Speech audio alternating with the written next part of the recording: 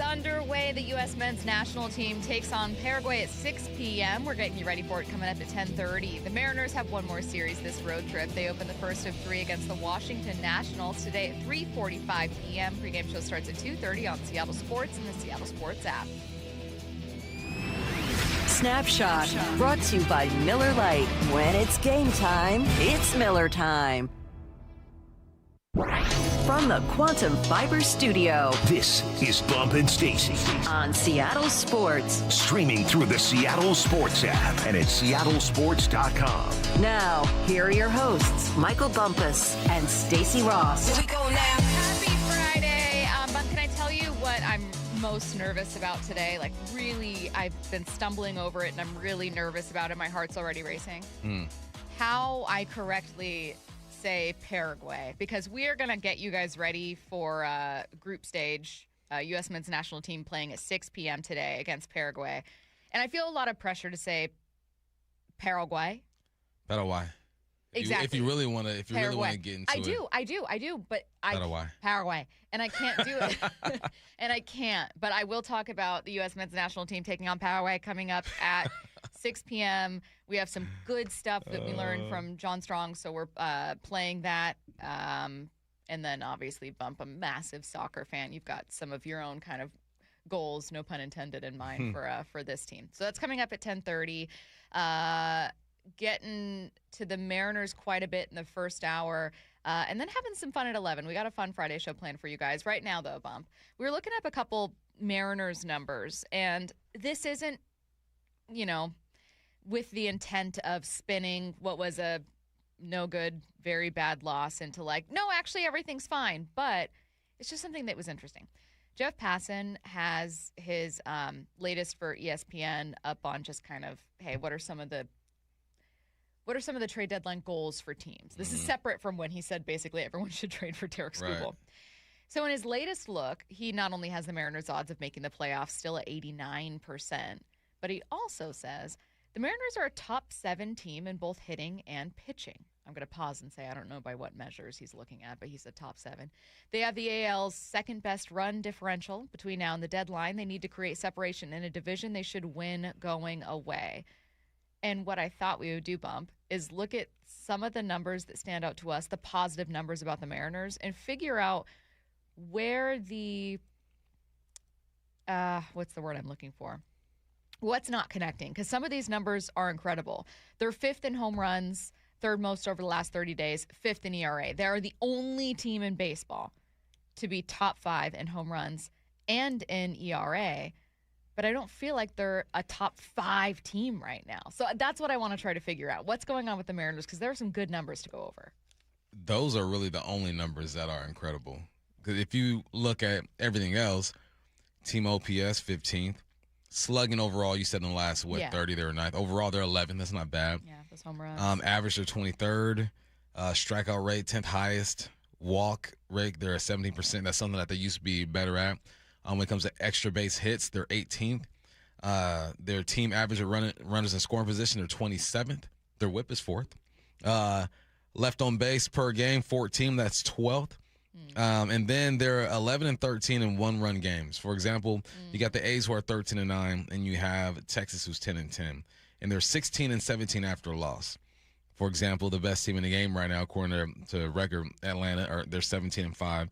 LA 17 and 8. Cleveland's 18 and 13. The White Sox are 18 and 13. Those White Sox, man. They might be legit. They might be legit. I threw them in there. I even skipped a few just to throw them in there because I'm like, why are these guys doing this? Like, how are they doing this? But to me right now, they're a 3-ball team. And you saw how the Spurs lost a 29-point lead in the second half. Why? Because it just kept shooting the 3. Everything was on the perimeter. You have a 7'5" guy, and you didn't feed him and let him get to the paint. He even played on the perimeter. That's why I look at the Mariners is that they are just a 3-ball team. If the home run's not working, then it's going to be tough for them to win ball games. And, I look at the day that Cole Young had yesterday, right? Had himself a decent day. At one point, he was 3 for 3. What did he end up? Ended up 3 of 5. 3 of 5, 1 RBI. 1 home run. But it feels like, or it's felt like in their losses when you really needed the team just doesn't execute. And then most of the wins, at least I feel this. I'm sure you can go back and look at a lot of wins. When they lose, you got to dig yourself out of a hole, like a four-run deficit, 5-run deficit. So it's tough. This team clearly has talent. Yeah. And with the current lineup they've been putting out there, it's just stay afloat. That's why I'm not tripping off a split with Baltimore. We'll see what they look like against the Nationals. But because of who they are right now personnel-wise, I have to change the way I look at wins and losses. That's fair.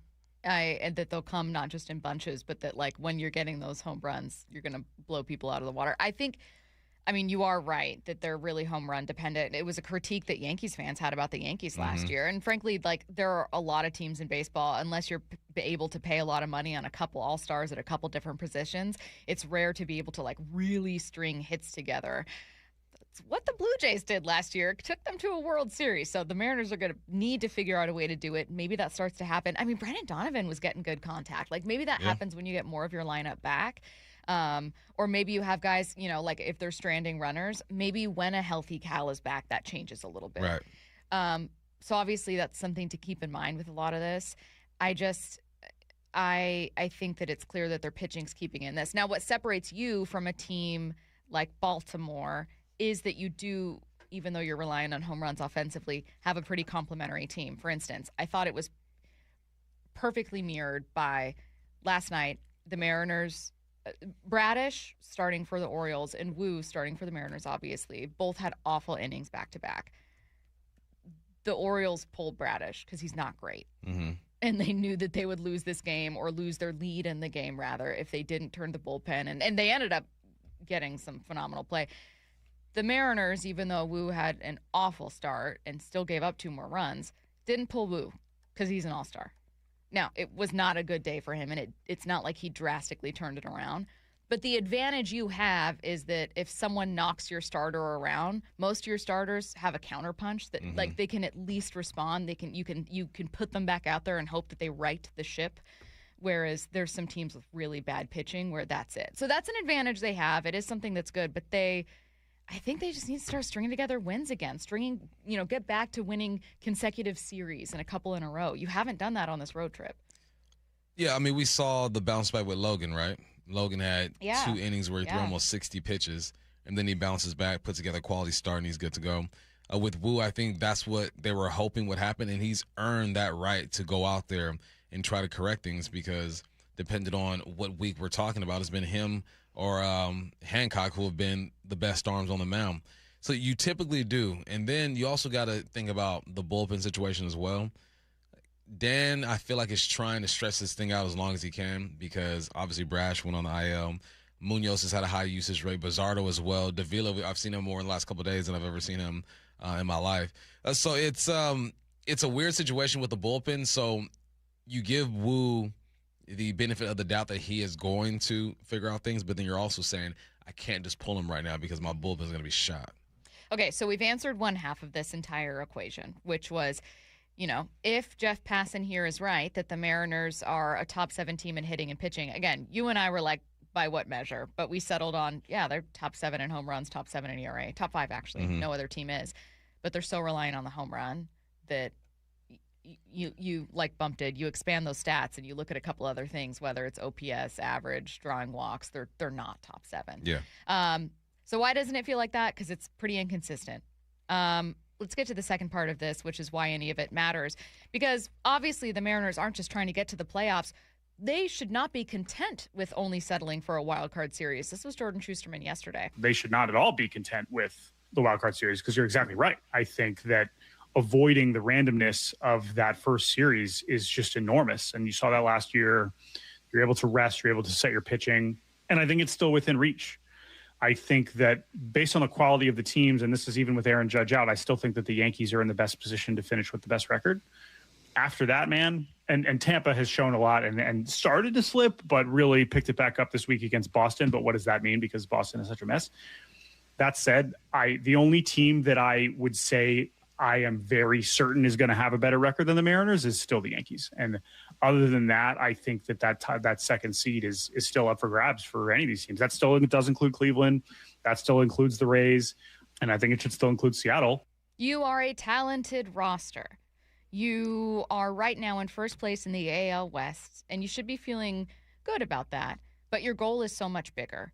And Bump, you're right. We're going to start needing to see some other things, some other metrics improve for this Mariners team if they want to get back to getting, let's say, that 2 seed, because it was such an underrated part of their journey to, unfortunately, Game 7, but still Game 7 last year of the ALCS. So what can we realistically expect more of? Now that we've spent the first 10 minutes talking about, well, here's who I think they are as a team. Like, what can we realistically expect more of that can help them get closer to getting one of those top 2 seeds? I think who they are right now is who they're going to be until Kyle gets back, until JP is back, until Brash is back. So I think you can expect them to – now they got to be the sneaky team, right, especially against Washington.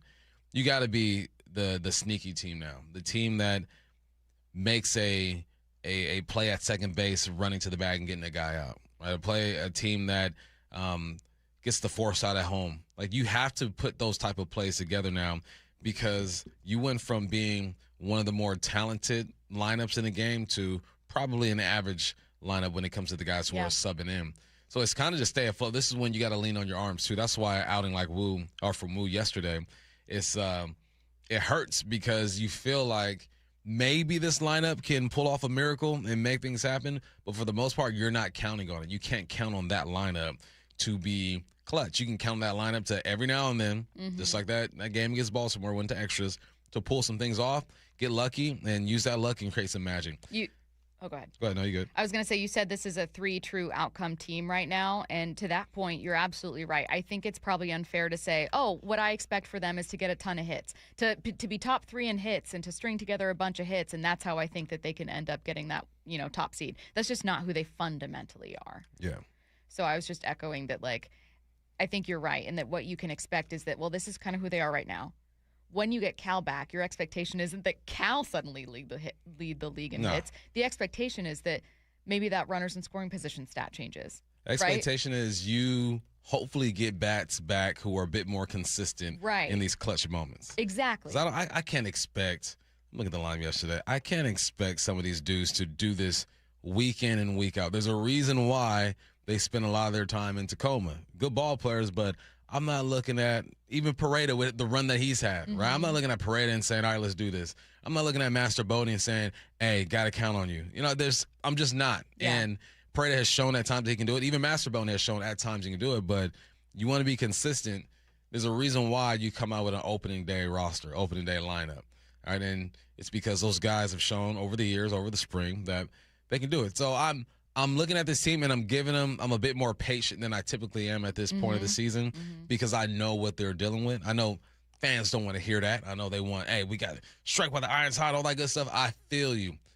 During this run with all these guys out, let's just stay afloat and be first in the West, and then we get healthy, we can go from there. Absolutely. So we started out by saying, hey, statistically, the Mariners are a really balanced team, specifically when it comes to team ERA and home runs. So why doesn't it feel that way? Because you don't have your best guys out there, and because you're pretty reliant on the home run. So sometimes those wins and particularly those runs come in bunches, and it feels really inconsistent. So what's the answer? Well, the answer is that, first of all, you need to get one of those top 2 seeds. You don't fundamentally need it. You can get to a wild card series, but we think that their path to the World Series is better with the top seed. So how do they get it? We're both settling on, it's not by just suddenly manufacturing 1 million hits, certainly not with this roster, but even when Cal comes back, it's about, as Bump said, getting big hits. You can still get those home runs in clutch moments to drive in some of those runners. And I'm also going to add, I don't have a lot of corrections or notes to make with the pitching. Like, I think that's actually been really encouraging despite some of our heart-racing moments, specifically with, like, Munoz of late. But I will add that I think it is fair to expect better defense. They were never going to be the best defensive team, but I am curious to see, I want JP back because he's good at getting on base and drawing walks, and he's a good leader. But, like, I don't know, do you start seeing Cole as a better defensive shortstop? I don't know. So I think it's fair to expect that be a little more closer to average or just slightly above average. Yeah, for sure. If you're not going to be the explosive team offensively, what can you do? Good pitching. Good defense. Make teams have to earn these wins. Yeah, lean into that run prevention. Yeah. Really complement that ERA with much better defense. So those are our fair expectations for this team. Coming up a bit later in the show, we'll talk about what we can expect to see on this road trip. I don't know that that's it. I think this is like our version of the team that includes Cal coming back and Brendan Donovan and JP. But there are some things we're going to be tracking for this final 3 games of this road trip in Washington. Before we get to that, let's head to Headline Rewrites. Extra, extra, rewrite! Headline Rewrites. Must make headlines. The real story behind the headlines in today's news. Powered by Bay Alarm Security Services. With Bump and Stacy. Cal hit another home run for the Rainiers last night. Well, he crushes it! Right field, forget it! Another rehab round tripper for Cal! It's a go-ahead 3-run homer! He's expected to rejoin the Mariners next week. What's the real headline? You know, if we can count AAA home runs, Cal actually has a shot at another 60 home run season. Cal feels like that rental player on an AAU team, right? That you go to a tournament in California and you say, you know what? This guy's going to play with us for this tournament, guys. And he's going to start. And we're going to feed him the ball. And he's going to bring us Chipotle. And the parents are like, who is this kid? And then he puts up 25. They're like, I like this kid. We only have him for this tournament, though. That is what Cal feels like over there. And you're right. He has, we've gotten word that he's been taking care of the guys when it comes to the food or whatnot. And he's supposed to. Every story that I've heard of a big league guy like Cal going down to the minors and spending some time there, they take care of him. So Cal is taking care of the team nutritionally, taking care of the team on the field. And he's the rental. He's that kid that has to show his birth certificate at every tournament he goes to because no one believes that he's 12. That's exactly right. I certainly would not believe Cal is 12. Definitely not. That doesn't pass the eye test to me. No, it's very, very encouraging to see. And look, people are going to hyperanalyze Cal for the rest of the season. If he moves in a funny way, if he, certainly if he winces, we'll all be talking about it. But like obliques are so weird in the worst way that it's going to be something that we're all tracking for the rest of the season. I think it's just encouraging. Gary mentioned this, that timing feels like it's good. Even if it's AAA pitching, it's about those reps. It's about mentally getting there too. We had talked about Cal's mental state all year long. I think this is just great news. It is. Headline Rewrites. The Seahawks received their Super Bowl rings last night. What's the real headline? Bump, can we see yours? Nah, it's back order. They had too many orders, so mine's gonna become. It's gonna be the plastic version though. I love that. No, I didn't get one from the organization. But they look dope. They look dope. You click a little button and it expands into the stadium. You open it. There's a 50-year emblem in the middle of it. I'm watching the video of all the players get it. It was hyped in there. It was hyped, but me, Paul Moyer, Big Ray, Brian Walters, the pre and post. We didn't get it, but you know what? Hey, big ups to the guys on the field who got it done. Look, if I was doing minimum 6 hours of radio a week on this team, I'd be storming into that building. 6. I do Hawk Talk on Thursdays, podcast. But you know what? Hey, I'm fine. No, I'd be interviewing players and then really passive aggressively, like during all our interviews we have during training camp, just how's the ring? And then Sam will be like, oh, it's great. And just go like, must be nice. And then make it really awkward and uncomfortable. I would love that. Yeah. Just stare at him. Yeah. He's like, why is this guy mad at me? I don't understand. It ain't your fault. You know what it is? It is. No, it's not. But you guys deserve them. Matt and I thought of making you one ourselves. Oh, yeah? But I was going to stop at Target on the way into work today and get a ring pop for you. And I said, maybe not. And Stacy correctly said, don't do that. I said, I would appreciate that. That would have been funny. Even for me, that might have been a little cruel. a little. No, the rings look. They look dope. They look very, very cool. What's next? Headline Rewrites. The Hurricanes are 1 game away from Stanley Cup after beating the Golden Knights 4-2. What's the real headline? So I'll admit that this headline is actually inspired by something real-ish that Matt said. Matt, not a sports fan. Quote, I don't understand why they're fighting so hard for a Stanley Cup when you can get them at Target. They're available everywhere. Matt said, it seems like a lot of hassle to go through just for a thermos, people. What Matt actually said was, wait, so it's called the Stanley Cup? It's weird that they're both called that. That's all. That's weird. It is weird. I think you can Stanley Cup if it's a completely different kind of thing, you can have multiple. Yeah. You got to have your logo look a bit different.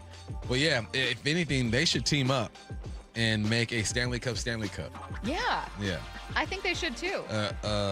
Insulated cup that looks like the Stanley Cup. Yes, and it has like little handles because you know how they have the one handle. Yeah. Make them on both sides. I think that's a perfect partnership. I don't know why they're not doing it. You could charge people like $100. Stanley Cups are, I don't know what it is about Stanley Cup. You know when moths are like attracted to a light and they fly into it and die in those little moth traps? That's how I am with Stanley Cups. I have 3 of them, and it's like I see new colors at Target, and I start just walking towards them. I was going to say that Target out got you. That's the thing. I start just kind of like a moth to a light. Like I start walking. Moth to a flame, thank you. I start walking towards it, and I'm like, I need this. And look, it comes in different sizes. And look, this one's butter yellow. Butter yellow's so in this season. Butter yellow. And then inevitably... That feels like a spring color, butter yellow. It is. Is it? It's spring. Okay. We're going into summer. Well, butter yellow can be a great summer color depending on your own palette. Like if you're a summer, winter, fall palette or whatever. Okay. Where does black fall? I try to wear black as much as I can. That's just any time, right? You wear black whenever. Yeah, you can wear it whenever. Okay. You can wear it absolutely whenever. But summertime, when I bring out my white pants for golf, that's when you know when golfers are in their bag. They bring out the white pants on the course. Woo, yeah. Clean. How are you on the white pants before Memorial Day? After Labor Day? The only time I wear white pants are on the golf course during summertime. So am I in the zone? Yeah, you're in the zone. So I always considered it an old-fashioned rule, but it was that you should not wear white shoes before Memorial Day or after Labor Day. And again, I think it's dated, and so I had this pair of white heels that I wore one time on the news. It was my first time being on TV ever. And my aunt texted my mom and said, Stacy did a great job, parentheses, tell her not to wear white shoes. Some old school stuff. You know what I mean? That's family love. That's love is what that is. You did great, but fix the attire. Yeah. The text line is unfortunately making fun of me for being obsessed with Stanley Cups. They are also saying that you deserve a ring. Hey, you know. And you do. I get whatever they give me. What is this? This ain't a Stanley, right? Make sure I don't have a Stanley. No, you don't have It's my son's water bottle. We got Kobe everywhere. Yes, stickers. My son's name is Kobe, so this is his water bottle. Kobe everywhere. Oh, God. Okay. We have a lot coming your way on a pretty fun Friday show. Coming up at noon, Mariners insider Shannon Drayer. We got a couple questions for her, specifically about some of these injuries. Coming up at 11, we thought this would be fun. It is inspired by the Knicks' miraculous comeback in Game 4, which was yesterday, but obviously we wanted to be able to preview Game 5 a little bit. So we're going to talk about our favorite Seattle comebacks. If you guys have a Seahawks, Mariners, whatever comeback where you're like, I always think about this one, text that in. We've got some sound we're going to play. And then we'll talk about whether or not the Spurs can mount one of their own in the NBA Finals. That's coming up at 11. Coming up at 10:45, what's a good road trip look like for the Mariners? Before we get to that, we are getting you ready for USA against Bump. I've got it. Paraguay. Coming up next. Paraguay. Think you know the Mariners? Not if you aren't subscribed to the Daily Mariners newsletter from Seattle Sports. That's what they've been waiting for. The latest Mariners news and injury updates, exclusives from Mariners insider Shannon Drayer. You look at the pieces and how it works. Plus the best takes and breakdowns from your favorite Seattle sports hosts and contributors. The Mariners seem to be trying to build something that I think is a little bit more sustainable. The Daily Mariners newsletter. Monster solo home run. Subscribe at seattlesports.com/newsletter. Rick Riz here for the Pella Windows and Doors of Western Washington's Improve Your Play program. Many of our local youth sports teams need help with field enhancements, training, and equipment. Local Pella owners Keith Dashafy and Luke Wilson are stepping up to donate $5,000 to 2 deserving teams. We need your help finding them. Head to seattlesports.com/play to nominate a deserving team in need. Let's help our local youth improve their play this year with Pella Windows and Doors of Western Washington. Contests and rules at seattlesports.com/play. When temperatures rise, the Murphy Auction Company rolls out the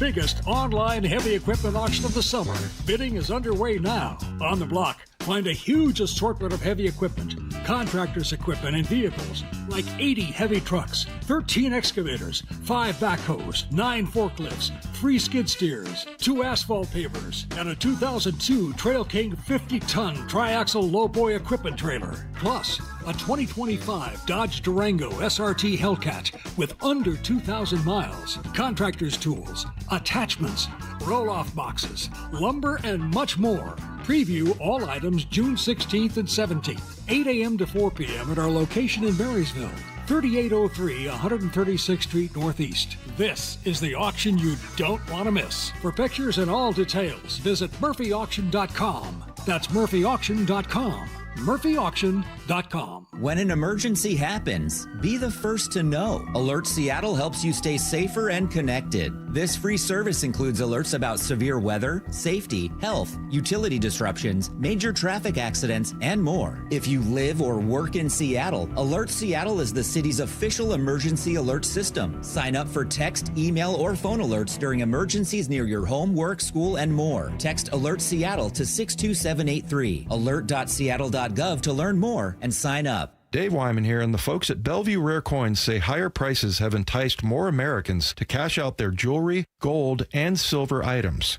Here's a story from a real customer. She walked into Bellevue Rare Coins with an old bag of jewelry, a little bit nervous, a little bit embarrassed because it was mostly old tangled chains and pieces she hadn't looked at in years. When they gave her the total, she couldn't believe what it was worth. Go see what your jewelry is worth with a free consultation. Bellevue Rare Coins is now in Linwood, Issaquah, Tacoma, and Bellevue.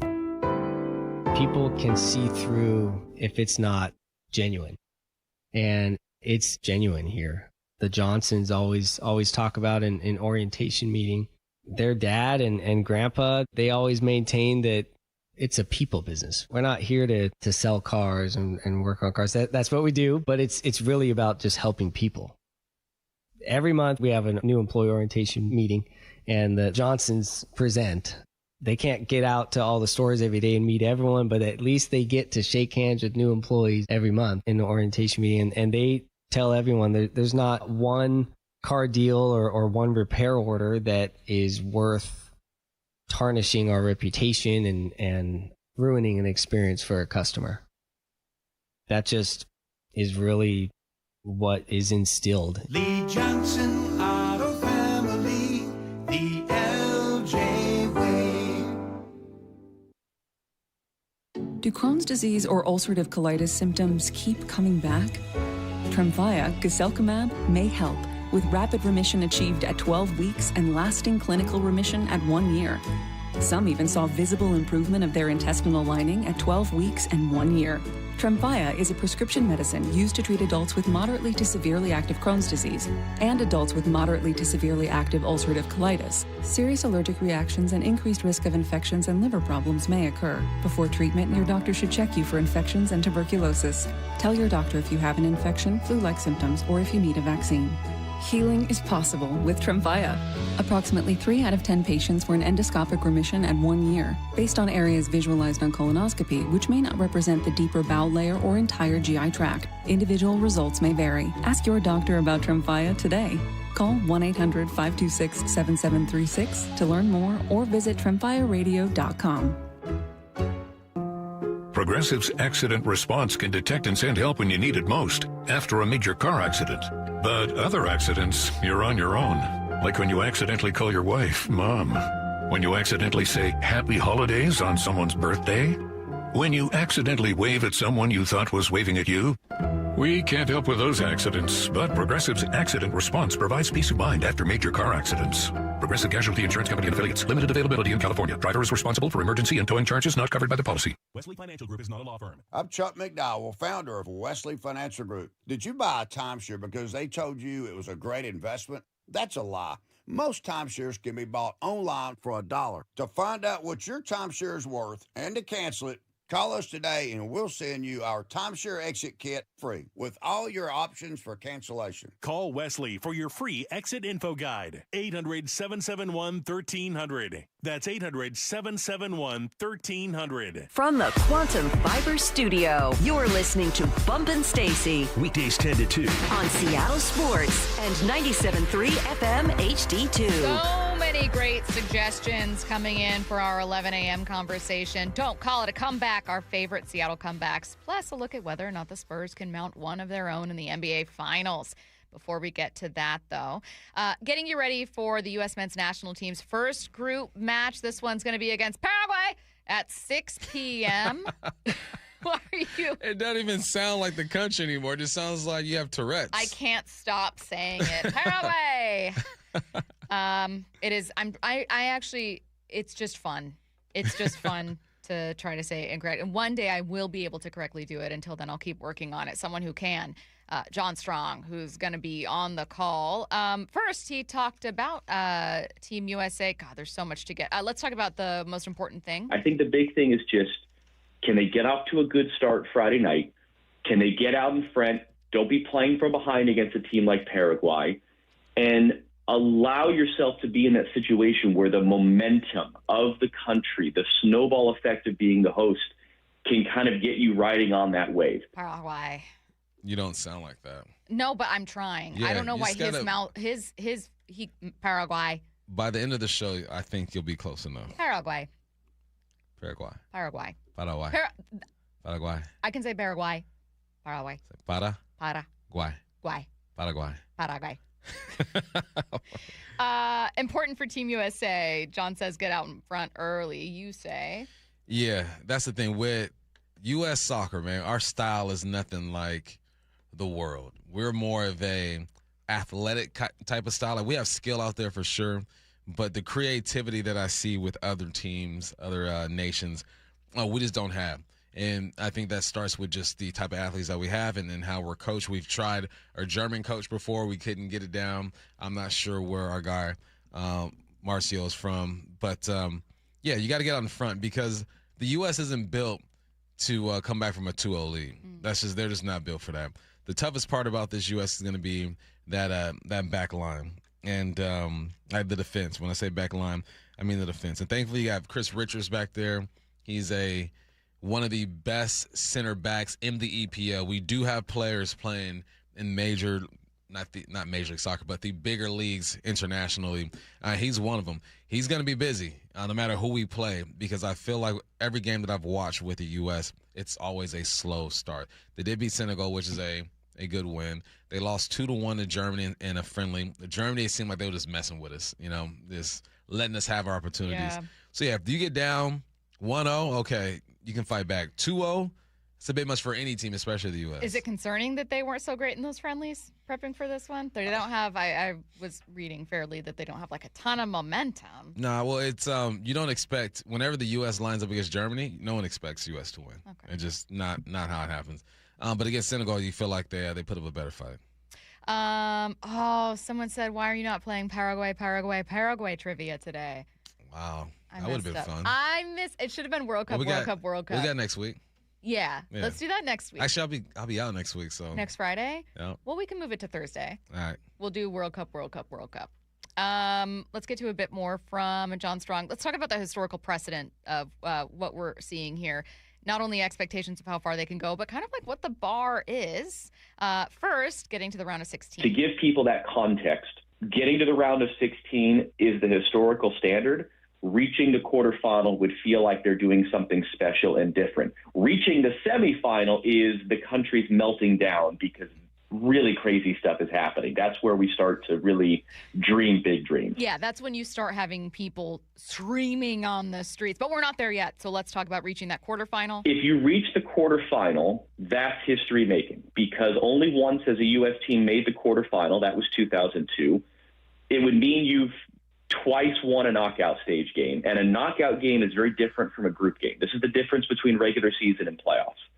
And I do think in the round of 32, which is an extra round that's been added in with the World Cup expansion, I think you're going to see some carnage because you're going to get situations where sort of the bigger brand name nations are playing against smaller, less experienced countries who are going to be really adept at, kind of like I said with Paraguay, making the game ugly. So the danger is none of it's going to be easy, but I think anything short of a round of 16 is going to feel like a disappointment. I think reaching a quarterfinal is going to feel like a real accomplishment. What needs to go right to reach that quarterfinal? Well, you got to get out the group stage. And with Australia, Paraguay, and Turkey, it feels like you have an opportunity, especially because now they're taking 3 teams instead of 2. They expanded the tournament to 48 teams. So you feel like they should be able to get out. 2002 was the last time we made it to the quarterfinals. Guess who we lost to? Germany, 1-0. I remember that game. It was a tough game. But it feels realistic to get to the round of 16. Semifinals, I mean, that is a reach. I don't think this team is talented enough. I think that you would have to have a lot of things go your way for that team to reach it. But anything is possible, especially in soccer, man. We've seen Morocco make it deep. Every year, Denmark is a small country. They go deep. But those teams also have a tradition that we don't have over here. So we're kind of like the Mariners, right? You have enough to make it so far. But then after that, you're going to need luck on your side. You're going to need a ball to bounce your way. You're going to need a couple cards to go your way. But anything's possible. But my goal with this team is to get to the quarters. Anything else after that is extra. Should the expectation, not the fair expectation, but can fans today watching, including fans watching for the first time, like let's say they only watch soccer or football once every 4 years, can they fairly expect that the U.S. can advance to the quarters? I think that's a realistic expectation. Okay. It's going to be tough because say they do finish third. They finish third in this group, which would be traumatic. Then you're probably going to play a powerhouse like Germany or somebody. The way this is lined up, there are 495 different combinations for third-place teams in the next round. All right, and your third-place teams, what they're going to do is they're going to rank you off of points, goal difference, goal scored, team conduct score. I don't even know what that is, and FIFA World Rankings. So if they do get that third spot, they're going to go up against one of the better teams in that next round. That's where it gets crazy. That's why it's so important that they win the group. You win the group, then your chances of advancing to the quarterfinals go up tremendously. It is a very cool story. I mean, we all like an underdog. While I wish that the U.S. men's national team was dominant and so clearly a favorite to advance, it also is kind of fun to watch and root for from this lens.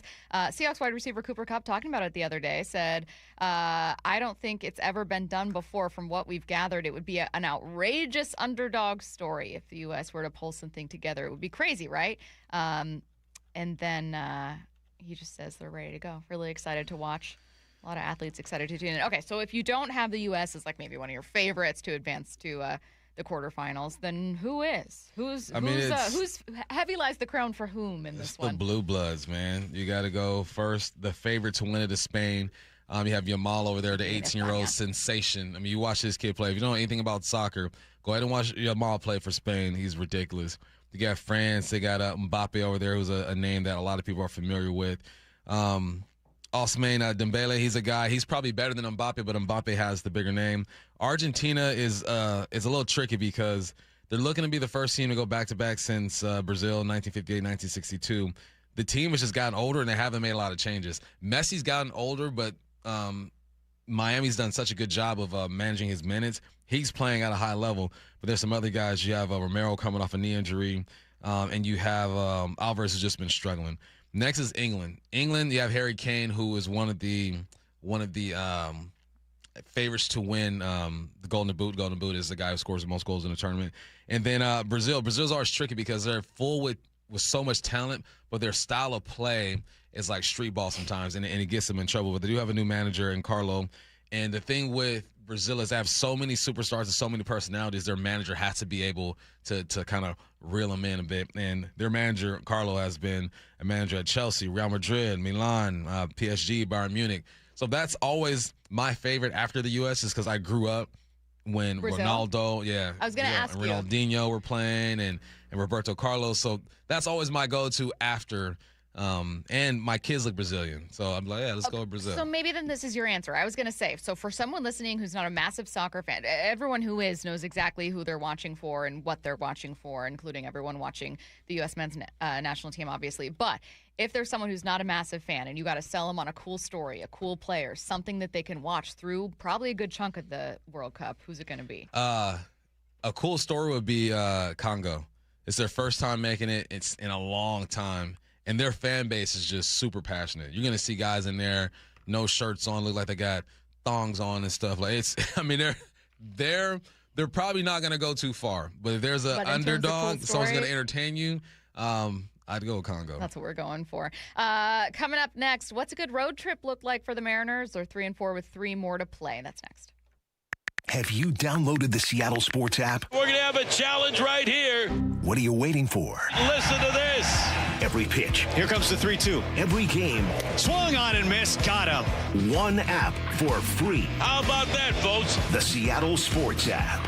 Every game. Julio racing back. Right in the palm of your hands. Makes a leap and makes the catch. Plus the latest Mariners news, insider access, video, and podcasts. They got it. Wow. The Seattle Sports app. Your property is almost perfect if it wasn't for that troublesome. One thing you may not know about me is your boy was pretty nice on the soccer pitch. It's Bump here. And with football taking over our region this summer, it makes me think back for the love of the sport. I'm excited to hear about our listeners getting to the matches and falling in love with the sport too.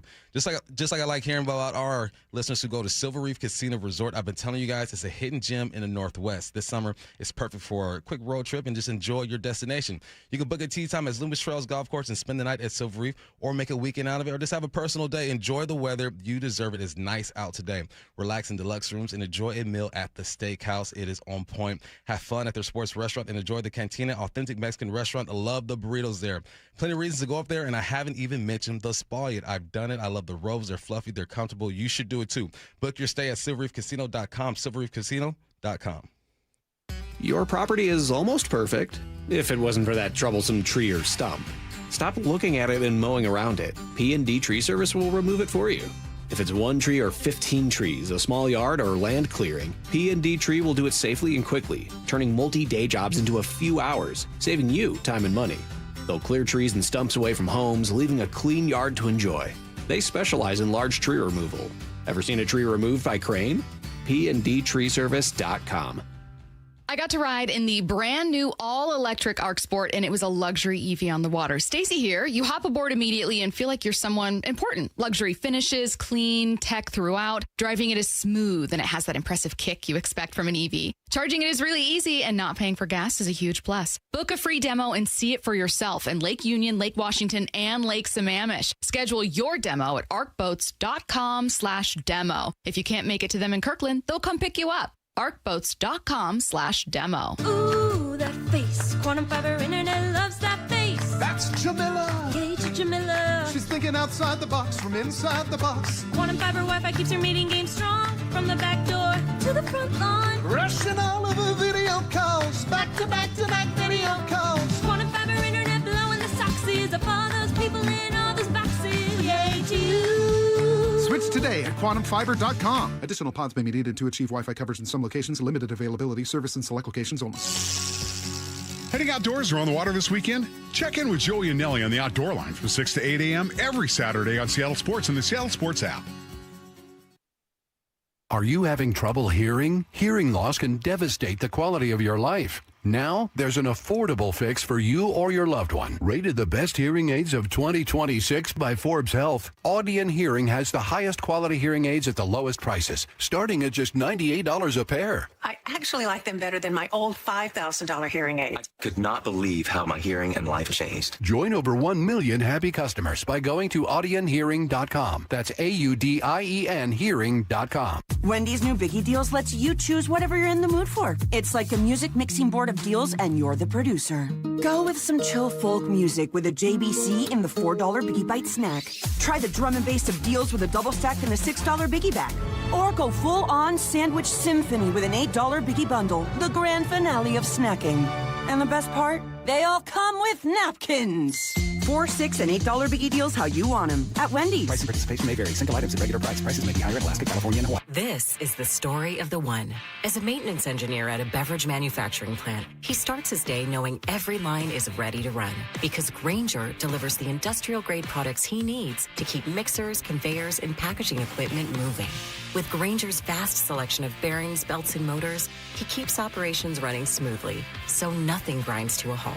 Call 1-800-GRAINGER, click Grainger.com, or just stop by. Grainger, for the ones who get it done.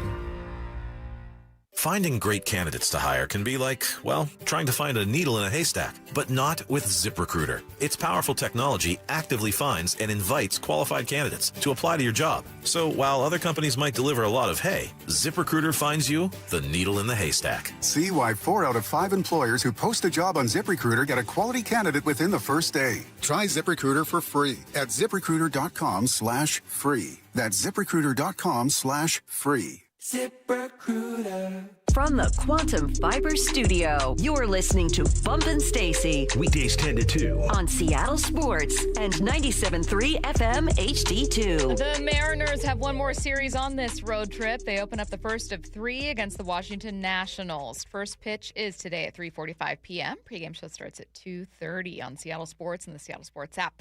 Coming up later in the show, we're going to be joined by Mariners insider Shannon Drayer. We have questions not just about the rest of this series, but some injury updates and a few follow-ups for Shannon. Before we get to any of that, though, let's talk about what a good road trip looks like for the Mariners, because we won't be obviously chatting with each other back here in studio until this series is done. So right now they're 3-4. What should our expectations be with still bump so many of these starters down?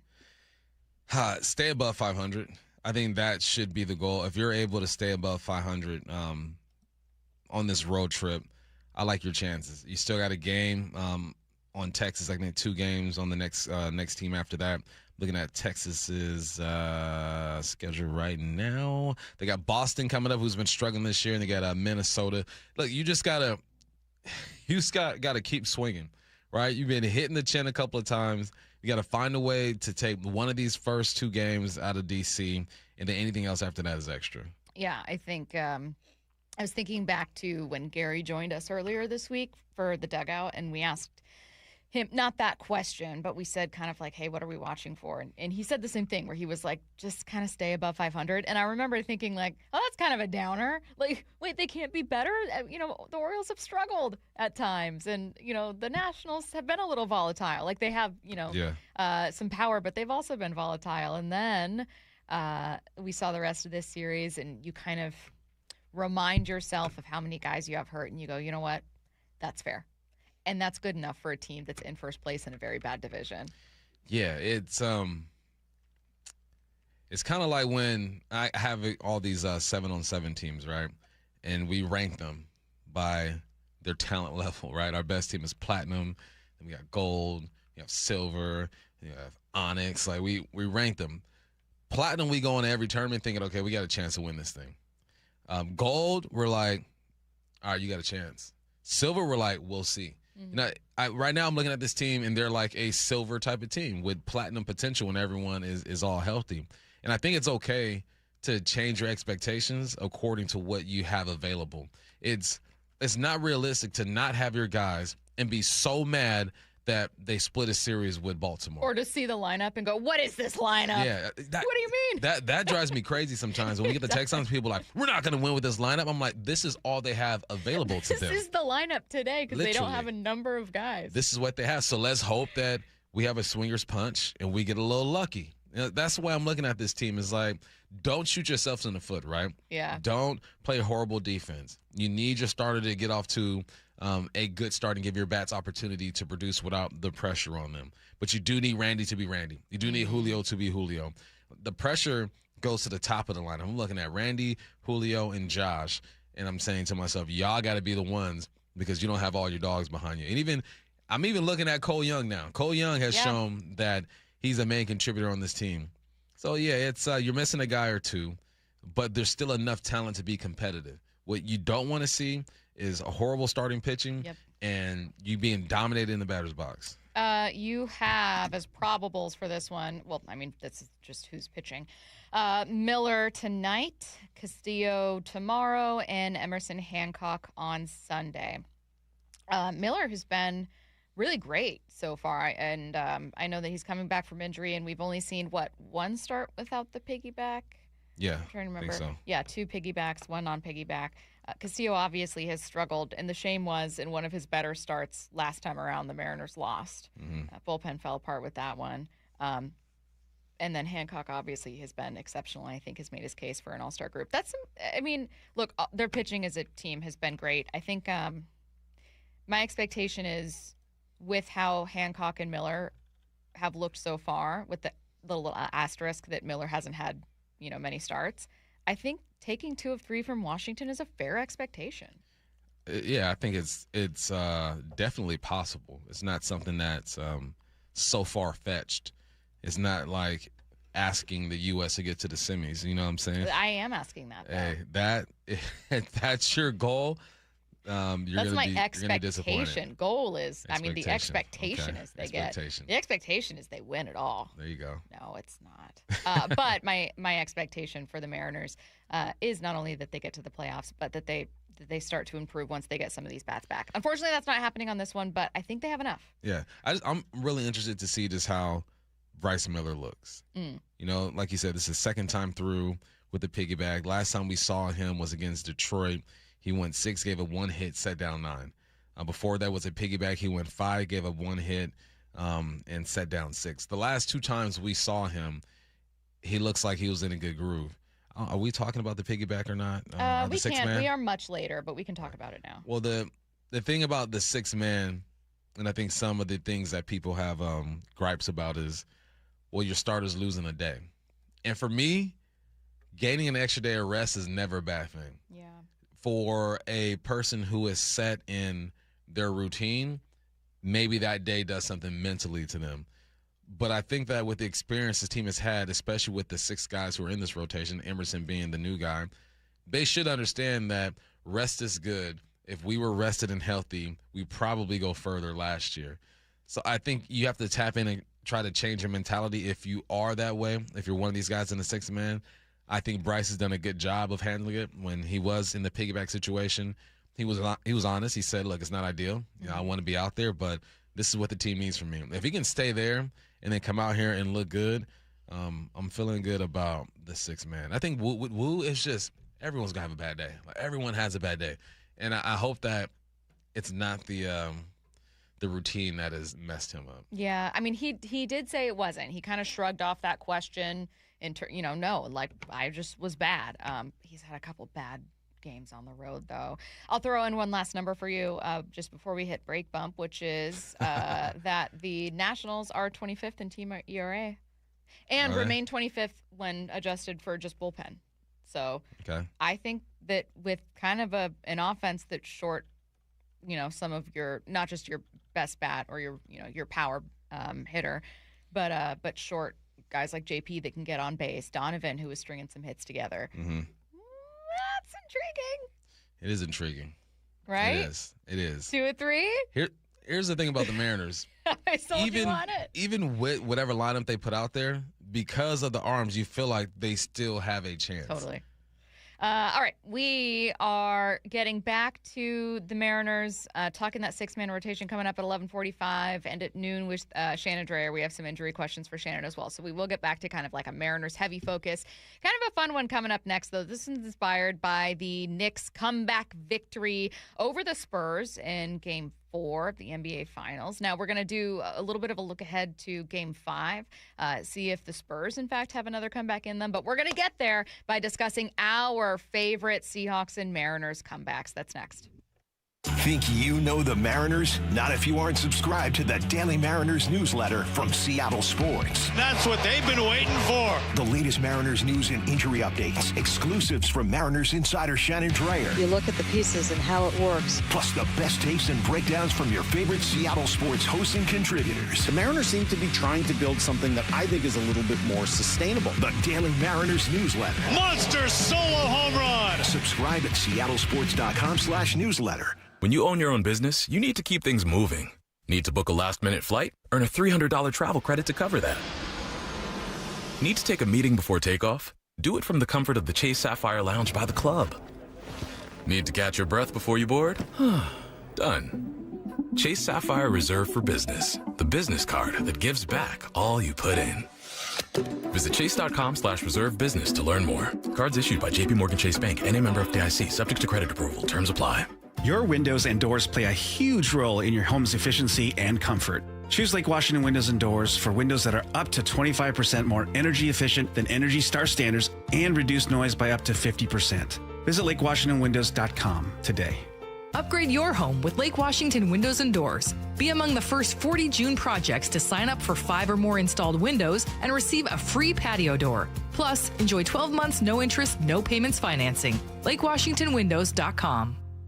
June is Men's Health Month. Swedish Cyberknife is encouraging men to break the stigma and talk about their own health with family members and medical professionals. Dave Wyman here. Find out about your family medical history, as conditions like prostate cancer can increase your risk. When detected early, prostate cancer has several viable treatment options. One of the most effective treatment methods for prostate cancer is offered at Swedish Medical Center right here in Seattle. Swedish Cyberknife requires only 5 short treatment sessions, each lasting less than an hour. It's non-surgical, non-invasive, and patients can typically maintain their usual day-to-day lives. This June, during Men's Health Month, make sure to place an emphasis on discussing your health with family and medical professionals. Ask about family history of medical conditions or disease. To learn more about Cyberknife for prostate cancer treatment, go to swedish.org/cyberknifeprostate. Treat prostate cancer with Swedish Cyberknife. Cyberknife is a registered trademark of Accuray Incorporated and is used with permission.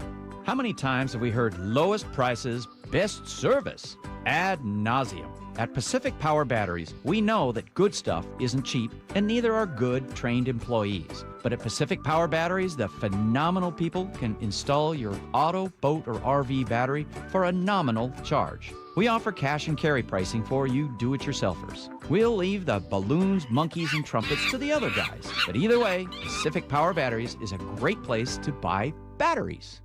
Get ready. Seattle soccer fever is taking over. Join us at noon on Friday, June 19th at Muckleshoot Casino Resort as the U.S. men's national team takes the field. Brought to you by Seattle Sports. Plus, don't miss your chance to meet a Seattle Sports on-air personality who'll be on site with exclusive giveaways all game long. You could win a 2-year lease on a Mini Cooper from Seattle BMW Mini. And the first 200 guests get a free hot dog and chips. Be there June 19th at Muckleshoot Casino Resort. When temperatures rise, the Murphy Auction Company rolls out the biggest online heavy equipment auction of the summer. Bidding is underway now. On the block, find a huge assortment of heavy equipment, contractors' equipment, and vehicles, like 80 heavy trucks, 13 excavators, 5 backhoes, 9 forklifts, 3 skid steers, 2 asphalt pavers, and a 2002 Trail King 50-ton triaxle lowboy equipment trailer. Plus, a 2025 Dodge Durango SRT Hellcat with under 2,000 miles, contractor's tools, attachments, roll-off boxes, lumber, and much more. Preview all items June 16th and 17th, 8 a.m. to 4 p.m. at our location in Marysville, 3803 136th Street Northeast. This is the auction you don't want to miss. For pictures and all details, visit murphyauction.com. That's murphyauction.com. murphyauction.com. Long days call for lots of golf. Hey, it's Graz here, encouraging you to book a tee time between 5 a.m. and 8 p.m. at your local premier course, like Bellevue, Bill Wright, Cedar Crest, Inner Bay, Jackson Park, Lake Padden, Legion Memorial, Linwood, and Walter Hall. In Western Washington, you know you're never far from a premier course. It accommodates all skill levels, and with affordable rates, you can book a tee time and truly enjoy the summer. If you're not in the mood for walking, play Top Tracer at the range at Inner Bay, Bill Wright, and Jackson Park. Play the courses. Play Premier. Hey, Brock Heward here. Those in the know wait all year for the return of the Copper River King Salmon, available now at Seastar Restaurant and Raw Bar.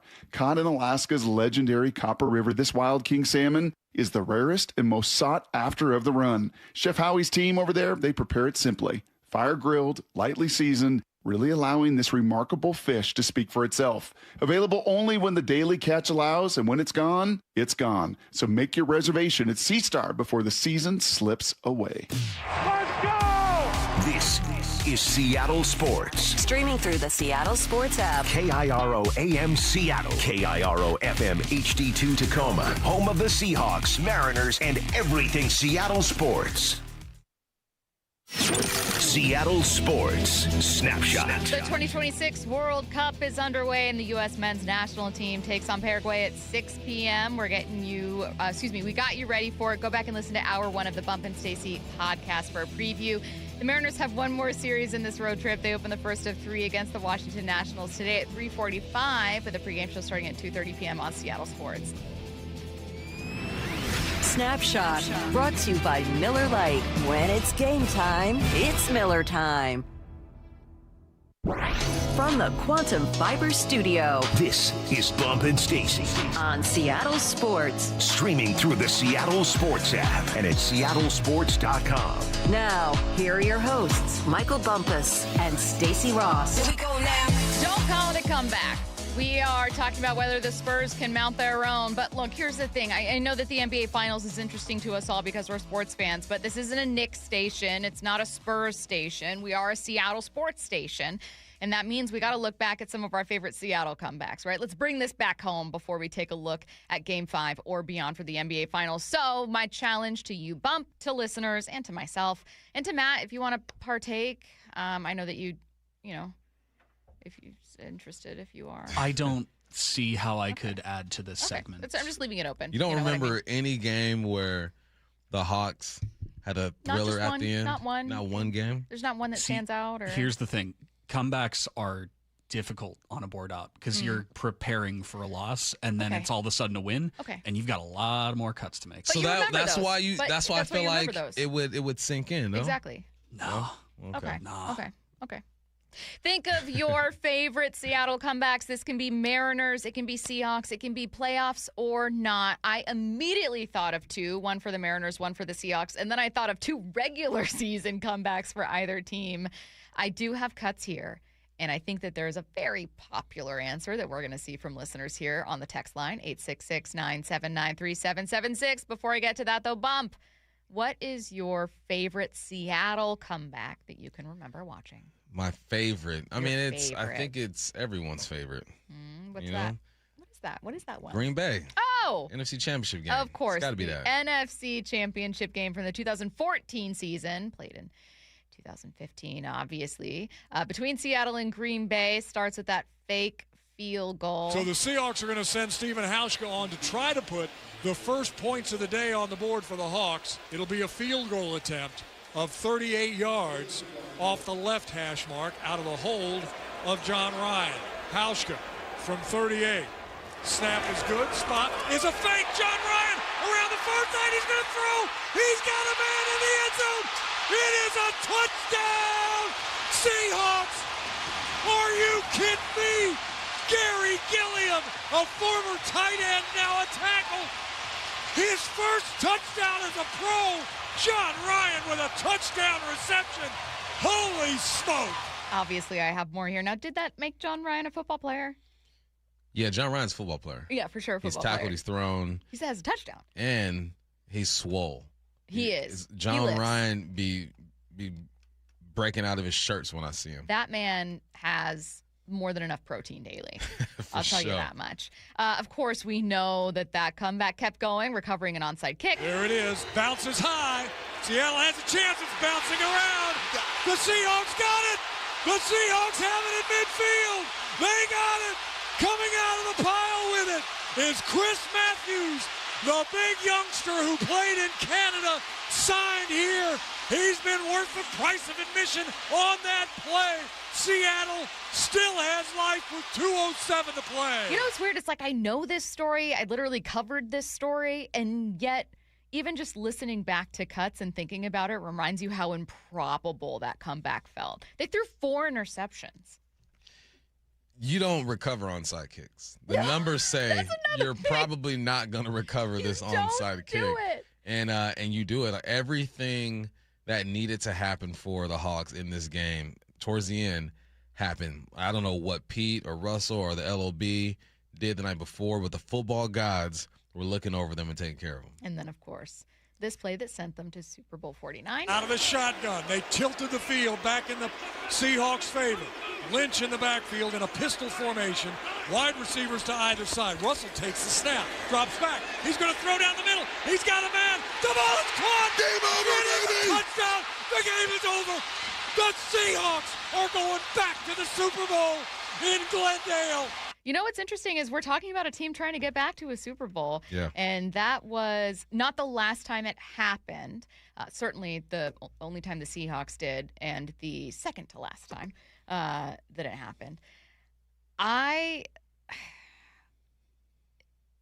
it it's such a tough mountain to climb, Bump. You, in fact, said, I know we're talking about comebacks here and having fun, but you said, look, if there is one thing anyone's going to say that feels like fair critique outside of, well, the Rams are good, it's just that getting back is hard. It is. It's extremely tough to do. So for those guys to do it is special. I think what people might forget about that drive, too, is Doug Baldwin had 2 big catches. He had a 10-yard catch, and he had like a 30-something-yard catch.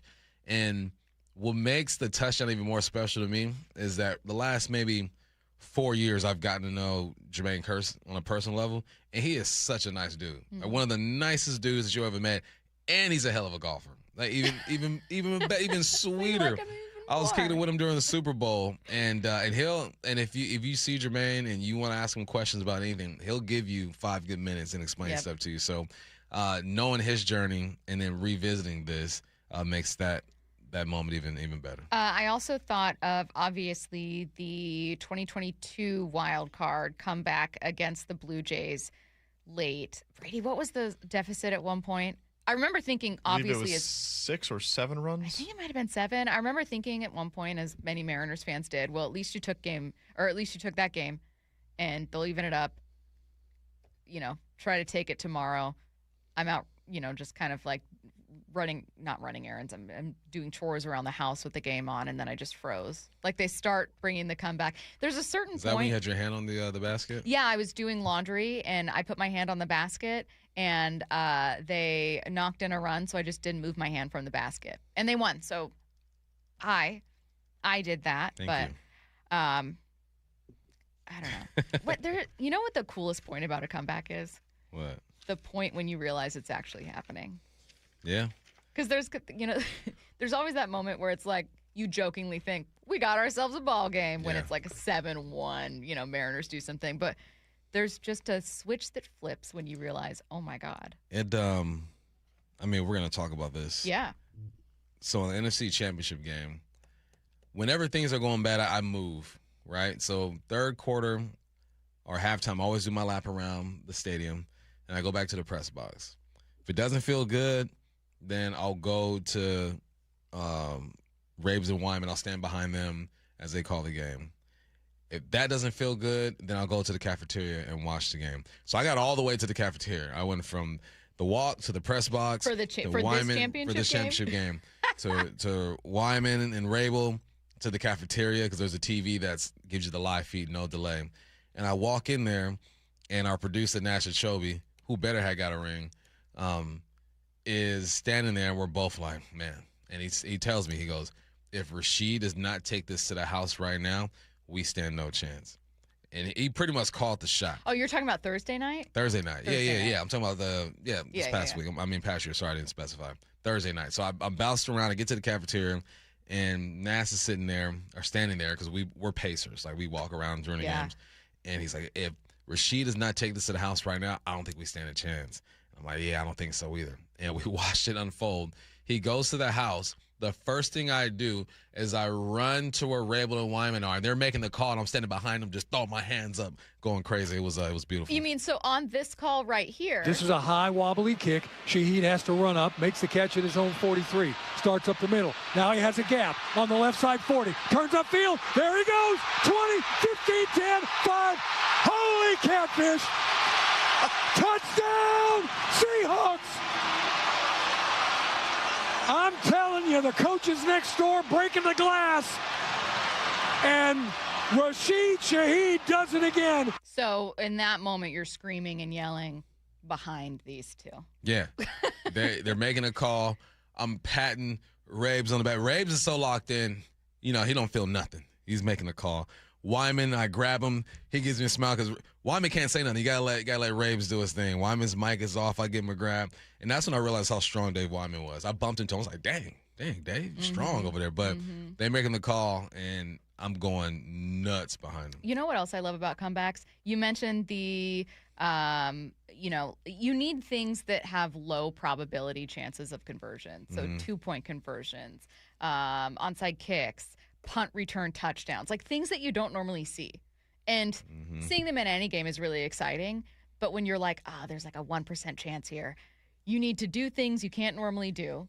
And B, you need the other team to help you out a little bit. So like a 2-point and boldness. Like Now the Seahawks were in a place where, I guess you could tie it up, but like next team scores. So technically, like, you got to kind of go for 2 here, but still a decision to make. Darnold has time, looks inside, it's caught, touchdown, make an extra point, make a conversion, I don't care what it is, the Seahawks win the game again on the last play of the game. And see, that's a moment where you're like, this isn't, a Hail Mary touchdown to win it is always like absolutely incredible, but there's also something pretty cool about a 2-point conversion that either wins or loses it for you right there. My heart was racing. And it was the drive, too, man. Yeah. You got Cooper Kupp coming up with a big play on the sideline. Cooper Kupp, he doesn't get enough credit. My man was clutch as heck all year. Like, you needed a big play, you can go to Cooper Kupp. And another thing is just the progression that Sam Darnold went through. Sauber was like his 3rd or 4th option. He was like 1, 2, 3. Okay, let me get this thing off. Let's find my guy Sauber down there. And this is what I talked about yesterday when I said we're going to figure out who Fleury is in one of these moments. Like, in that moment, Kubiak dialed at the perfect play. I don't know if he thought, okay, Saubert is going to be open. We're going to manipulate the defense with our routes and whatnot. But the connection between Kubiak and Sam Darnold, this wasn't what do we want to run here? This is our 2-point plays. We got about 8 to 10 2-point plays. As soon as you use one, you throw it out and you bring another one in. And to execute in this moment means that they took the film study to practice to the game and executed when you absolutely needed it. This was that was fun too. I was behind Wyman and Rabel during this one too. Ran up behind him and I was hyped. I'm breathing all hard. I'm sweating. Like, it was a whole scene. Now I feel like we should be listening for Bump secretly in these calls. I honorable mention also to a couple other comeback victories that people remembered. The Mariners had a regular season comeback victory against the Houston Astros that had a Dylan Moore grand slam that was absolutely incredible because Astros fans were out there talking. Yeah. They were talking. Now, the bummer is that Paul Sewald was traded the next day, so it was kind of like a vibe killer. But that night, and I think it was a fireworks night, the vibes were incredible. They were off the charts.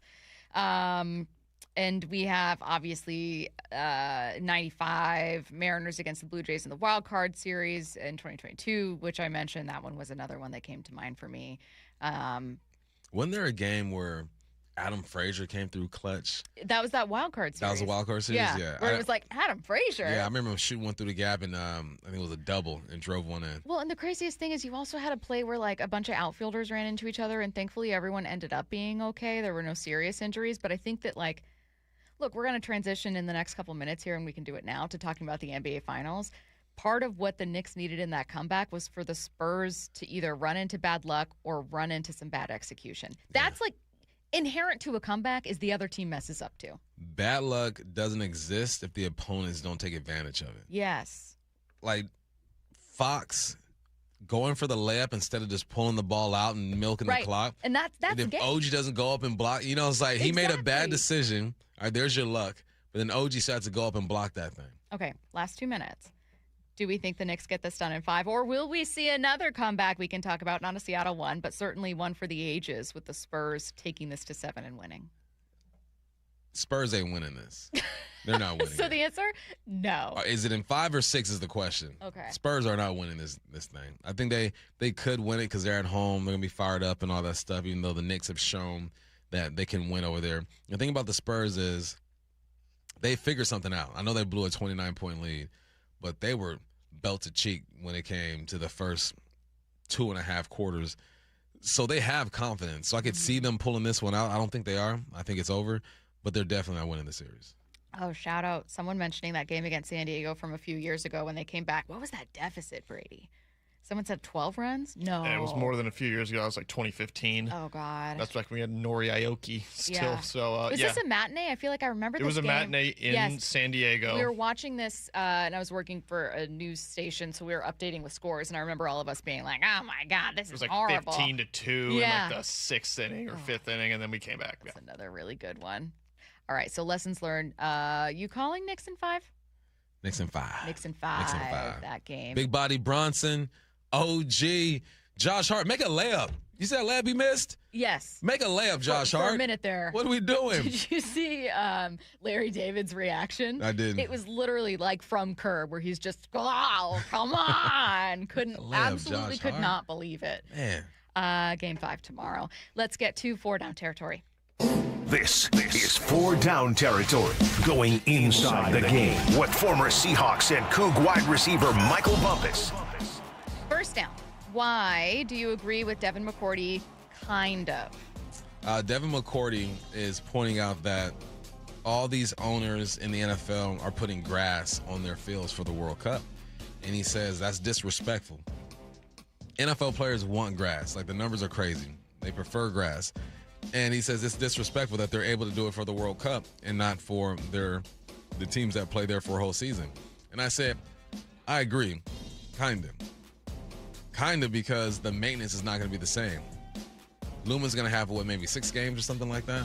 And for 6 games in the summertime, when they're soccer players, not football players, like really digging into it and falling on it and all that stuff, the maintenance is a bit easier on when you're soccer players. So I agree. The owner's shown that there's a capability that they're willing to do it for a short amount of time. I agree that it's like a slap in the face to the NFL players because majority of players want to play on grass, but the maintenance is just different. And if we know anything about these owners, they are all about the dollar. Most of them, at least. A lot of them actually want to win, but a few of them are all about the dollar. So I agree with McCourty. I think there should be grass out there, but I understand why the owners don't want to do it because of the maintenance. Well, and this is something that is sticking with me from your answer too. One of the common questions we get is like, well, why not just leave it? Like, if you're going to make it turf, why not just leave it? That's a good point. That, like, the damage that you're taking on from a couple World Cup matches is going to be very different. Yeah. And someone pointed out, I think it was Curtis or you, that it's easier to have concerts in those stadiums when you have field turf. Yeah. Second down. What was the best part of the Seahawks ring ceremony? The best part, did you see how they were presented to them? Yes. They came from the ceiling. Yeah. The players didn't even know it was up there. They came from the ceiling, slow, all dramatic. It drops down. You open it, and it's spinning in the box, and there's a little screen behind it, I guess, showing highlights or whatnot. It was just the realization that they hit the reset button like, dang, we are world champions. We did do that. And hearing, like, Leonard Williams saying it was like a Christmas Eve for him, waiting to get that ring, and just how happy everybody was. It was like they got to relive their greatness once again. And I think that's cool because it takes a while to get those rings done. If you've seen the rings, they're stupid. I mean, goodness gracious. I feel bad for the guys who won Super Bowl number 2 because they're looking at these rings and you can sell these rings for a bunch. We saw them going for $100,000. Yes, on a Pawn Star. Pawn Star? Yeah, I love that show. You never watched that show? No. It's pretty good. Well, Is it still running, Matt? I don't know. I know the premise. I know that I watch a lot of reruns on. I know like, Pops History died. Channel. Pops died, didn't he? Yeah. Let me check. Maybe I don't know the premise. Do they operate a pawn shop? Yeah, in Vegas, the people come in with crazy things, and they just. There were several Super Bowl rings, though. It's not just that 2013 ring. Yeah. So it was just cool to see their happiness because they got to relive it again. It was pretty cool. Cool to also see guys like Ken Walker, Rick Woolen be able to come back and celebrate because I think that it's like you earned this ring. Yeah. Like you earned this moment with these guys. All of you are still, friends. You all still know each other. So good for them too. Third down. All right. Well, what was the worst part of the ring ceremony? The worst part was thinking about the guys who weren't on the team the year before who are on the team now who were not invited to that. Like everybody's getting all dolled up, getting ready to go. Dante Fowler. See you guys later. They're talking about it at practice and stuff, and there's like 15 and 20 guys are like, yeah, I'm going to be at the house. Y'all want to get on the game? Yeah. Like, what do you want to do? That's the second thing I thought about was They're what like, I'm watching about the Mariners. the guys, like even the rookies, Clark, Yeah. Bryce. And then if they did invite them, I wouldn't go. I'd be like, nah, that's y'all thing. I'm not going to just sit there and watch you guys celebrate. So I thought about the dudes and the coaches and the people who are like new to the facility or whatnot, who were not a part of that, who were just at the house chilling.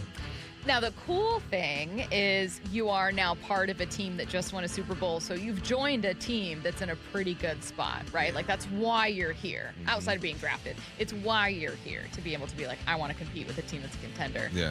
But you're right. I didn't think about that. At the house. Oh, no. Looking on Instagram and X and watching all this celebration go down. Yeah, I fell for them. Fourth down. What positions would some of the most notable Seahawks play on the U.S. soccer team? All right, so Jason's going to be our striker, our goal scorer. Okay. This is what he does. Witherspoon is going to be a winger in the midfield. So a winger in the midfield making runs constantly up and down the sideline. They're helping the defense, the midfield, and the strikers. They do a little bit of everything. Weirdly enough, I think Sam Darnold will be a good goalie because goalies kind of position everybody in the back. They're communicating right, left, like kind of getting everybody all organized in the back. So I will go with them. A.J. Barner, I think, will be the center back. He's the center defender. He's the stopper. He's the guy who is going to shut everything down when it's all said and done. On the other side, left wing, I'm going to put Rashid Shaheed, more speed, run up and down, boom, boom, boom, boom. In the middle of the field, center mid, I'm going to put Cooper Kupp. He's the composed guy. You give him the ball, he distributes and does all that good stuff. Again, on the back end, as defenders, I'm going to put Julian Love on the right side. He's going to be on the right side of, who did I put the center back? A.J. Barner? Yeah, the right side of A.J. Barner. On the left side, I'm going to put Josh Joe. And more midfielders, I'm going to go Ty Okada as the right midfield. And then I'm going to go Bud Clark as the left midfield. I know those aren't all the positions, but clearly you got to go smaller guys mid and forward. In the back, you get a little beefy. I mean, I know that's a lot of space for A.J. Barner to cover, but he's big, and I think he can do it. The Germans are just as big as A.J. Barner with their soccer team, so we should be good to go. Our manager, I think is going to be. You could volunteer yourself. Nah, it's got to be someone on the roster. Our manager is going to be Leo. I think Leo will be the good manager on the sideline. So, yeah, that's a piece of the squad. Okay. What about Ernest Jones? Really intense guy. I feel like when I think of soccer managers, I think of like intense people. Depends. Some of those Europeans be so cool with their shirts halfway buttoned down. I take it back. Yeah. But I can see Ernest. Ernest could be the assistant. Yeah. Yeah. Which Seahawk do you think, and I could do this with a couple other sports, but which Seahawk do you think, just while we're talking about it, you could plop into the most leagues or the most sports and he could like be I'm not talking about he'd be an all-star here or a Hall of Famer here. I'm talking like his skills were the most transferable. It's probably his skills, JSN. His body type. Jason, he has a professional baseball player as a brother. So he's got that in him. Yeah. I guarantee you he can hoop. Every basketball player or every football player thinks they can hoop. Every NFL player thinks he should have been in the NBA, first of all. For sure. We all believe that. I remember Kyle Weaver. He was a forward for Wazoo back in the day. He was a basketball player. He swore he could play quarterback for us. We're like, we just call him Weave. Like, Weave. You cannot play quarterback. Like, come out and just throw the ball with us. Yeah. And he found out real quickly that he was like, you know what? I prefer to be on the court. Julio Mill Creek says, Bump, Julian Love is your goalkeeper. He's just too small. You need size in the goal. Maybe Julian could be your coach. He's my defender. Oh yeah. He's on my right side. Yeah. Matt and I are free if you want to. Yeah. You guys good at filling up water bottles and get them out to the team. Wow. Honestly, I don't even think I'm athletic enough to do that. Yeah, and now do we have to run out to give them the water bottles, or can they come to us? No, well, sometimes they run. Well, they have water breaks now. Another thing, water breaks we're having now. Oh, God. I know it's hot. Get off my lawn. Water breaks. They had it in Qatar, too. I get it, but I've never seen that. Water breaks, man. You're listening to Bump and Stacy on Seattle Sports and the Seattle Sports app. Texas Tech was at the center of the most controversial sports story this week, and last night they made it worse. That's next. Have you downloaded the Seattle Sports app? We're going to have a challenge right here. What are you waiting for? Listen to this. Every pitch. Here comes the 3-2. Every game. Swung on and missed. Got him. One app for free. How about that, folks? The Seattle Sports app. Every game. Julio racing back. Right in the palm of your hands. Makes a leap and makes the catch. Plus the latest Mariners news, insider access, video, and podcasts. They got it. Wow. The Seattle Sports app. It's going to be gorgeous and hot this weekend, and I have an idea for you. Book a demo and check out the brand new all-electric wake boat from ARC. I got to ride in the brand new ARC Sport, and it was a luxury EV, but on the water, obviously. It's quiet, powerful, super easy to operate, and low maintenance because it's electric. As soon as you see it coming, in fact, you know it's different. It doesn't make any noise, no loud engine, no gas fumes. You hop aboard and immediately feel like you're someone important. At least I did. Luxury finishes, clean tech throughout. Driving it is super smooth, and it has impressive kick that you expect from an EV. Charge Charging it is also super easy. And yes, I did ask if it's hard finding chargers. They said no, they have no issue whatsoever, and not paying for gas is a huge plus. So book a free demo and check it out for yourself. Get out on the water. You're going to come away impressed. They're doing demos in Lake Union, Lake Washington, and Lake Sammamish. Honestly, if I could drive one of these to work, I would. So schedule your demo at arcboats.com/demo. That's ARC boats.com/demo. If you can't make it to them in Kirkland, they'll come pick you up. When temperatures rise, the Murphy Auction Company rolls out the biggest online heavy equipment auction of the summer. Bidding is underway now. On the block, find a huge assortment of heavy equipment, contractors' equipment, and vehicles, like 80 heavy trucks, 13 excavators, 5 backhoes, 9 forklifts, 3 skid steers, 2 asphalt pavers, and a 2002 Trail King 50-ton triaxle lowboy equipment trailer. Plus, a 2025 Dodge Durango SRT Hellcat with under 2,000 miles, contractor's tools, attachments, roll-off boxes, lumber, and much more. Preview all items June 16th and 17th, 8 a.m. to 4 p.m. at our location in Marysville, 3803 136th Street Northeast. This is the auction you don't want to miss. For pictures and all details, visit murphyauction.com. That's murphyauction.com. murphyauction.com. Your property is almost perfect, if it wasn't for that troublesome tree or stump. Stop looking at it and mowing around it. P&D Tree Service will remove it for you. If it's 1 tree or 15 trees, a small yard, or land clearing, P&D Tree will do it safely and quickly, turning multi-day jobs into a few hours, saving you time and money. They'll clear trees and stumps away from homes, leaving a clean yard to enjoy. They specialize in large tree removal. Ever seen a tree removed by crane? PNDTreeService.com. Dave Wyman here, and you've heard me talk about a local company for over a year now I really love working with, Harley Exteriors. You can expect a no-pressure consultation, they're great people to work with, and their windows are beautiful. I recently met with them, and I was excited to hear about the many Seattle sports listeners they've worked with. And now, Harley Exteriors has stepped up with a can't-miss offer. Right now, get $450 off each new window, $1,000 off each patio or entry door, 12-month or 18-month no interest, no payment options, plus $200 off your final project total. If that isn't enough to get you started on a new project, I don't know what is. Schedule a consultation just like I did. Give them a call at 833-HARLEY, that's HARLEY, or go to harleyexteriors.com. Minimum purchase of 4 windows required for window discount. Qualifying windows must be 36 by 36 or larger. No size minimum on patio or entry doors. Financing subject to credit approval. Cannot be combined with other offers outside this promotion. Offer valid through June 30th. Listen every day to the Bump and Stacy Show for headline rewrites. Powered by Bay Alarm Security Services. Security systems and fire alarms for every business. Bay Alarm. We got you. Guys, I'll never forget the first time I saw somebody get results at our clinic. He was an 81-year-old man who hadn't been intimate with his wife in over 8 years. Viagra had stopped working for him, and he was desperate for help. After several treatments, he walked into my office and told me he couldn't believe the results. Needless to say, this was a very happy man. This man made me a believer in what we do. He had taken pills for years, but he had never fixed the problem. When he came to us, we fixed the problem. Our treatment does what no pill can do. So give West Coast Men's Health a call today. Speak with our clinic manager. Ask him any question you like, how it works, the science behind it, and even the cost. Change your life today, like the thousands of men who already have. In addition to treating ED and Peyronie's disease, we now offer testosterone replacement therapy. With clinics in Redmond and Tacoma, call 206-519-6541. 206-519-6541. Online at westcoastmenshealth.com.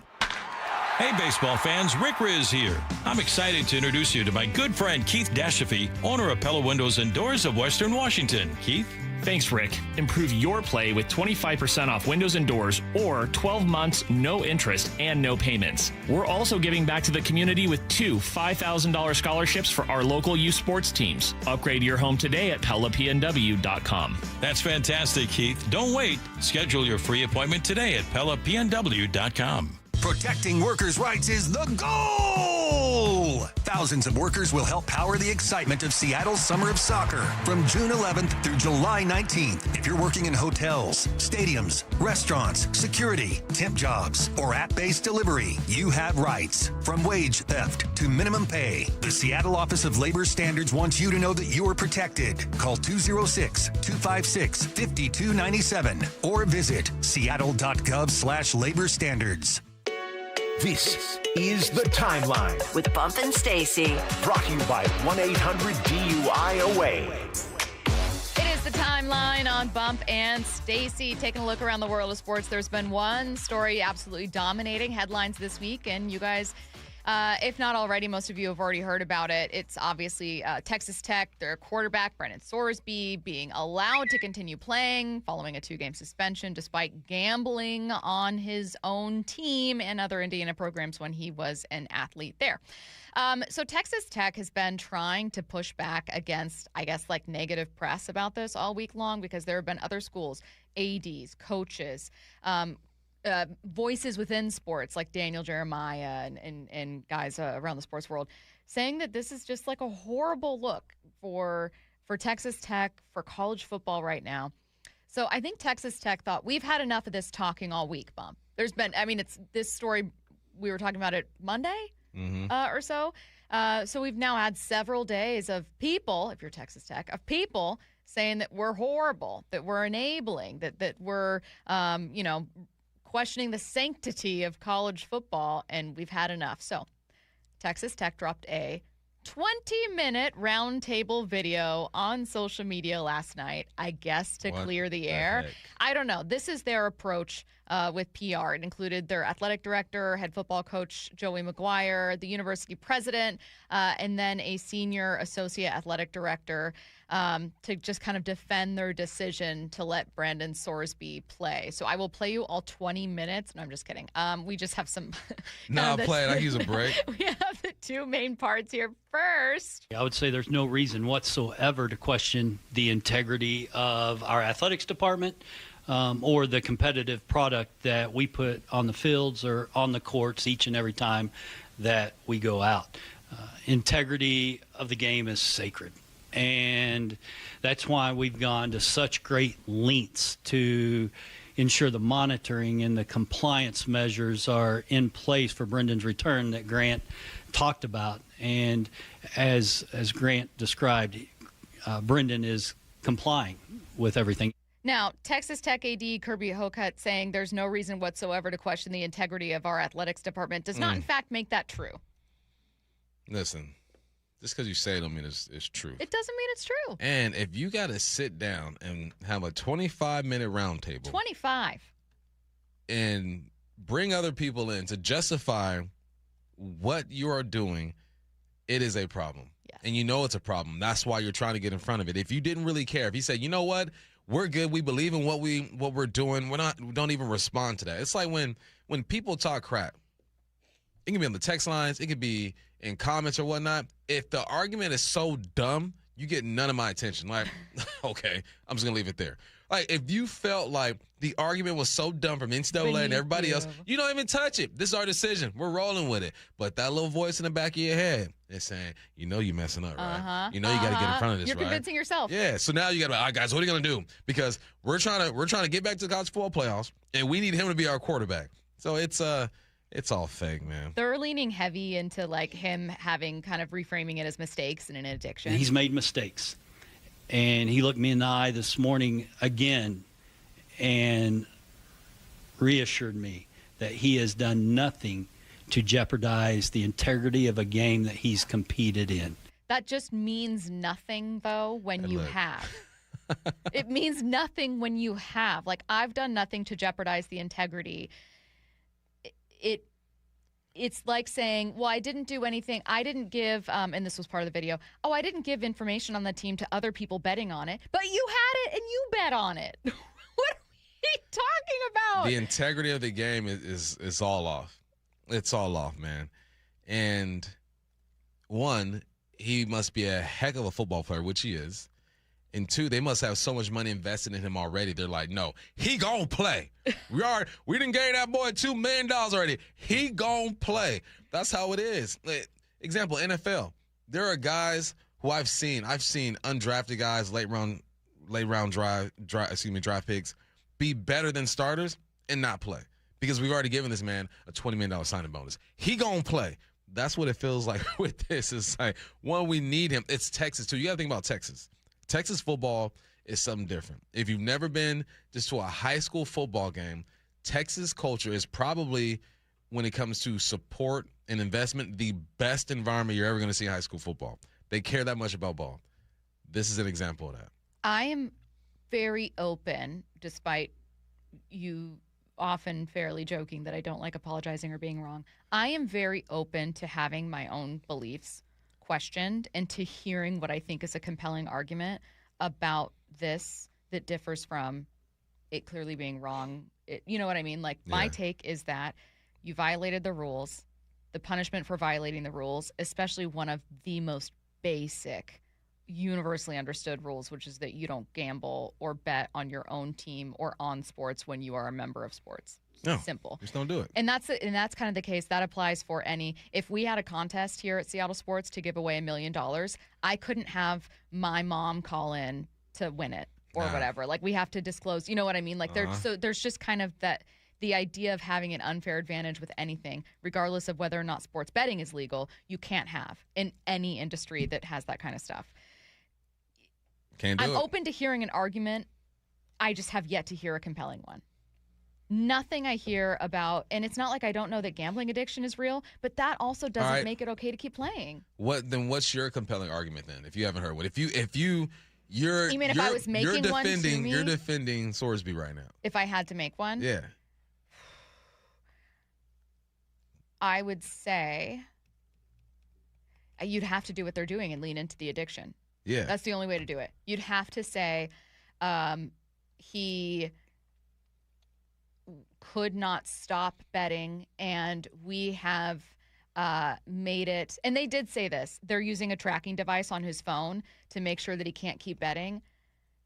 So I would shamelessly point to other addiction and say, if a guy was struggling with substance abuse and then entered rehab, you'd want to be able to give him a shot the following season. But I don't know. It doesn't feel compelling. And you know what it is? It's a weak argument. That's the best one I can think and it's of. weak as heck, right? But you let the courts get involved. You got connections to Texas Tech. This is what happens. Yeah. Let's see. We have a couple other things here. Let's talk NBA Finals. This is from Game 4. ESPN Radio's Monica McNutt and her partner Tyler Murray were heard talking about Taylor Swift's appearance. She was wearing a Knicks tee at Game 4 of the NBA Finals. Is that Taylor Swift down there? No, I think Gray was just saying her name for no reason to distract me. No, that's her. Yeah, but where? With that long ponytail. Ain't that her in the blue? Yeah, I literally was like, that's her. I don't know if I believe you. Wow, look at Tyler go. You don't even know where you're looking. Wife. Yeah, sure. She's not a Knicks fan. Recording it right Get now. out of here, girl. She later apologized. Yeah, I assume McNutt is from the area, but I know she's one of the voices on the Knicks radio broadcast, so she has an alliance to it. I think that is a reaction that we get in the NFL world when Taylor Swift shows up is, why are you here? One, listen, I used to be in that boat. I used to be like, why are you putting her on TV and all this stuff? And I'm like, well, more eyes on the NFL. People are getting to know our players a bit more. And she is a human being that has the right to go to any game that she wants to. If you are the Knicks, you are glad that Taylor Swift is courtside at your game. You got so many more eyes on you like that. So cheer for who you want to. I don't care. I'm over this Taylor Swift hate stuff. I'm done with that. I think I might be a little over getting mad at bandwagon fans in general. Like Taylor Swift, people were like, she was just at the Cavs, rooting against us. So like, yeah, Travis is a huge fan of Cleveland sports. Yeah. So she's there. She wasn't wearing like a ton of Cavs gear. She was supporting her fiance. But also, like, who cares? I wonder what her connection is to the Do you know how Kylie Jenner's there? She's from Calabasas. Well, she's with her man. Exactly. She's with her man. You know what? And she's standing by him. She is. And she's standing by him. I'm going to stand by him. I'm going to stand by him. But I don't know. I just think people get so angry with Taylor's. I'm not even a Swiftie, but people get so mad at Taylor Swift. I didn't get mad. I was just like, why? Totally. And then I'm like, I get it now. Yeah, there's I get a lot it. of There's celebrities that, there. well, not all games, but major cities, you're going to see celebrities. I fear that Knicks fans need to not get so territorial. And I think what they're doing it is because the Knicks have a lot of heartbreak. Maybe they're saying, you don't get to celebrate and be cool and share in the joy now when you didn't, like, sob. Hey, Knicks fans, I am sharing the joy with you. You should have saw me standing up yelling at my TV I ordered a during that t-shirt. comeback. You did? Well, no, my sister got it for, so again, my brother-in-law is from Queens, so she ordered us all Knicks stuff. All right. But you know what? Sometimes you just get people that join your family, and now you're a Knicks fan, and that's what it is. There you go. So there. It's time for the deal with IRG Injury Report brought to you by IRG Physical and Hand Therapy.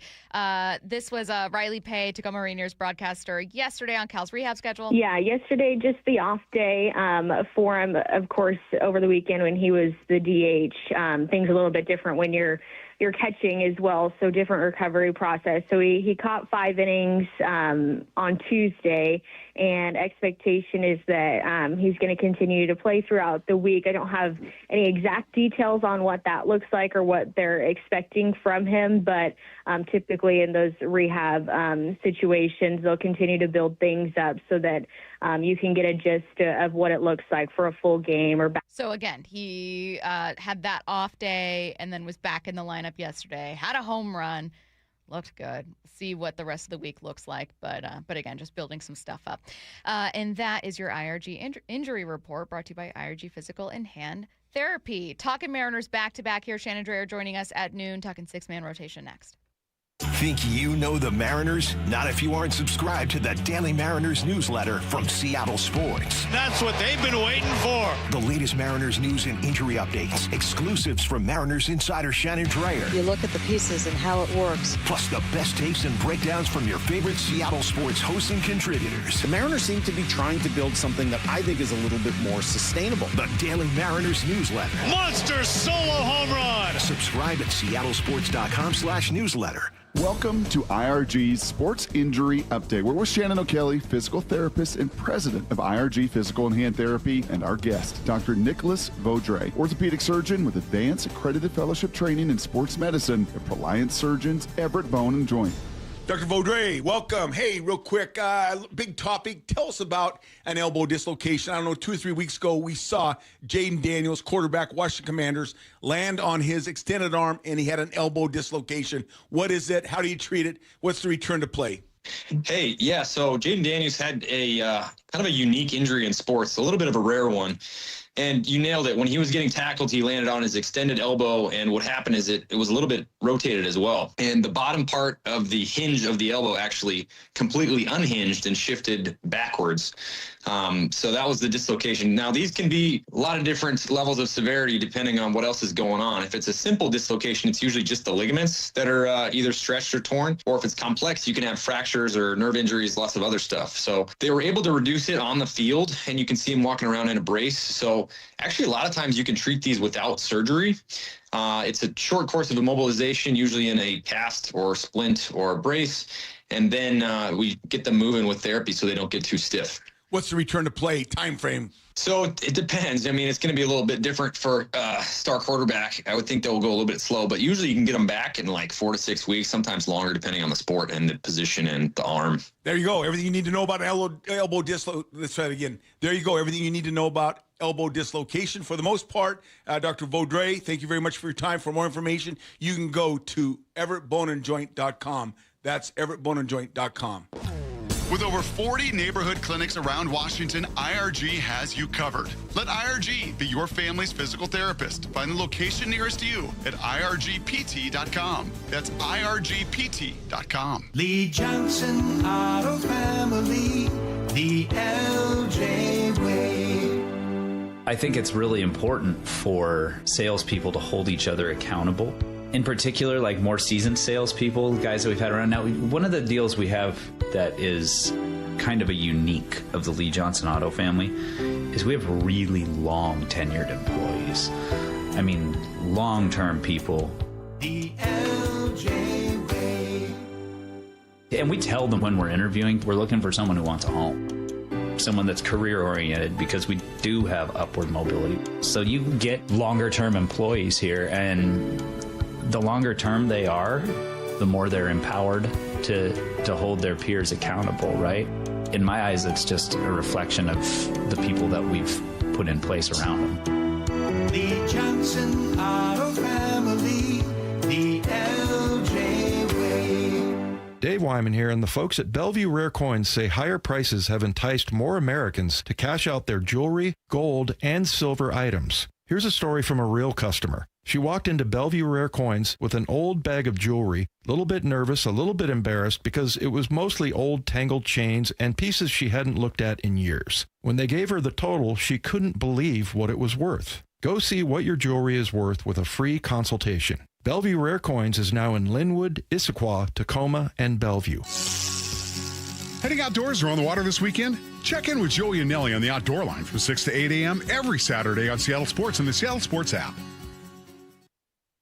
June is Men's Health Month. Swedish Cyberknife is encouraging men to break the stigma and talk about their own health with family members and medical professionals. Dave Wyman here. Find out about your family medical history, as conditions like prostate cancer can increase your risk. When detected early, prostate cancer has several viable treatment options. One of the most effective treatment methods for prostate cancer is offered at Swedish Medical Center right here in Seattle.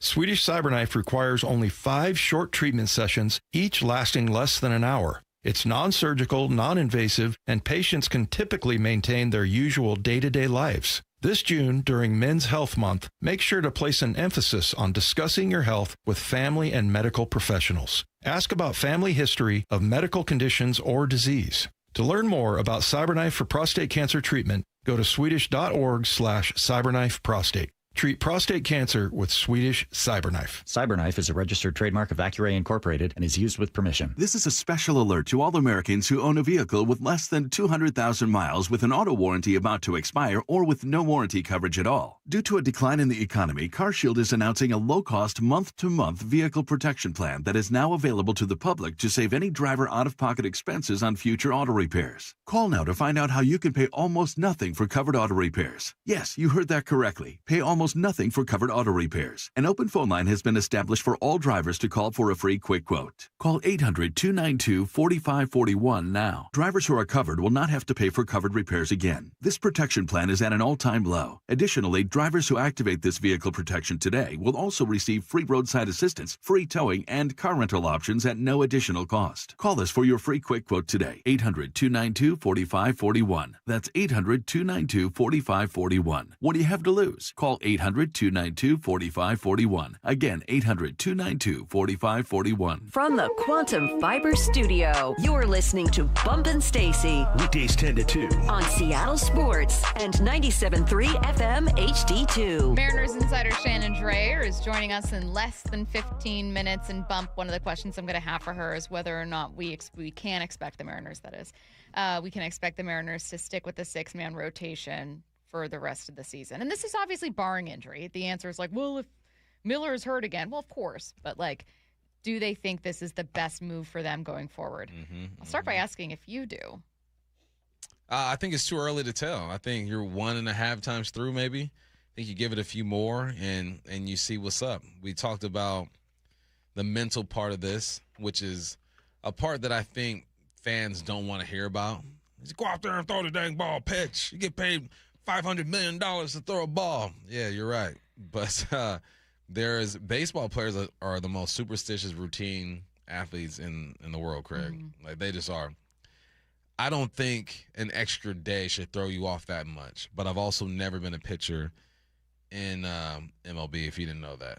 I got some offers I got some offers. You got offers? From where? To go to spring training with the Chattanooga Tennessee's basketball Slayers.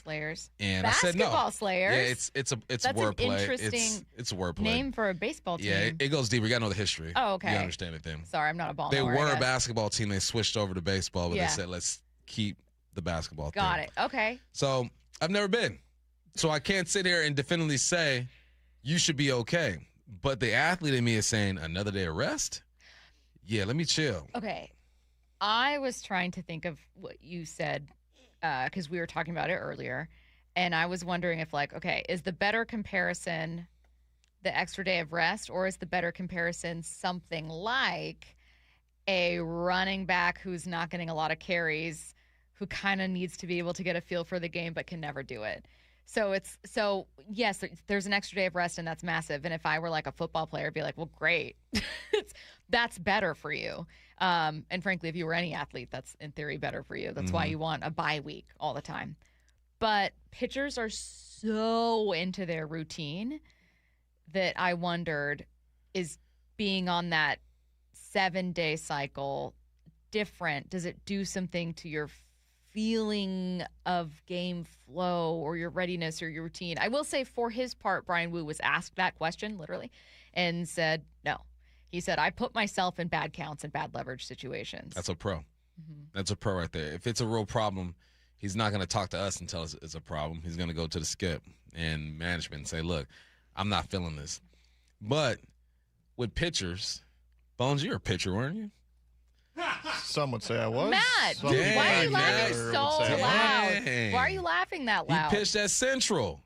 Anyway, I'm going to refer Matt, your mic wasn't even to the on. only That's pitcher crazy. in this piece.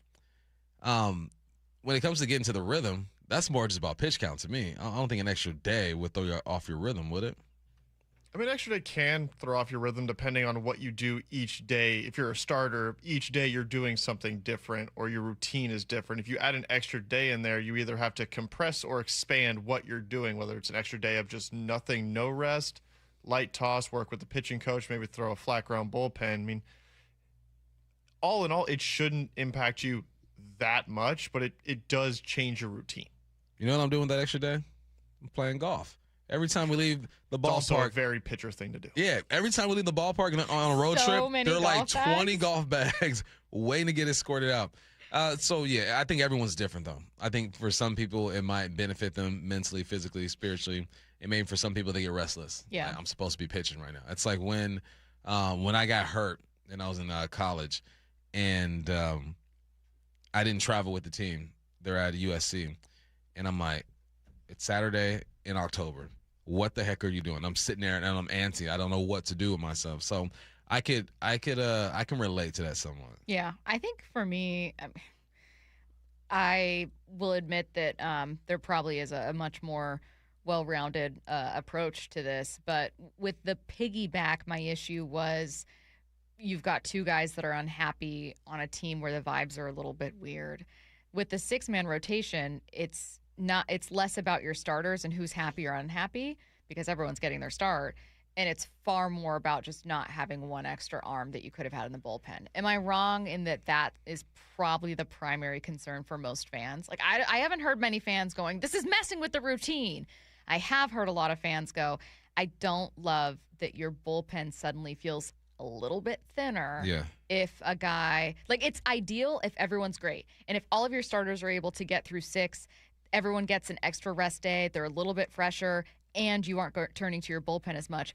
But if suddenly your starters aren't getting through 6 or they're getting pulled in 4, well, all of a sudden you're short one arm in the bullpen, and also you have to turn to those guys more often. It's a gamble for sure when you do that. It's just every time you bring up a 6-man rotation and you have one less arm in the bullpen, like you said, you have to rely that everyone's going to get there. And then you also have to rely that your bullpen potentially can go more innings than they're used to, whether that's multiple days in a row or innings in one outing. Yeah.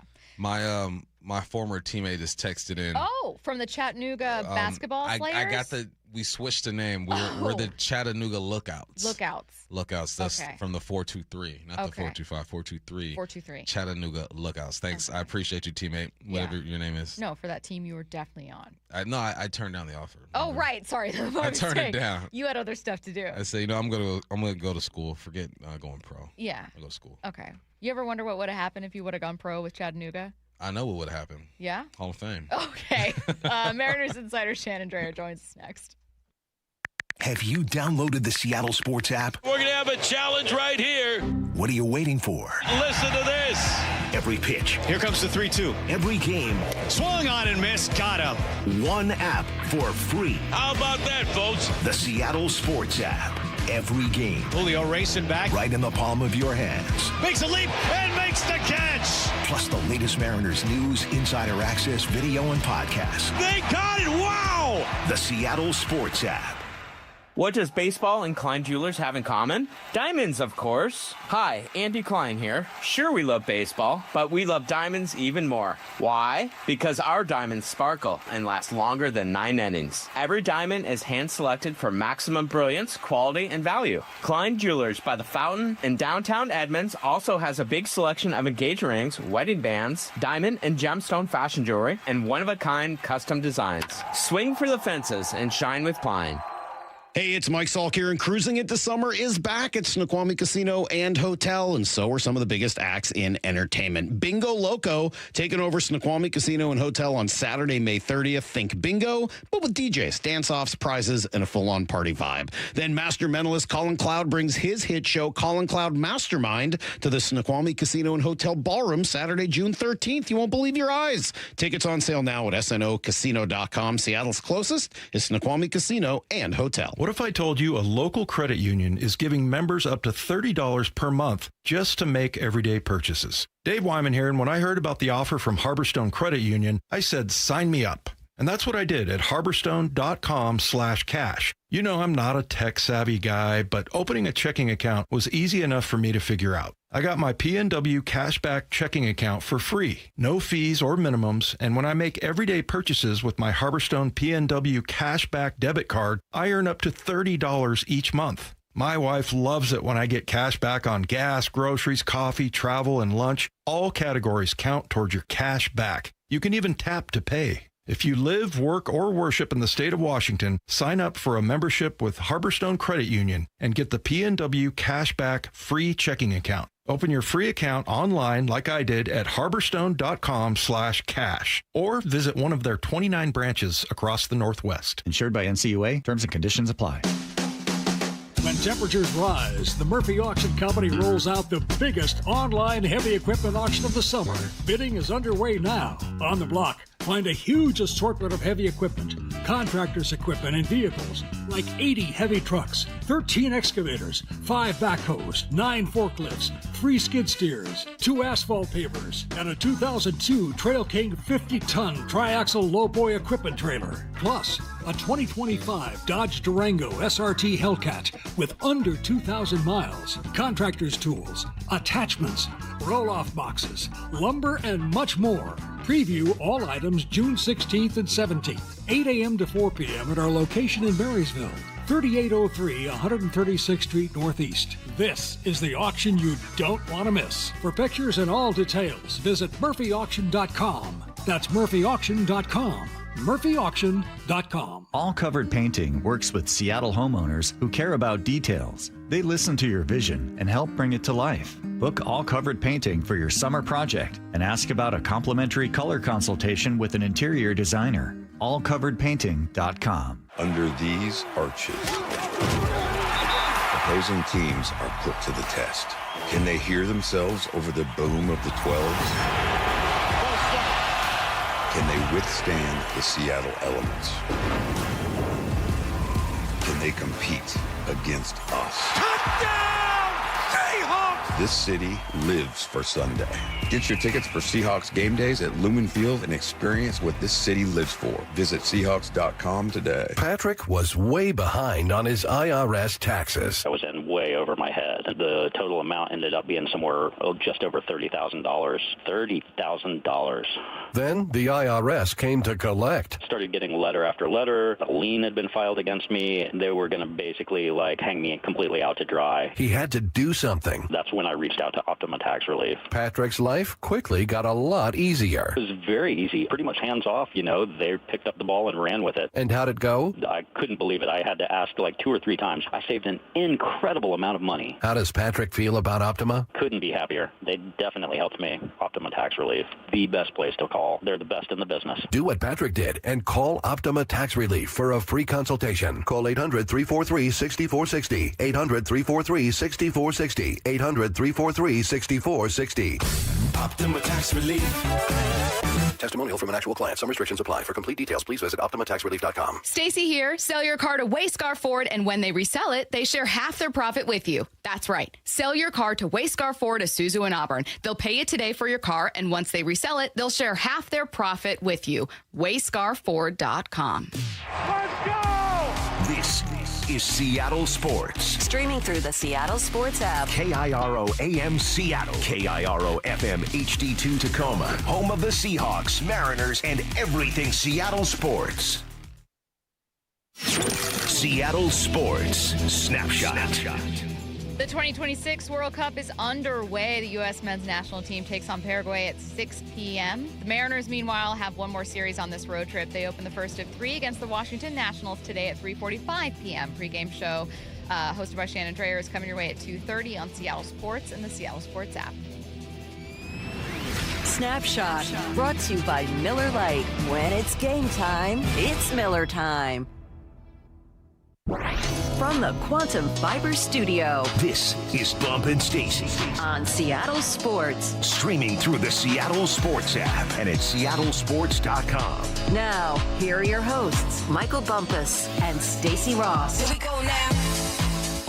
Joining us in a few minutes, it's Mariners insider Shannon Drayer. Right now, though, let's jump to headline rewrites. Extra, extra, real Headline rewrites. We must make headlines. The real story behind the headlines in today's news. Powered by Bay Alarm Security Services. With Bump and Stacy. Cal hit another home run for the Rainiers last night. Well, he crushes it! Right field, forget it! Another rehab round tripper for Cal! It's a go-ahead 3-run homer! He's expected to rejoin the Mariners next week. What's the real headline? You know, if we count AAA home runs, Cal might actually have a shot at another 60 home run season. You know, I'll say about that call, Bump. Rehab round tripper sounds pretty cool. He's a loner. He's a loner player. My son has been a loner for other clubs. You show up on a weekend. Parents don't know who you are. They're like, who is this kid taking time from another kid? And if you ball out and you win the tournament, parents ain't going to say Cool nothing. with it. So this is what Cal is, except everyone welcomes him. Everyone wants to see Cal represent for the Aqua Sox, for the Rainiers. And he's taking care of the players, too, which is good, man. If you have money, it's like when I first got money in the NFL and I went out with my boys for the first time. Yeah. It was on me. Like, I got everybody. That's what Cal's doing over there. He's got everybody, but he's got a lot more money than I had my first year. I felt so rich when I got my first paycheck. It was like $350. It was $420. Nice. I was a waitress, and I was like, I'm wealthy now. This is a different lifestyle. What was the first thing you bought? I went to Victoria's Secret Pink and bought sweatpants. Okay. This was in the velour days? No, this was just after velour, but Okay. Victoria's Secret Pink was a big deal. Did it have pink on your rear end? You were that girl? Yeah. What do you mean that girl? I was at this time I was 16 years old, so it was cool. With pink on your backside. No, I mean That's these crazy. were more those were more like colorful pants. So Juicy was the one that had the words on the backside. Didn't pink have that too? Yeah, but it was more about the colors and like it was bright. It was like lime greens and pinks and bright yellows and it was hideous sweatpants. I look at you sweatshirts. different now. Okay. I look at you different. Wow. You had the pink sweat. Can I follow up, please, with my questions Sure. about Cal? Number one. Stacy had the pink sweats. What's wrong with pink sweats? This is like 2000. I know. I'm just saying, like, you was trying to be cool out there. That's just not.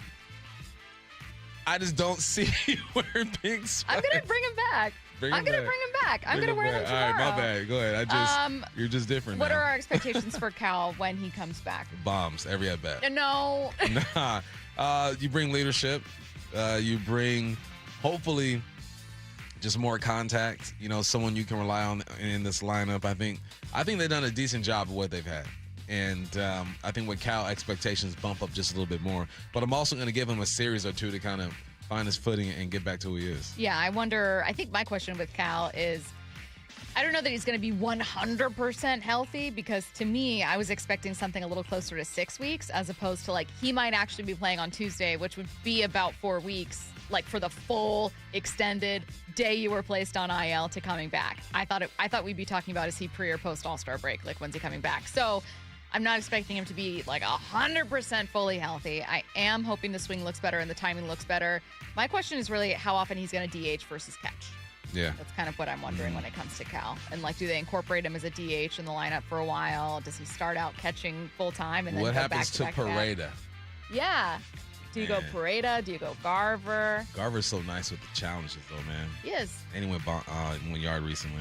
Yeah. Someone said SeaTac raised Stacy, bro. You got to remember that. Yeah, I've just been reminded. Pink. People forget. Stacy wore the pink sweat. Well, because they were nice. At the time, it was a newer brand, and it was fancy, and it was everyone wanted them. And so what was the show with Angela Russell? She was the daughter of Run DMC. The reality show? Yes. Yeah. I forget what it was called. Yeah, but I know what you're talking about. So they wore them all the time. Yeah. And they were at the time the coolest people. And you wanted to dress pastries, like they did. The shoes they came out with? No. Okay. I was going to be yo. Nor did I purchase Baby Fat. If you purchased Baby Fat, you might have been invited to the cookout. There are brands, Pink and Baby Fat, that both older and younger people have no idea what we're talking about. What's next? Headline rewrites. The Seahawks received their Super Bowl rings last night. What's the real headline? Bump, can we see yours? Yeah, I told them they could keep mine. I said give them to somebody else. You said if it's not a ring from Chattanooga Basketball Slayers. Exactly. No, I didn't get one, but it was cool watching everybody else get one, and they're tight. I mean, you click a button, the sides pop out. Looks like a stadium. You twist the top. There's 50th anniversary in the middle. How crazy is it that they won the Super Bowl on the 50th anniversary of the organization? It was cool seeing everyone's reactions and all that stuff to get in the ring, man. It was like Christmas for those guys. It's only fitting now that the Mariners won a World Series. 50th anniversary. Catch up. Oh, the show was called Run's House. Run's House. That's what it was. And it was just a very mid-2000s fashion. It was a mess. We were a mess in 2007. We didn't know what was happening. Good times. We were just lost. Good times. Horrible clothing. I don't regret it. I don't regret it. I don't regret it. I don't regret it. I haven't heard that in a while. Brady being me. What's next? Headline rewrites. The Hurricanes are 1 game away from a Stanley Cup after beating the Golden Knights 4-2. What's the real headline? Or as Matt said, quote, I don't understand why they're fighting so hard for a Stanley Cup when you can get them at Target. Because the Stanley's been around for 130-something years, I want to say. These Stanleys. This Stanley. What would you say? 10 years Stanley Cups, maybe? I don't even know. I bet it's longer than that. Just got popular last I was going to say, because some of those brands start out Yeah. and they're going strong for a little while, but under the radar. Now they're everywhere. This guy texted and he said my wife has 10. Yeah, it's a problem. My daughter has 5 or 6. Minimum. That's the minimum amount you need. And she loses them all the time. That is correct. She'll leave them in my truck and she'll pop it with a new one. I'm like, what happened? Oh, mom got me a new one. I go, your old 2 are in the back seat where you left them. It's different. Once you drink out of your Stanley Cup maybe 40 times, you're ready for another one. That's it, 40 times. Maybe not 40 exactly, but there are times when I'm like, water just tastes better coming out when it's a fresh Stanley Cup. It's different. It's different. You wouldn't get it. I feel like the newer they are, the more toxic they are. Well, the also cooler colors they are. Because sometimes you get tired of the color that you have. You know what I mean? You're like, I'm a different person now. I don't. When I got this beige Stanley Cup, I was different. Now I want orange. Okay. You know what I mean? Well, you go with the seasons, right? Yeah, exactly. I just go black. Go black and you're good year round. Yeah. Well, good for you, I guess. Someone said Run's House. Oh, you already said that it was called Run's House. Mm-hmm. I kept Whose seeing. house? Run's house. I was fire. I used to love Angelica. I knew I was gonna. Angelica. I said Angela. I knew. No, is it? No, it is Angela. It is Angela. I knew we were gonna get married. Yeah. In my mind, I'm like, yo, she's it. And Jennifer Lopez, obviously. And J-Lo. But, J-Lo, is she the one that got away for you? We had our different views on things and stuff, so I had to let her go. Oh! I had to let her go. Oh, so it didn't work out with you and J-Lo. I met her in person, and I was like, Not. not cute enough. I don't like her attitude. Yeah, she could be prettier. I'm more of a vibe type of person. Oh, got it. Get a good vibe, we can kick it. She seems like she has cool vibes. I think she gets a bad rep for how No, often she she's does been not. What do you mean? She seems like she's so difficult to be around. No, I don't think so. I think she just chooses herself. That's what all the girls. I'm choosing me. I'm in the season of choosing me. What does that Every mean? time you do that, I feel like you're trying to be me. That's crazy. Let's go around the diamond. First pitch of the Mariners series against the Nationals is at 3:30 p.m. Shannon Drayer's pregame show starts at 2:30 p.m. And that's Around the Diamond, brought to you by Klein Jewelers Edmonds. We're going to be joined by Shannon in, maybe 5 minutes-ish? Soon. Full disclosure, traffic in our nation's capital right now is a bit of a mess, crazy. and she's still on her way to the stadium. Oh, no. Oh, well, I think we should add on 10 minutes to that. Let's go ahead and hit a break, and we'll hopefully talk to her afterwards. Okay, that's coming up next. Think you know the Mariners? Not if you aren't subscribed to the Daily Mariners newsletter from Seattle Sports. That's what they've been waiting for. The latest Mariners news and injury updates, exclusives from Mariners insider Shannon Drayer. You look at the pieces and how it works. Plus the best takes and breakdowns from your favorite Seattle sports hosts and contributors. The Mariners seem to be trying to build something that I think is a little bit more sustainable. The Daily Mariners newsletter. Monster solo home run. Subscribe at seattlesports.com/newsletter. Hey, Brock Hewitt here with my buddy Shannon O'Kelly from IRG Physical and Hand Therapy. So much more than just physical and hand therapy, though, Shannon. You guys, holy smokes, do you have a lot of specialty care? Yeah, Brock, we do. You know, obviously our nuts and bolts is good old musculoskeletal, but we have a lot of therapists that do advanced certifications in specialty care. And that's important because we can treat the whole population. We can treat your neighborhood. We can treat your family. And those specialty services range from neurovestibular care to dry needling, sports medicine, hand therapy, pelvic floor, vestibular rehab, lymphedema, you name it, we have that service. Again, we're about taking care of the whole family and the whole family's needs. Remember, IRG, they're in your neighborhood. I'm talking over 40 locations and new additions in Wallingford and the WAC as well, that Washington Athletic Club. You can find them in person. You can find it online at irgpt.com. That is irgpt.com. For over 113 years, Pacific Lamp and Supply Company has been your #1 lighting specialist in Washington, from the Space Needle in Seattle all the way to the Riverwalk in Spokane. With the largest lighting inventory in Washington, Pacific Lamp's knowledgeable and experienced staff can assist with any lighting issue, including intricate lighting and control designs. Plus, they work with all utilities in Washington to get you the best available lighting rebates. Pacific Lamp and Supply Company, Washington's lighting experts since 1912. Visit pacificlamp.com. Valvoline Instant Oil Change presents Wisdom from the Road. Summer means wide open spaces and a whole lot of extra miles. The last place you want your engine to give out is halfway to nowhere. Out here, low oil or a weak battery is just an ambush waiting to happen. That's why every oil change at Valvoline Instant Oil Change includes an 18-point maintenance check. These techs are trained to help spot issues early and keep you riding easy. Valvoline Instant Oil Change. Change wisely. When temperatures rise, the Murphy Auction Company rolls out the biggest online heavy equipment auction of the summer. Bidding is underway now. On the block, find a huge assortment of heavy equipment, contractors' equipment, and vehicles, like 80 heavy trucks, 13 excavators, 5 backhoes, 9 forklifts, 3 skid steers, 2 asphalt pavers, and a 2002 Trail King 50-ton triaxle lowboy equipment trailer. Plus, a 2025 Dodge Durango SRT Hellcat with under 2,000 miles, contractor's tools, attachments, roll-off boxes, lumber, and much more. Preview all items June 16th and 17th, 8 a.m. to 4 p.m. at our location in Marysville, 3803 136th Street Northeast. This is the auction you don't want to miss. For pictures and all details, visit murphyauction.com. That's murphyauction.com. murphyauction.com. I got to ride in the brand new all-electric ARC Sport, and it was a luxury EV on the water. Stacy here. You hop aboard immediately and feel like you're someone important. Luxury finishes, clean, tech throughout. Driving it is smooth, and it has that impressive kick you expect from an EV. Charging it is really easy, and not paying for gas is a huge plus. Book a free demo and see it for yourself in Lake Union, Lake Washington, and Lake Sammamish. Schedule your demo at arcboats.com/demo. If you can't make it to them in Kirkland, they'll come pick you up. arcboats.com/demo. Dave Wyman here, and you've heard me talk about a local company for over a year now I really love working with, Harley Exteriors. You can expect a no-pressure consultation. They're great people to work with, and their windows are beautiful.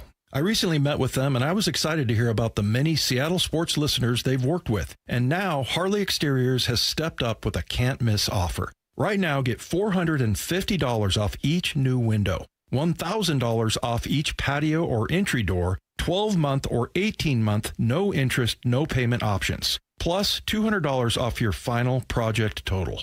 If that isn't enough to get you started on a new project, I don't know what is. Schedule a consultation just like I did. Give them a call at 833-HARLEY, that's HARLEY, or go to harleyexteriors.com. Minimum purchase of 4 windows required for window discount. Qualifying windows must be 36 by 36 or larger. No size minimum on patio or entry doors. Financing subject to credit approval. Cannot be combined with other offers outside this promotion. Offer valid through June 30th. From the FIFA World Cup to competitive business environments, grand ambitions lead to game-changing achievements. At Bank of America, we're there to support businesses at every step, providing insights and expertise to help you gain an edge. He shoots, he scores! What would you like the power to do? Explore winning business solutions at BofA.com/gamechangers. Bank of America, official bank of the FIFA World Cup 2026. Ryan Reynolds here from Mint Mobile with a message for everyone paying big wireless way too much. Please, for the love of everything good in this world, stop. With Mint, you can get premium wireless for just $15 a month. Of course, if you enjoy overpaying, no judgments, but that's weird. Okay, one judgment. Visit mintmobile.com/radio. Upfront payment of $45 for 3-month plan, equivalent to $15 per month required. Intro rate first 3 months only, then full price plan options available. Taxes and fees extra. See full terms at mintmobile.com. From the Quantum Fiber Studio, you're listening to Bump and Stacy. Weekdays 10 to 2. On Seattle Sports and 97.3 FM HD2. All right, we're going to see if we can be joined by Mariners insider Shannon Drayer, who is making her way. Oh, is she there? Shannon, do we have you? Hello. Hi, Shannon. Joining us from the nation's capital to help us preview M's Nats. How is the traffic getting there? It sounds insane. Good grief. Oh, my God. First of all, it's about 95 degrees with just otherworldly humidity here. All of D.C. is closed down for the UFC fight this weekend, and just so many roads. A lot of the monuments we were diverted in many, many different directions. They've also got World Cup stuff going on. They don't have World Cup games, but they have a huge watch party, and they've got part of the mall closed down for that. So a lot of people in the area right now. All right. Well, let's let you catch your breath. From an insane commute to get here. We are happy to have you. Pregame show starts at 2:30. I am assuming there are a few little injury things to go over, and also looking ahead to what to expect from Miller, Castillo, and Hancock, our probable pitchers for this one. Miller, now, Shannon, this is his second start, non-piggyback start, right? Am I thinking this yes. right? Okay, full go start. And he's looked great so far. So what are we watching for from Miller tonight? More of the same. That would be the start great. from the start. Yes. We talked about so much where we think he could be this year, the hopes that we have for him, and what we saw from him at the end of last year, and then also in spring training, what we did see of him. We did see an uptick of velocity in his first start from the start, and then, of course, in the piggybacks as well. So he looks like everything that he was dealing with that oblique is behind him. The work that he put in this offseason was not for naught. It looks like he's gotten back to where he was when he came into spring training. The breaking balls have been sharp for him from the get-go. So, I mean, he has got all of his stuff right now, and it just really reminds me a little bit of an improved version of what you first saw from him when he came up in the way that he used his fastball. We talk about Woo's fastball and how special that was. Well, Bryce Miller has got one that is really effective in the top of the zone, too. And as he started to add pitches, and he's a pitch crafter, he likes to come up with different pitches. He likes to use different pitches, real thinker about that. But I think that at his heart of hearts, he can really be a fastball, slider, sweeper, type pitcher when everything is on. The pitches are very, very good. He's not somebody that needs to find a way with 8 different pitches. So I like it when we see him just a little bit more fastball dominant. And as long as he's got that velocity right now, and he's happy where the slider slider and the sweeper are. I think he can do that. He's been mixing in a cutter, too, that has been quite effective. But, he's got a lot to play with out there, and I just want to see what does this look like start after start after start, and can he get the innings and can he maintain? And, if he is what we think he is, he's coming into this having had a little extra rest for the time that he was on the IL, and he could be really something down the stretch. Shannon, Stacy and I were sitting here trying to figure out what a good road trip looks like for this team. Obviously, they battle some injuries. You don't have all your guys up. You're watching Cal do his thing in Tacoma. To you, what does a good road trip look like? If they break even, it's good. If they can win this, it's very good. You don't have the same expectations. I know that they had won 8 in a row going in or just about going into it, but road is very different, let alone your longest road trip of the year, all the way back on the East Coast. And yesterday, today, and the rest of this, they're going to be facing the elements a lot more. Things were a little bit more temperate in Detroit and the first couple of days in Baltimore, but now it's going to get tough with the heat that I was speaking of earlier. So I do think that when then throw in the challenges of, you lost Colt Emerson for a few days, and the bullpen, you've had to make all sorts of changes there.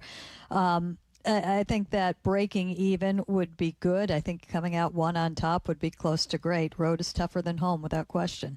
What do we know about Brennan Donovan's timeline right now? Not a lot. The updates that we have had are a couple times a month, maybe 3 times a month when we get back from a road trip. And then we've had the brief chances to talk to him when he has been in Seattle. He has spent the majority of his time in Arizona. From what I've been hearing, I believe he's been going through a lot of running. I don't know how much baseball type stuff he is doing yet, but he is progressing. He is feeling better. And I think that we're probably, if he remains on the pace that he has been on, and if there are no more ups or downs with him. And I think this is something to just do their absolute best to get him to his best spot, rather than having to accept, well, he had that surgery last year, and the first year back from surgery, there can be ups and downs. I think they're trying to figure out if they can just get that all out now and then have a much better, more solid, and him feeling better about it for the remaining months of the season. I think we are probably at this point where he is in his rehab, and what he hasn't done yet, that would tell me that we are most likely looking at early July for him. What are your thoughts on the idea that a 6-man rotation throws off the routine of some of these arms? I get it at some extent, Shannon, but I also think that an extra day of rest could be good for the body. What are you hearing? What do you think? I don't think it does, because they've actually pitched on a 6-day rotation for most of the season, or at least probably about 55% of the time, 45 on the normal season. All it takes is 1 day off to throw that into a 6-day.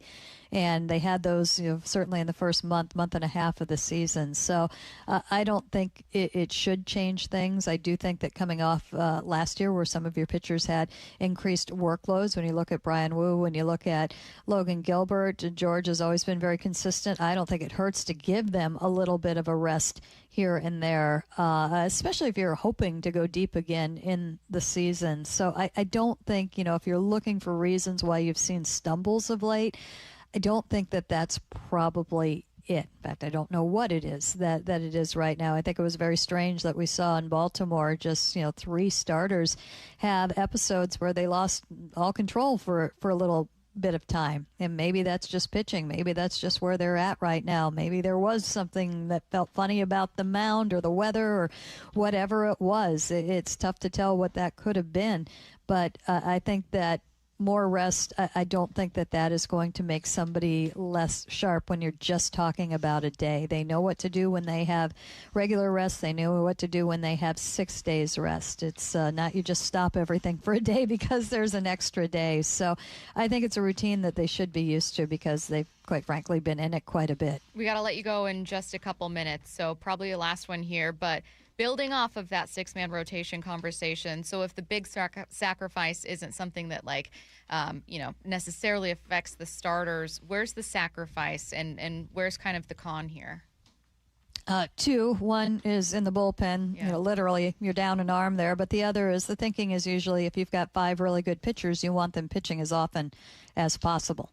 And they've got 6 pitchers right now that they want pitching as often as possible. And that's, how you look at it in terms of wins and losses. Is there somebody that is going to have a weak link that everybody is seeing their workload cut just a little bit? If they were to do it all year, you'd be looking at 5 starts that they'd probably all miss, a little bit more than that. But that's not really the plan. So I don't think that comes into it. But that is what you would look at from a team point of view. From a player, the individual, hey, everybody wants 30 starts, and any starts that are taken away are going to count against that. And that's particular for guys who would be getting close to free agency or something like that. They want to have those, or even arbitration, they want to have those numbers there that prove that they're hitting the marks and they're durable out there, and this can take away starts from that as well. So just 2 different sides of it. And again, I don't think that this is something that they're going to stick with throughout the year. And some other teams have done it. Houston's done it in the past when they've been on a playoff spot. LA has done it a few times as well. I mean, sometimes you just do it to give guys a break. And as long as it isn't going to be this way the rest of the year, and as long as it is communicated well with the staff, and the number one goal in this is to be better and to win games, then I don't think it should do much harm. She is Mariners insider Shannon Drayer. Make sure you tuned in at 2:30 for the Mariners pregame show. First pitch coming up at 3:45 from D.C. Thanks, Shannon. Thanks, Shannon. You got it, guys. In watching this first match here, again, Team USA, or the U.S. men's national team, plays at 6 p.m. Canada playing right now. I was watching the crowd reaction to the golazo. The golazo from Bosnia, and I'm just thinking, is there I don't want to say a specific fan base, is there a sport that brings out more emotion than soccer? Probably not. I don't think so. Because you only score 2 times a game, maybe 3 if you're lucky, and you're representing your country. Yeah, there's something about it. You got your flag on your uniform, that's for sure. Yeah, I was just thinking, man, I know that there's emotion from fans in every sport. There are Knicks fans that are going to lose their minds if the Knicks get this done in Game 5. There are Mariners fans that were teary-eyed when the Mariners ended their drought and went to the playoffs. But there's something about soccer that feels like, I don't know if it's the stage, if it's being attached to a nation. It's the World Cup, Craig. It's the World, Craig. Come on now. It's the World Cup. It's the biggest tournament known to man.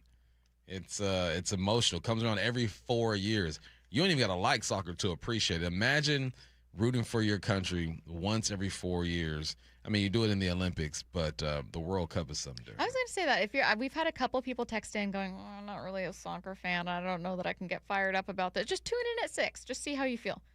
Yeah. Just dabble. You know what I mean? Dip your toe. Dabble. Dip Just it. dabble. Dip it. The first ever World Cup was in Paraguay. Oh, in Paraguay? Yeah. Someone told me if I say Y at the end, Paraguay. Then it'll help. That actually was the best one. That's my best one so far. It took me 20 20 tries, but I finally did it. The show, you'd be good. Team USA taking on Paraguay at 6 p.m. Let's take a look around the NFL.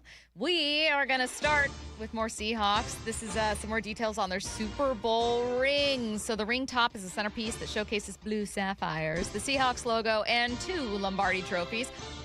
As a side note, I saw some people commenting that they don't like that there's 2 trophies. Why? Because they were like, well, this wasn't earned by both teams, blah, blah, blah. It's part of the legacy of the organization. What are you talking about? Yeah, that's the whole point.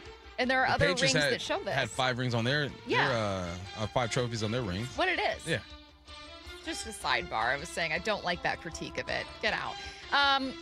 Moving on. It commemorates, obviously, the 2 franchise Super Bowl championships. And then 50 white diamonds surround the center logo in tribute to the organization's 50th season. It's insane how much thought is put into each individual thing. Like, the number of diamonds is specific. Is it 50? 50. Yeah. Also, the Lumen Field arches, as you mentioned, it opens inspired by the architecture of Lumen Field / Seattle Field, or Seattle Stadium for this weekend next. The stadium's iconic arches, and that is white gold, also accented by diamonds, of course. I mean, you already put 50 on there, just put a few more. And then each player has a personalized ring with that athlete's last name, number, and the team mantra. You know what? I think it's apples and oranges. No, that's not what I'm saying. Oranges and tomato. Tomato. Matt's already shaking his head. I'm so sorry. I knew that the saying was something like that. MOB. Also, I just saw this, that a piece of football, there's like an interior ring that has a piece of a football that's also surrounded by diamonds. So you can and you can turn it into a necklace. Nice. Which I thought that was cool. Yeah, that's probably how I would rock it. As a necklace, a chain? Yeah, I thought that was pretty cool. I could see that being really popular with younger In people. only certain occasions. Like, you don't just wear the Super Bowl ring. Just to the store, grocery store? No, just, you get jacked. I think it's so big. If I saw anything like that in person, I would just think it's fake. Not if you saw a 6'4", swole, big chest, 25-year-old. And why would I assume he's a football player, Bump? Because I would. Okay.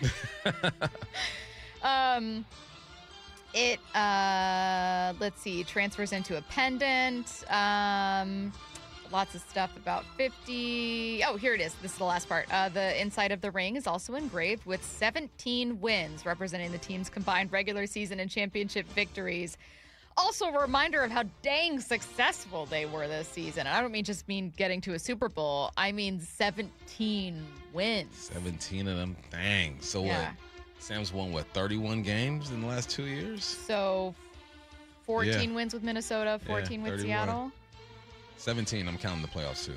Yeah. 17, 14. It's 31. God. Yeah.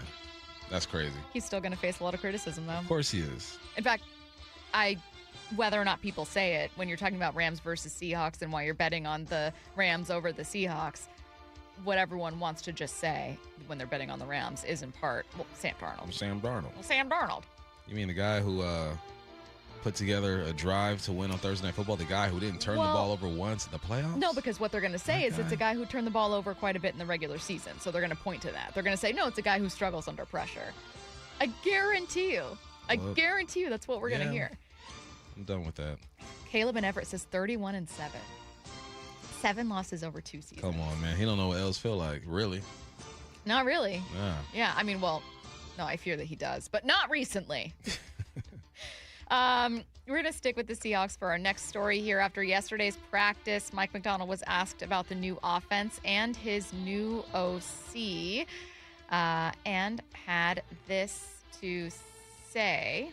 To use the term new, I would say kinda. You know, it's this year's version of last year's offense. You know, so it's the Seahawks offense, and Brian's brought some great ideas and some things that we can kind of move and shift. But right now, it's more of an installation. It's more of a put guys in positions where ask them to do certain techniques and protections, plays that they need to be, shown before we go and start executing a plan and start kind of carving out ultimately what we're going to look like. So right now it's more of an installation phase. No, because I get what Mike Macdonald is saying, but he would make me so mad. He would make me so mad if I was his friend, because he's the actually friend. You know what I mean? The one that's too rational. Mm-hmm. Well, actually, I mean, technically, so tell us about this new offense. Well, it's not a new offense. We know, Mike. And I get why he's saying it. But you'd be like, just turn the enthusiasm. That's public Humor Mike. me. I guarantee you, there's a different side that only few get to see. I'm sure. When it comes to Mike. I Yeah. want to see Mike have 2 shots and a beer and a cigar. I want to see the Mike who one of his favorite movies is Austin Powers. Who's that Mike? He said that? A player said that. Really? I forget. We interviewed for the Huddle, but I forget who it was. And he said that Mike Macdonald frequently cites Austin Powers because he thinks it's so funny. And this player, who is a younger player, obviously, but was like, I don't quite get it. Yeah, Austin Powers is Slightly older. an acquired taste. Well, if you don't have that sense of humor, you just don't have it. You're going to look at those movies and be like, what is this? It's also so specific to an era. It is young Gen X, older millennial. Mm-hmm. Like, if you are younger, I'm not saying that you don't find it's funny if you're under 30, but it is probably more rare that you find that it's hilarious if you're under 30 or too far over 50. Yeah. Early 50s for sure, but there's just a specific I was in age middle group. school when Austin Powers came out, so you were in elementary school. I wasn't yet born. I wasn't yet born, actually. More from Mike Macdonald talking about Brian Fleury. I would appreciate Brian. He's very detail-oriented. I love how we coach the whole offense, much like Clint did, but it's got to all be connected. And all the details matter, the fundamentals matter, the drills matter on how we build out our offense. And and he's very aware of that. It matters to him. He's very detailed. Doing a great job with the staff. So I'm excited. But, it's going to be a journey with all three phases, and we're right where we should be right now in minicamp, and then we'll just we'll take it day by day and keep moving forward. If Brian Fleury implementing his offense is going to be a journey, what kind of obstacles and challenges might he encounter on this journey? Repeat the question. I'm sorry. I was locked on the game. So Mike McDonald said that Brian Fleury, this whole thing's going to be a journey. And I said, well, tell us about what this journey might look like. I've been, for maybe a couple weeks now, I've been talking about just under fire. Like, who are you under fire? That's when you really get to know somebody. I've been a coach. I've been a player. Obviously didn't coach at a high level. But even in high school, when it's going down and you're looking at your coaches, there's going to be a coach who looks like he's about to pee his pants. There's going to be a coach who is too amped up, calm down. And then there's going to be a coach who's like, I'm right there with you. Yeah. This is what I'm seeing. Yeah. Let's go get him. Like, I'm talking to that coach because the rest of y'all are going crazy. So it's just under pressure is when you really find out who somebody truly is. Thankfully for Fleury, he's been around those situations. So hopefully he's the coach looking at Shanahan being like, this is the plan. Let's go get it. So that's what you're going to learn. And then just how to make those adjustments. When everyone's looking at you, when there are no suggestions, or when someone doesn't want to overstep boundaries and they're just waiting for you and you have to come up with the answers, that's when you learn about somebody. All right, a little bit more here. I have two more updates on the Seahawks. These are injury updates, and then we're going to jump to some stuff from the rest of the league. We'll start with this one on Torrey Horton. Yeah, still all positive with Torrey. He's not going to do anything today or tomorrow, but we should be looking at early on in camp, if not the beginning of camp, where he's, if we stay on schedule and everything goes well, we'll be praying that he can be out there. And it won't be a full. You got to be smart in how he comes back and all that. But he should be active within. I don't put a timetable on it. It could be anywhere from day one, he's rocking and rolling, or maybe it's a couple days. Okay, so active from day one to a couple days, and he's talking about into training camp. And then one more here on Zach Charbonnet. If you're gonna guess what type of schedule Zach Charbonnet would be on, that's the type of schedule he's on. So. Doing a great job. I know he has high expectations for himself, and look forward to see where it ends up. Is there a possibility he could be at the start of the season? Everything's possible. Yeah. Everything's possible, sure, but no, I don't think he's going to be ready to go week one. Nah, I mean that's kind of how the way you have to approach this thing. Yeah. Whenever you're dealing with serious injury, and even if the doctor's like, look, this is what we're thinking, he's ahead of progress. You can't go in banking on that player. You got to have somebody ready. Next up, the Denver Broncos signed Sean Payton to a new 5-year contract. He had 2 years remaining on his current contract. That 5-year deal replaces that one. Financial details not immediately disclosed. Sean Payton, though, interesting tenure with the Broncos. It has not paid off with Super Bowl visits or wins. They were, though, a number 1 seed last year. And look, when they traded for Russell Wilson, it was in an effort to be that competitive. And part of the issue was Russ. I would have, if the Broncos were healthy, we're playing them in the Super Bowl. I firmly believe that. In 3 years, he's gone 8-9, 10-7, 14-3. He's getting better every single year. Say what you want about his personality, how he does things, how he treated Russell, which I thought was BS, but he's winning ball games.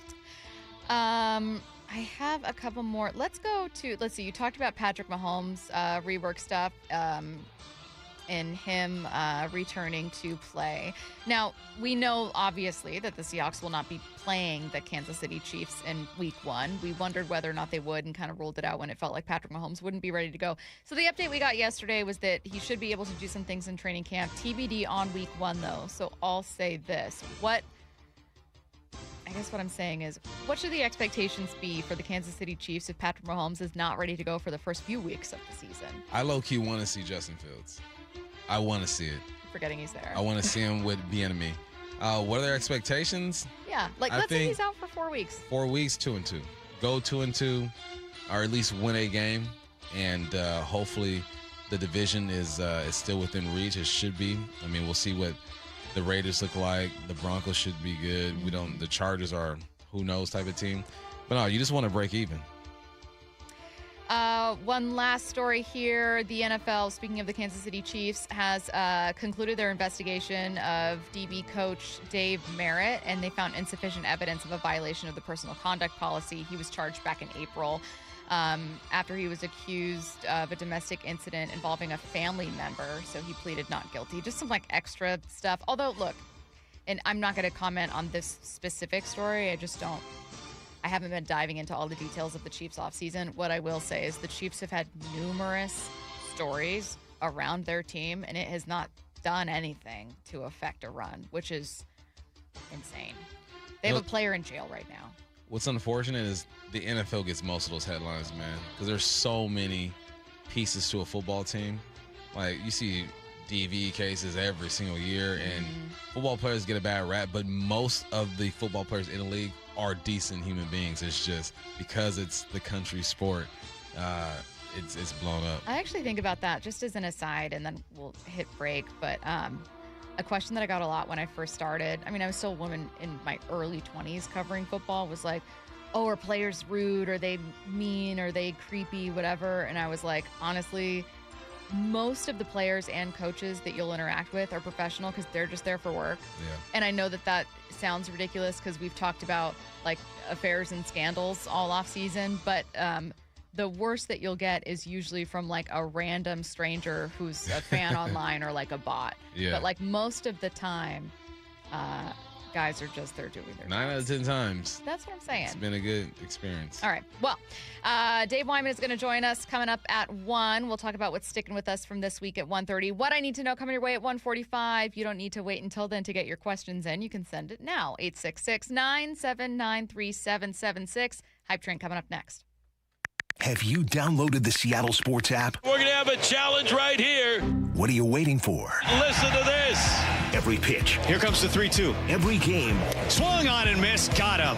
One app for free. How about that, folks? The Seattle Sports app. Every game. Julio racing back. Right in the palm of your hands. Makes a leap and makes the catch. Plus the latest Mariners news, insider access, video, and podcasts. They got it. Wow. The Seattle Sports app. Coming to Emerald Queen Casino Event Center, Thursday night, June 18th, it's Jim Jeffries. If you see an old couple and you go, how long have you two been married for? And they go, 45 years. And then I always ask, what's your secret? The man goes like this, she's always right. And then you see him go dead behind the eyes. Tickets at emeraldqueen.com. Global comedy heavyweight, Jim Jeffries, June 18th, Emerald Queen Casino. Always entertaining. 21 and older, need gambling help, call 800-547-6133 or visit emeraldqueen.com. Hey, Brock Heward here. Those in the know wait all year for the return of the Copper River King Salmon, available now at Seastar Restaurant and Raw Bar. Caught in Alaska's legendary Copper River, this wild king salmon is the rarest and most sought after of the run. Chef Howie's team over there, they prepare it simply. Fire grilled, lightly seasoned, really allowing this remarkable fish to speak for itself. Available only when the daily catch allows, and when it's gone, it's gone. So make your reservation at Seastar before the season slips away. Dave Wyman here, and the folks at Bellevue Rare Coins say higher prices have enticed more Americans to cash out their jewelry, gold, and silver items. Here's a story from a real customer. She walked into Bellevue Rare Coins with an old bag of jewelry, a little bit nervous, a little bit embarrassed because it was mostly old tangled chains and pieces she hadn't looked at in years. When they gave her the total, she couldn't believe what it was worth. Go see what your jewelry is worth with a free consultation. Bellevue Rare Coins is now in Linwood, Issaquah, Tacoma, and Bellevue. It took us 93 years to build this reputation, but it'll take just 5 minutes to ruin it. If you think about that, you'll do things differently. Lee Johnson Auto Family. Upgrade your home with Lake Washington Windows and Doors. Be among the first 40 June projects to sign up for 5 or more installed windows and receive a free patio door. Plus, enjoy 12 months no interest, no payments financing. LakeWashingtonWindows.com.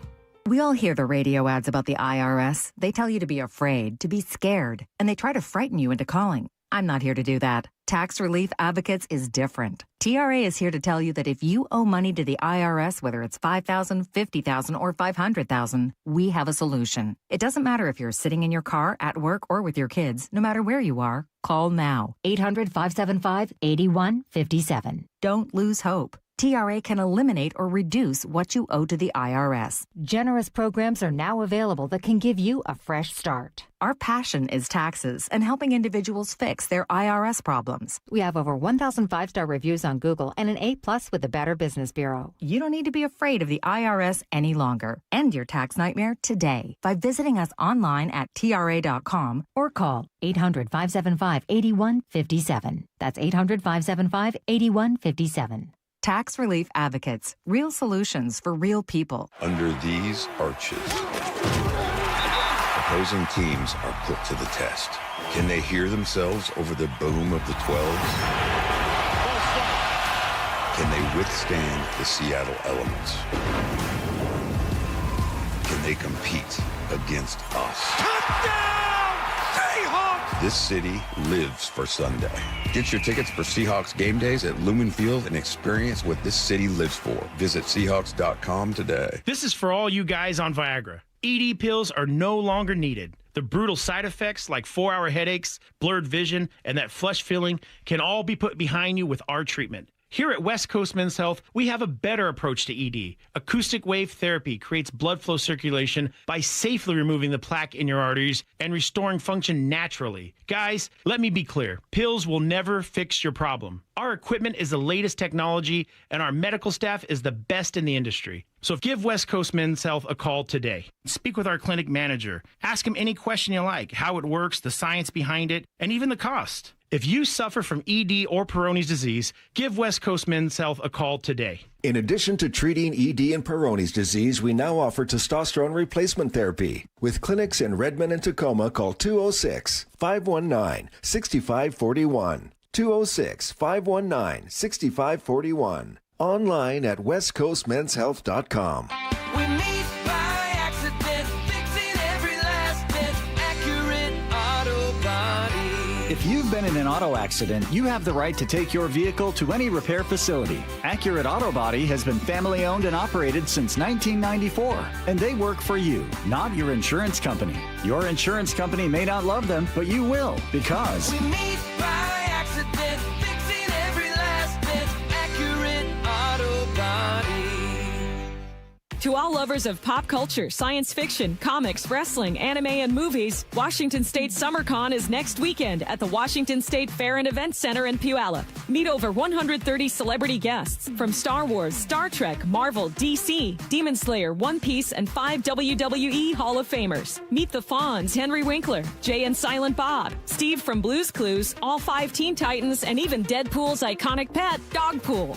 Visit wassummercon.com to purchase tickets. From the Quantum Fiber Studio, you're listening to Bump Stacy. Weekdays 10 to 2. On Seattle Sports and 97.3 FM HD2. Get your questions in for what I need to know. 866-979-3776. Sports, non-sports, does not matter. Text it now. Again. Hey, who sings a song that was just playing right now? DMX.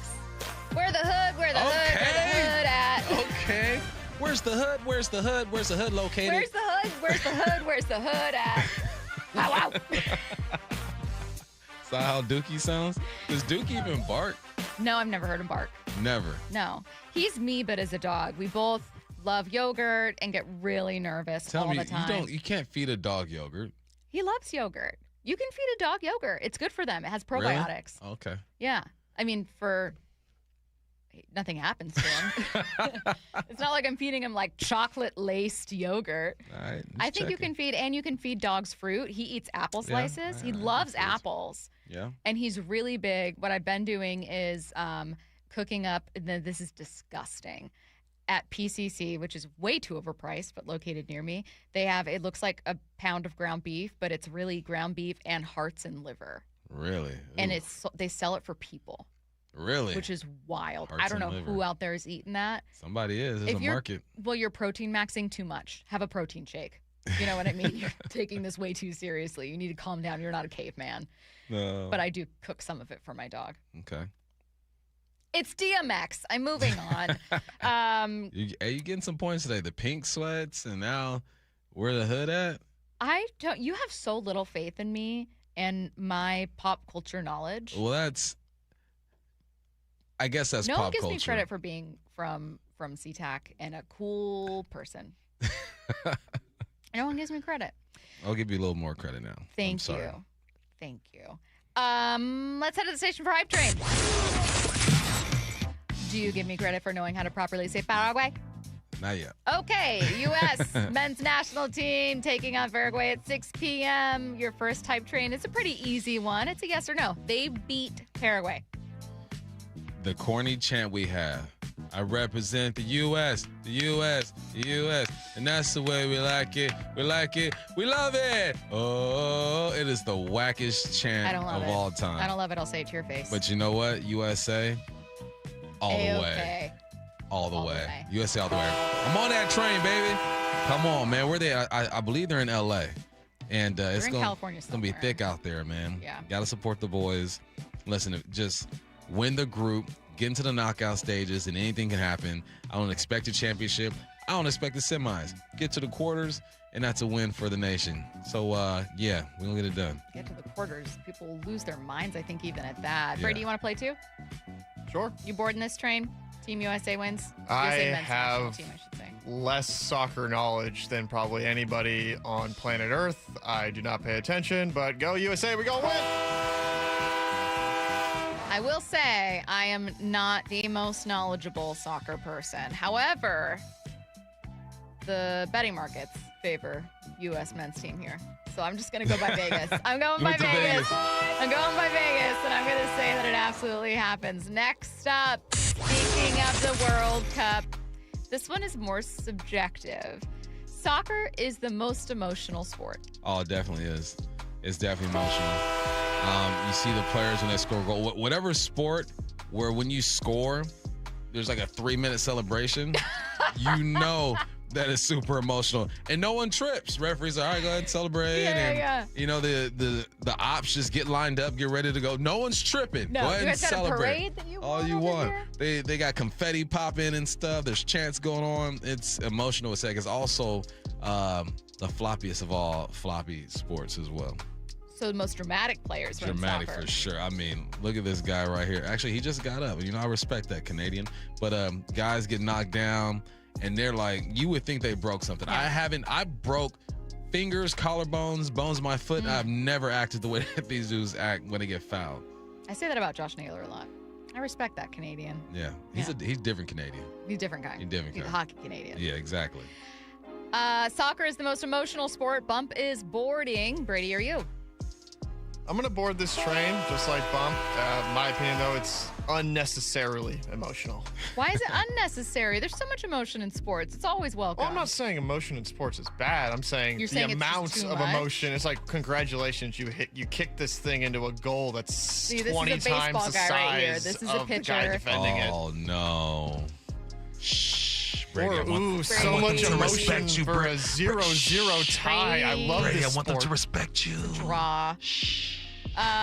Yes, I'm boarding this one. We're all aboard. Soccer is the most emotional sport. I don't necessarily think it's misplaced. I think it's to Bump's point earlier, I think because so much of it is tied to either a nation that you're like, well, I'm from here, or it's tied to a club that you've been supporting your whole life. Like, there's just a different kind of craziness there that I respect and also recognize as being way more emotional than anything else. You know what is right behind it? WBC baseball. Yeah. The second most emotional sport I've ever seen in my life. I'm trying to think of where I'd put football in there. I don't think football's emotional in the same way. It's really not. It's enthusiastic more than emotional. Yeah. Like, you have to play with enthusiasm. Yeah. Next up. Now, we all been talking about, obviously, the NBA Finals, and SGA was catching a lot of heat from people for his flopping ways, and he does flop. But there's another player that was skating by despite some critiques we can throw on him. Wemby is a dirty player. Oh, he dirty as heck. I'm on that. Wemby is dirty. Throwing elbows. He tried to take out OG's knee. He's dirty as heck, man. Somebody needed to do something. If he was in the 90s, man, they would have been got him. But this ain't the 90s. What? He's somebody would have clotheslined 12 him. feet tall. Don't matter. He got a chin, don't he? Okay. Everybody got a chin. You tap that chin, I seen the biggest man drop. Wemby's a dirty player, Brady. He's a dirty player, that's for sure. He's like the nice version of a combination of Draymond Green and Grayson Allen. French people are, you know what? Yeah, he's not nice. Europeans are polite and pretentious and Well, I didn't say it was a good thing. I'm just saying he comes off polite, but he's like a combination of Draymond Green and Grayson Allen put into one. Oh, that's a Grayson little, I don't Allen. know about I that. haven't heard that name in a while. Yeah, Draymond also is a little too. I think that he is. I think that for some reason people a little tiny bit infantilize him, and I'm not sure why. Not only like he's this massive guy, I think it's because he's so young and he's such a rare alien type of a player that people are like, wow. Like, and he seems so smart and sincere that I think people kind of treat it like he's, I don't know. I don't know how else to articulate that, but I do think there's a little bit of that going on. And so people don't also give him credit for, at times, or hate for, at times, playing dirty. You know what I don't like?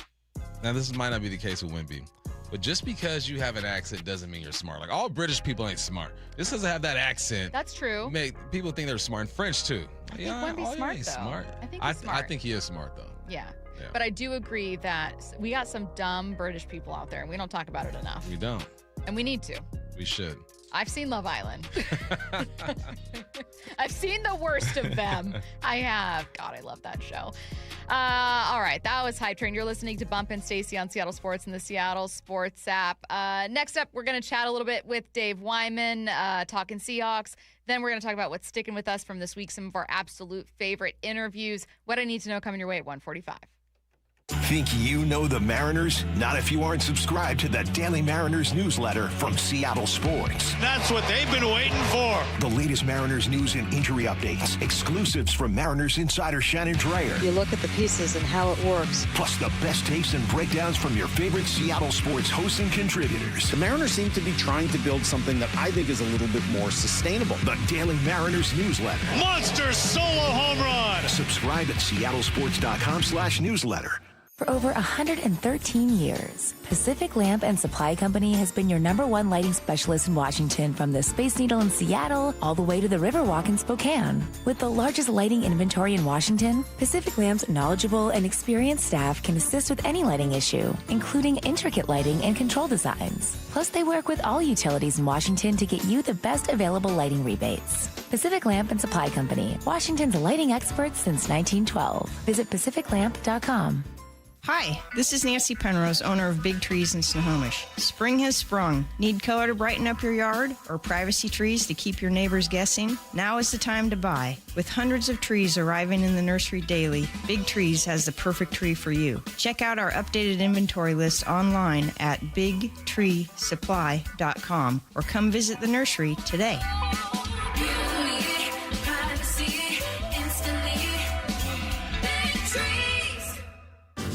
Spring is a perfect time to make improvements that protect and add value to your home. Hi, Justin Shirley, CEO of State Roofing and Exteriors. For decades, homeowners across the Pacific Northwest have trusted our team for roofing, siding, windows, and custom decking. This spring, save up to $3,000, or qualified homeowners can take advantage of 0 down, 0 payments, and 0 interest up to 24 months. Call 866-ROOF-ROOF or visit stateroofing.com today to schedule your free estimate. Your home is your sanctuary. How it looks and who you trust to make it look the best is paramount. All Covered Painting works with Seattle homeowners who care about details. Experienced in-house professionals who handle every local project with all the care your home deserves. They listen to your vision and help bring it to life. Book All Covered Painting for your summer project and ask about a complimentary color consultation with an interior designer.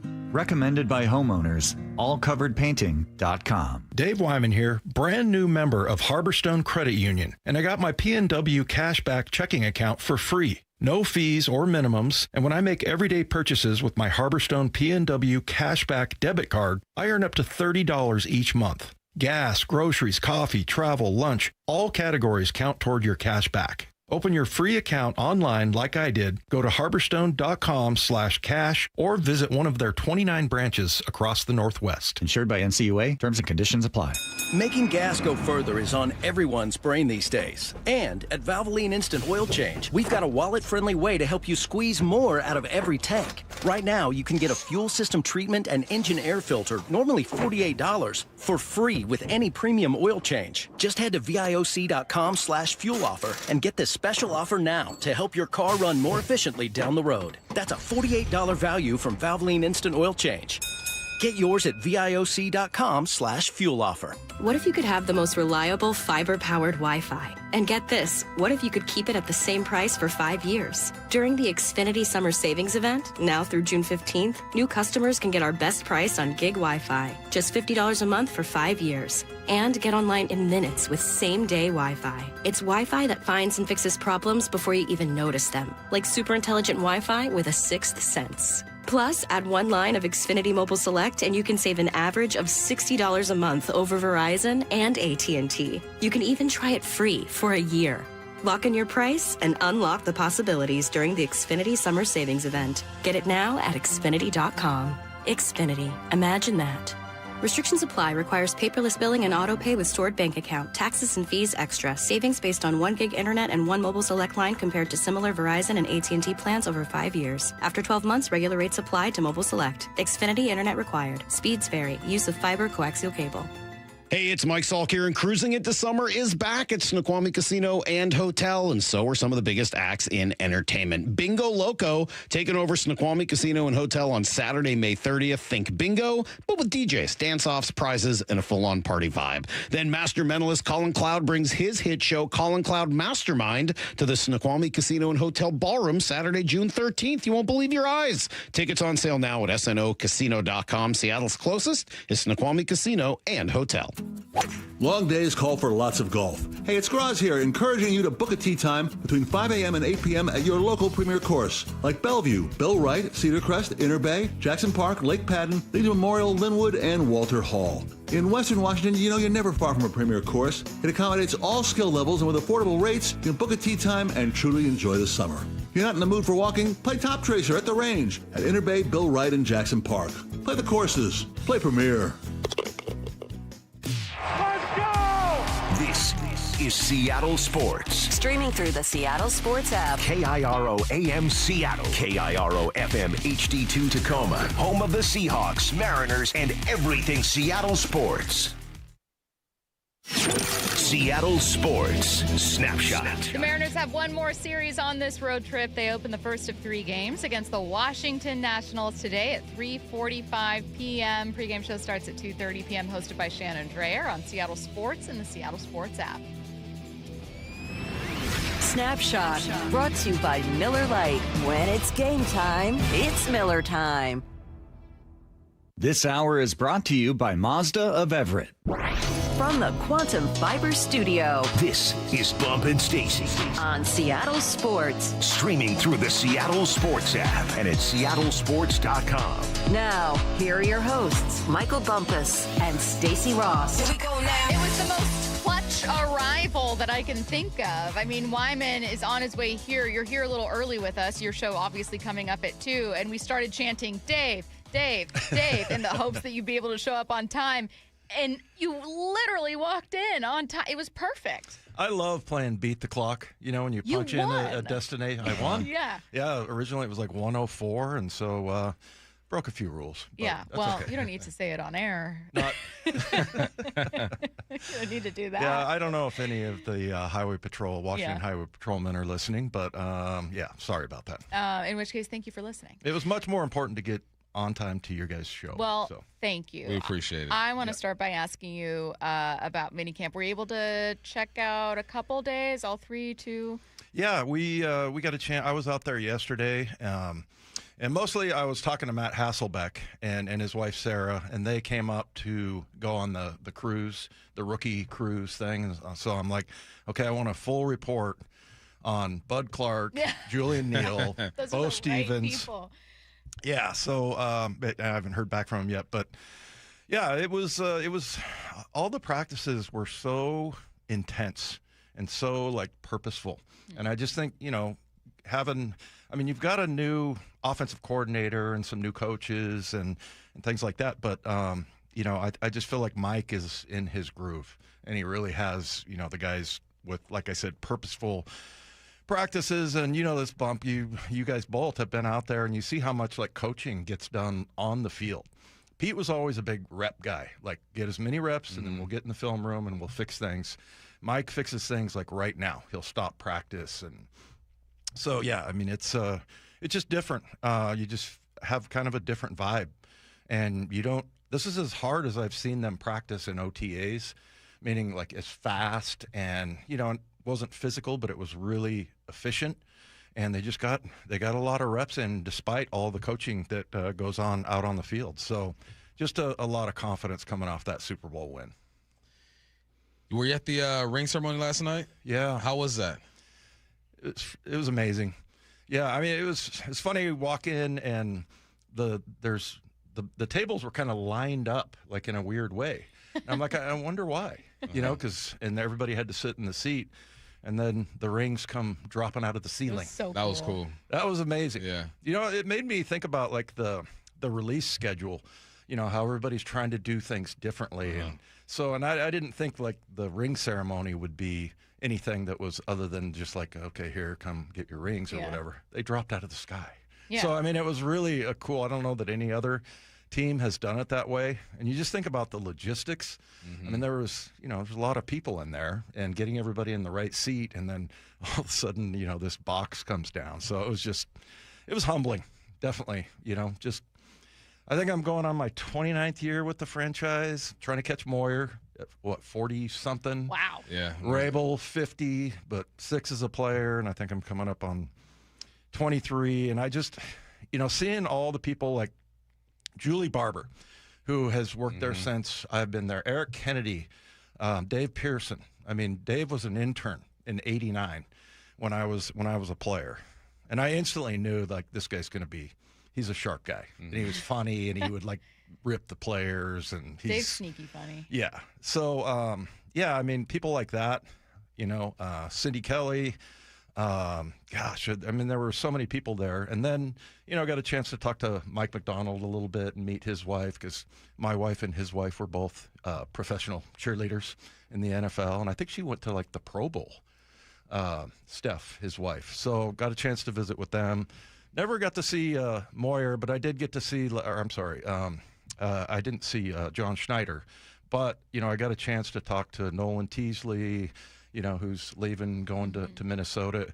Shook hands with Kobe Bryant, saw him there, Cool. So it was kind of interesting that those guys came back and, just fit right in, obviously. Yeah. Let's talk about how some of these guys, the newer guys, are going to be fitting in with this team. Huh? That's not a bad transition. That's not bad. I tried my best. It's not the best, but it's not the worst. In particular, I know that you're not going to necessarily have pages of notes about how rookies looked out there at minicamp. Yeah. Again, they're still like kind of on this install stages, and the defense is so limited. But is there any particular rookie where you just think, yeah, they have quite a few options here? Like this guy is someone I'm going to be watching come July 25th or whatever it is when training camp kicks off. Yeah, I think Bud Clark stood out probably the most, just because you see that he's a ball hawk. He's constantly around the ball, had interceptions, flying around, looks very, again, purposeful, like he knows where he's going. The other one is Jadarian Price. Just watching him at the combine and seeing how he was the only running back that made like one cut and when they did the drills. And it's just a matter of like your mind has to work really fast, especially on the inside zone type of plays. It's like you're going laterally and you need to be very decisive with those steps. And that's what I saw from him, when he's, obviously it's not tackle football out there, but just the way that he didn't have any stutter steps at the combine in those drills. And I didn't really see that from him at Notre Dame, and you didn't really see it with him out at practice. He puts, there's no extra step or anything. He's just very efficient, and he just reads things really fast. And like Ken Walker, and I thought that's what Walker's mind works so fast that, you have to, make split-second decisions. And it was just natural for him, and I see a lot of that from Jadarian Price. So that'll be interesting. I know you got the endorsement of Sean Alexander. He was talking about how he thinks he's going to run for over 1,000 yards. We'll see, but those are just a couple of the rookies that stood out to me. Offensively, I was telling Stacy, if the offense didn't look like every play was dang near explosive, I'd be disappointed because defensively you can't touch anybody, you can't go for the ball. I mean, we're supposed to shine offensively. From what you can gather, what does the offense look like to you? It kind of looks the same, and I think that, you look at Darnold. I mean, there's similar type of plays, and, there's only so many different run schemes that you can run. And, I mean, it didn't look like – and the way that practice went offensively, there wasn't a lot of times that I saw anyway that where it was like, no, let's get back here and line this up. But, there was a few times where – and you saw that, like, Mike gets pissed. He gets fired up out there if things don't go right. And, and he's always talking. His messaging is really getting through. So I didn't see a big difference or drop off as far as the offense goes. So it's just a matter of implementing all the terminology and everything that Fleury is going to. And I feel like they kind of make a deal like, okay, do I change the name of this or do you guys change? And so I think for him, it's going to be, he's probably going to say, hey, I'm going to go more towards like the old terminology. So that way, because when I went to Denver, it was like everything was different. We called it eye backs and split backs, and we called it near and far.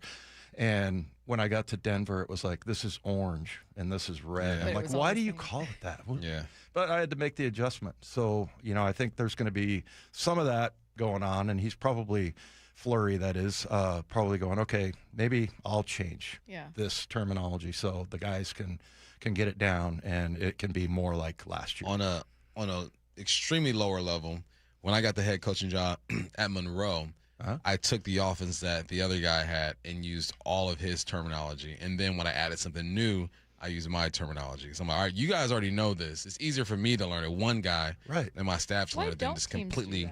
Because sometimes philosophies are different. Sometimes guys would be more spread out than packed in. But and it's ego. Coaches have the biggest egos in the world. And even if Mike McDonald, humble guy, please believe he has an ego. Like he wouldn't be where he is if he didn't have an ego. Yeah.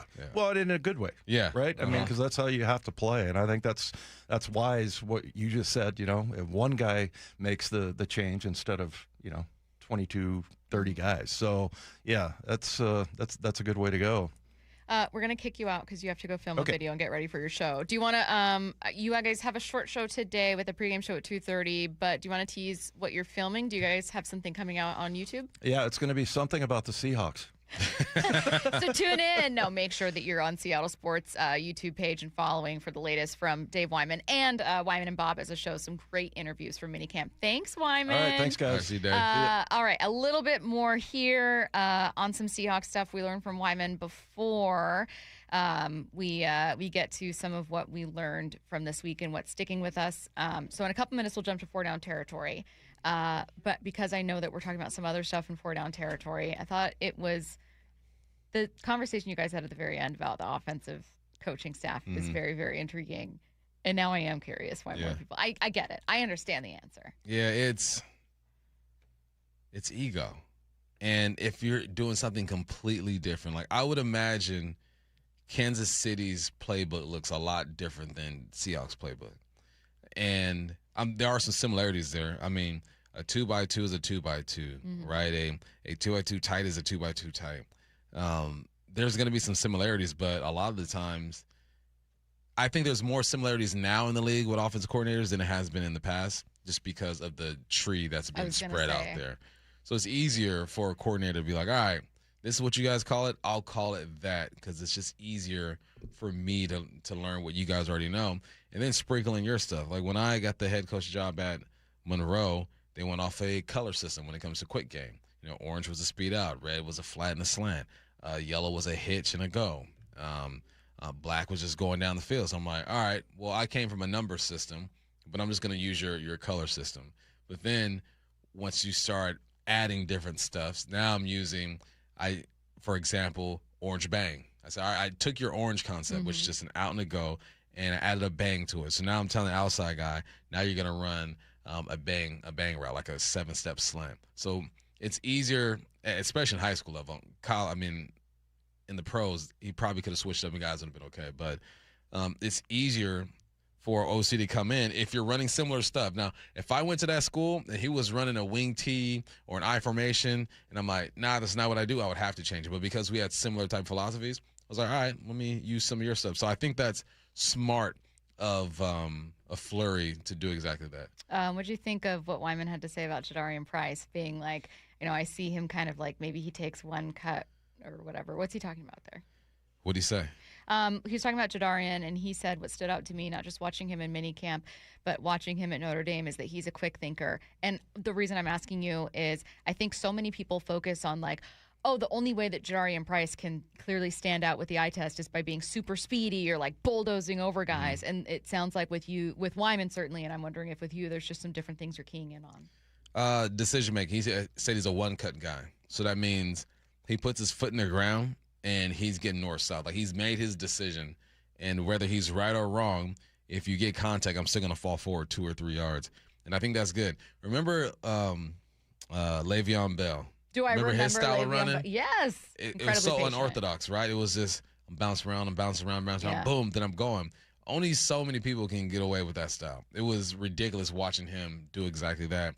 I think Jadarian's more of an old-school downhill type of runner, and that's exactly what this team needs. That's why Zach Charbonnet was so successful, because he's a one-cut guy.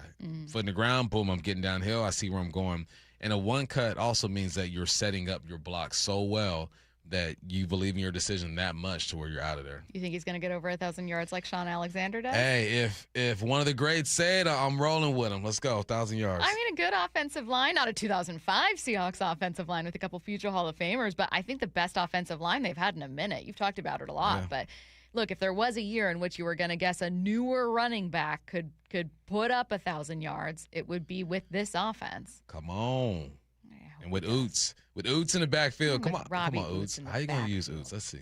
And we've talked about that endlessly. Oh, by the way, we do have a video talking about that. It's up on Seattle Sports YouTube page. And make sure you're going to check out Wyman. We're talking about Seahawks. Something Seahawks coming your way on the Seattle Sports YouTube page. Let's get to 4 down territory. This is 4 down territory, going inside the game. With former Seahawks and Coug wide receiver Michael Bumpus. First down. Why do you agree with Devin McCourty? Kind of. Devin McCourty is pointing out that all these owners in the NFL are putting grass on their fields for the World Cup.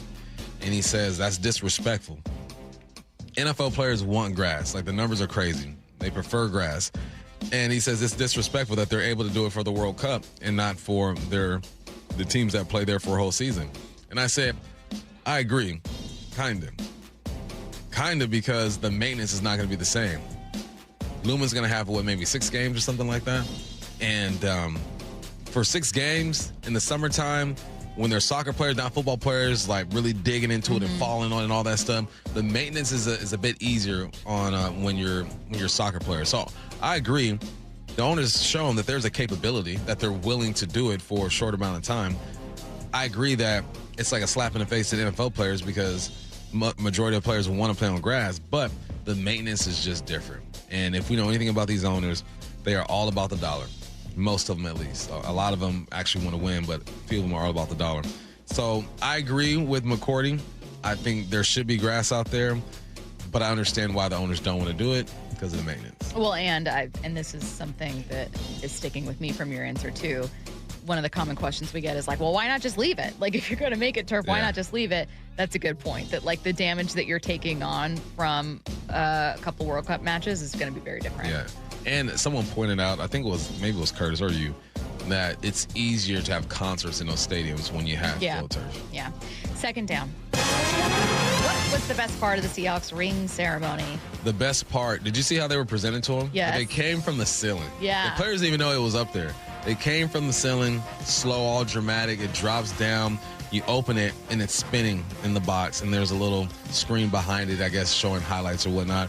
It was just the realization that they hit the reset button like, dang, we are world champions. We did do that. And hearing, like, Leonard Williams saying, it was like a Christmas Eve for him, waiting to get that ring, and just how happy everybody was. It was like they got to relive their greatness once again.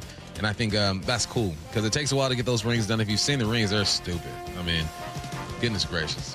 I feel bad for the guys who won Super Bowl #2 because they're looking at these rings and you can sell these rings for a bunch. We saw them going for $100,000. Yes, on a Pawn Star. Pawn Star?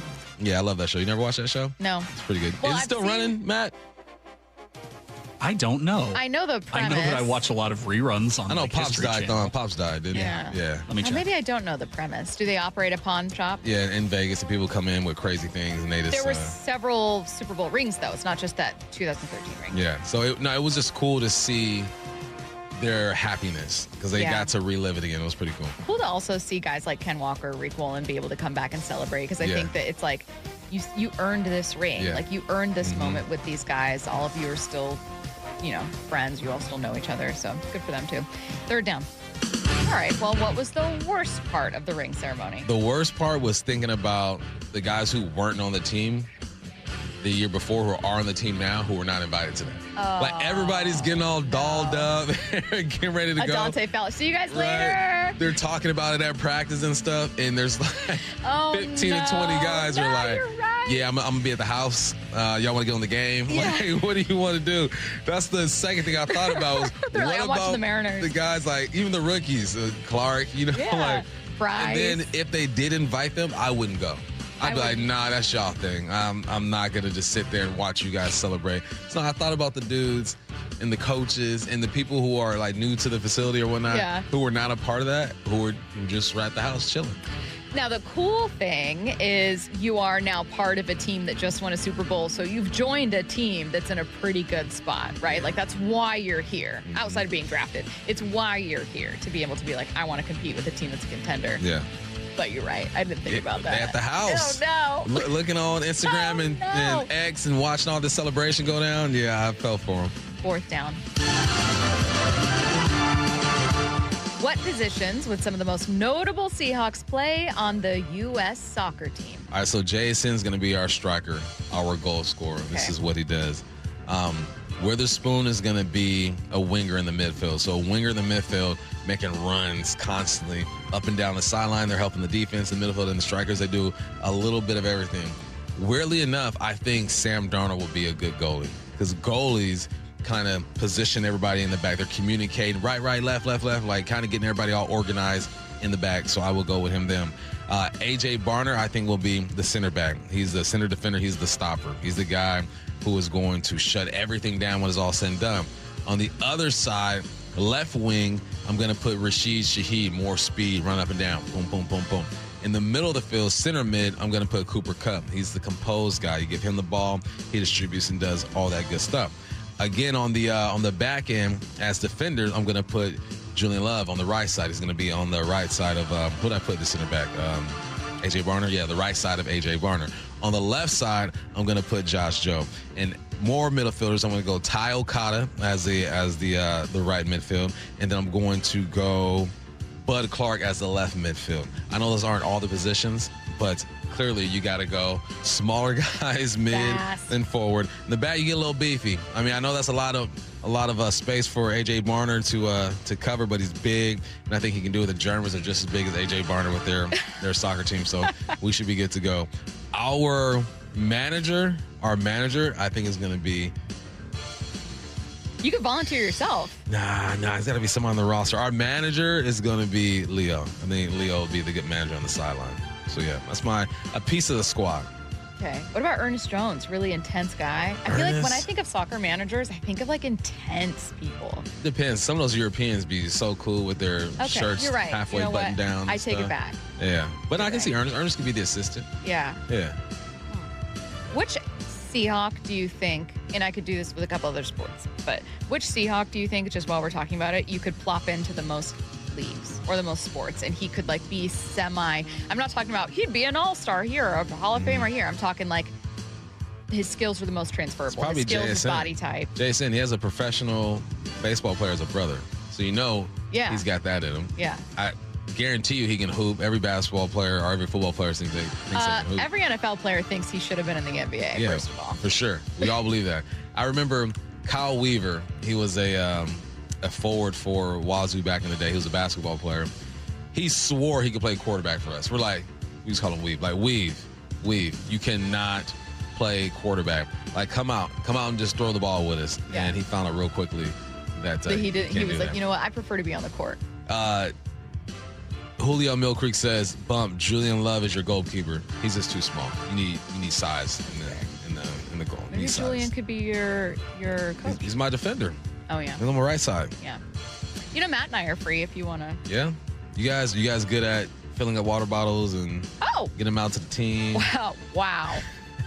Honestly, I don't even think I'm athletic enough to do that. Yeah, and now do we have to run out to give them the water bottles, or can they come to us? No, okay. Well, sometimes they run. Well, they have water breaks now. Another thing, water breaks we're having now. Oh, God. I know it's hot. This is a get off my lawn. Water breaks. They had it in Qatar, too. I get it, but I've never seen that. Coming up, we got a lot of great interviews and a lot of things sticking with us from this week. We'll get to that coming up in just a few minutes. And coming up at 1:45, it's What I Need to Know. So get your questions in 866-979-3776. Have you downloaded the Seattle Sports app? We're going to have a challenge right here. What are you waiting for? Listen to this. Every pitch. Here comes the 3-2. Every game. Swung on and missed. Got him. One app for free. How about that, folks? The Seattle Sports app. Every game. Julio racing back. Right in the palm of your hands. Makes a leap and makes the catch. Plus the latest Mariners news, insider access, video, and podcasts. They caught it. Wow. The Seattle Sports app. How you do one thing is how you do everything. And for 104 years, Wayscarf Ford has treated their customers a very special way, the Wayscarf way. Stacey here and I've personally felt that. I've driven my new Ford Bronco from Wayscarf Ford for over a year now. Getting it was very exciting and stress-free. But each time I brought it in because of a minor bump or because it was in need of service, their team has been friendly and polite. They explained that each vehicle they sell includes a complimentary lifetime powertrain warranty. That covers your engine, transmission, rear end, and also sealant gaskets for any of those components. And if it's a four-wheel drive or all-wheel drive like my Bronco, the warranty covers the transfer case as well. They also have a 5-day or 500-mile 100% money-back guarantee. I always leave Wayscarf Ford with a smile on my face, and now you should too, with rates as low as 3.99 on approved credit and no payments until football season to help you save even more. It's the family discount, and it's only at Wayscarf Ford in Auburn. WayscarFord.com. Hey, it's Mike Salk here, and Cruising Into Summer is back at Snoqualmie Casino and Hotel, and so are some of the biggest acts in entertainment. Bingo Loco taking over Snoqualmie Casino and Hotel on Saturday, May 30th. Think bingo, but with DJs, dance-offs, prizes, and a full-on party vibe. Then Master Mentalist Colin Cloud brings his hit show, Colin Cloud Mastermind, to the Snoqualmie Casino and Hotel Ballroom Saturday, June 13th. You won't believe your eyes. Tickets on sale now at snocasino.com. Seattle's closest is Snoqualmie Casino and Hotel. Did you know in Washington State, you can see a physical therapist without a referral from your doctor? That's right. Thanks to Direct Access, you can skip the wait and get the care you need right away. Shannon O'Kelly, how has Direct Access changed the game? Direct Access for us, Brock, is a game changer. Why? Is because there is so much research and data out there that says if you get in early when you have a musculoskeletal problem or an injury, the earlier you get in and we can start care, the better outcomes and the decreased downstream cost, okay? So it's so important. Our providers are all doctors of physical therapy. They're all trained to identify situations and problems. They've got the skill, they've got the talent, they've got the knowledge. If you get in and start therapy early, we're going to get you back to activity, pain-free, and moving and having fun. Fast, easy, effective. Direct Access is your path to better movement, starting with a single step. Visit irgpt.com to schedule your appointment today. irgpt.com. This is the story of the one who keeps multiple buildings running smoothly day after day. Plumbing that flows, HVAC that hums, cleaning supplies that keep surfaces sparkling. That's why she counts on Grainger. With easy reordering online and 24/7 support, Grainger helps her keep the products she needs on hand. So shelves stay stocked and buildings stay ready. Call 1-800-GRAINGER, click Grainger.com, or just stop by. Grainger, for the ones who get it done. Hey, Green Gobbler here. So you've got a clogged drain in your bathroom. Water in the sink's overstaying its welcome. You're spitting today's toothpaste on top of yesterday's toothpaste. You hope that it go away. Yeah, clogs don't just go away. I make them go away. I'm Green Gobbler, the only clog dissolver you need. I'm bleach-free, safe for your pipes, and I work. Guaranteed or your money back. Because I never met a clog that was going to unclog itself. Green Gobbler. Let the gobbler get it. The home of the Mariners. It is gone! Cal Raleigh, 2-run home run! Hear every pitch on 710 and the Seattle Sports app.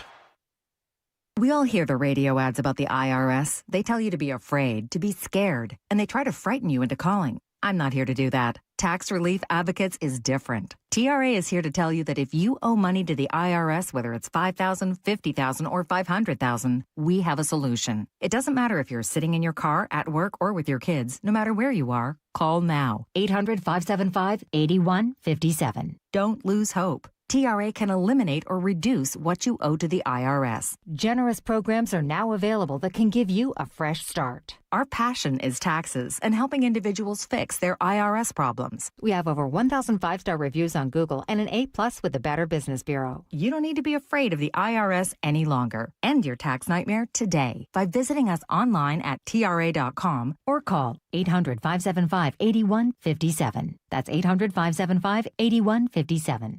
Tax Relief Advocates. Real solutions for real people. When temperatures rise, the Murphy Auction Company rolls out the biggest online heavy equipment auction of the summer. Bidding is underway now. On the block, find a huge assortment of heavy equipment, contractors' equipment, and vehicles, like 80 heavy trucks, 13 excavators, 5 backhoes, 9 forklifts, 3 skid steers, 2 asphalt pavers, and a 2002 Trail King 50-ton triaxle lowboy equipment trailer. Plus, a 2025 Dodge Durango SRT Hellcat with under 2,000 miles, contractor's tools, attachments, roll-off boxes, lumber, and much more. Preview all items June 16th and 17th, 8 a.m. to 4 p.m. at our location in Marysville, 3803 136th Street Northeast. This is the auction you don't want to miss. For pictures and all details, visit murphyauction.com. That's murphyauction.com. murphyauction.com. This hour is brought to you by Mazda of Everett. From the Quantum Fiber Studio. This is Bump Stacy. Weekdays 10 to 2. On Seattle Sports and 97.3 FM HD2. What I need to know coming your way in 15 minutes. Get those questions in. 866-979-3776. We have had so many great guests and interviews this week, from players to analysts, and there are a few things sticking with us days later. So we isolated cuts from some of those conversations so that we could revisit the most important conversations of the week. First, we started the week by talking about whether or not it was a bad thing that there was no clear-cut Mariners all-star. Someone who, like last year, Cal Raleigh was very clearly not only an all-star catcher, but probably going to be your starting all-star catcher, and obviously was. This year, that's not really the case for the Mariners, though there are many cases you could make for a couple different guys. This is what Jake Mintz told us about who he would want to see. I would rather have Julio there. Julio Rodriguez just moves like someone who's an all-star. He is in a way representative of what this Mariners team is, where you're wanting more all the time. And yet you look up on June 9th and you're like, that's pretty good. Bump, 2 reasons this cut's sticking with us. Number one, there's just an interesting case to be made for Julio, even though on paper he doesn't have those all-star numbers quite yet. But also his comparison of Julio and the Mariners, saying there's so much talent there and you keep thinking you want to see more, but then lo and behold, you're in first place, still going to the playoffs. Knock on wood. Julio has entered the realm of reputation. Yeah. Your reputation is going to give you the benefit of the doubt. Like in football, people vote on offensive linemen and defensive linemen. Is all right, once you're in a couple of years, you're probably in every single year after that. Michael Parsons will probably make the Pro Bowl, and he'll play 5 games this year. That's just what it is. And that's where Julio is. I like when he said he moves like an all-star. That's real. If you've ever been able to have seats right behind the dugout and watch Julio get out there and be on deck, run to the outfield, run back, there's just something different about him. People have that kind of aura. Just swag. Yeah. Randy, it's a little different. Randy's balling, but Randy ain't got the same glow that that Julio has. And then you look at his stats, you're like, he's actually having a pretty good season. Yeah. So you combine the glow with the reputation and the play. If he is decent by All-Star break every year, he's going to get voted in. Julio's one of those guys that's just going to need full picture stats, not pitcher, because he's not going to be leading the league in home runs. Yeah. He's not like truly just like a power hitter. Your power hitter's Cal. Cal has the ability, and quite literally did it last year, to lead the league in home runs. He's also never going to be a guy that hits for average. He's just not. Now, Julio is kind of a guy that's going to have to be the full picture.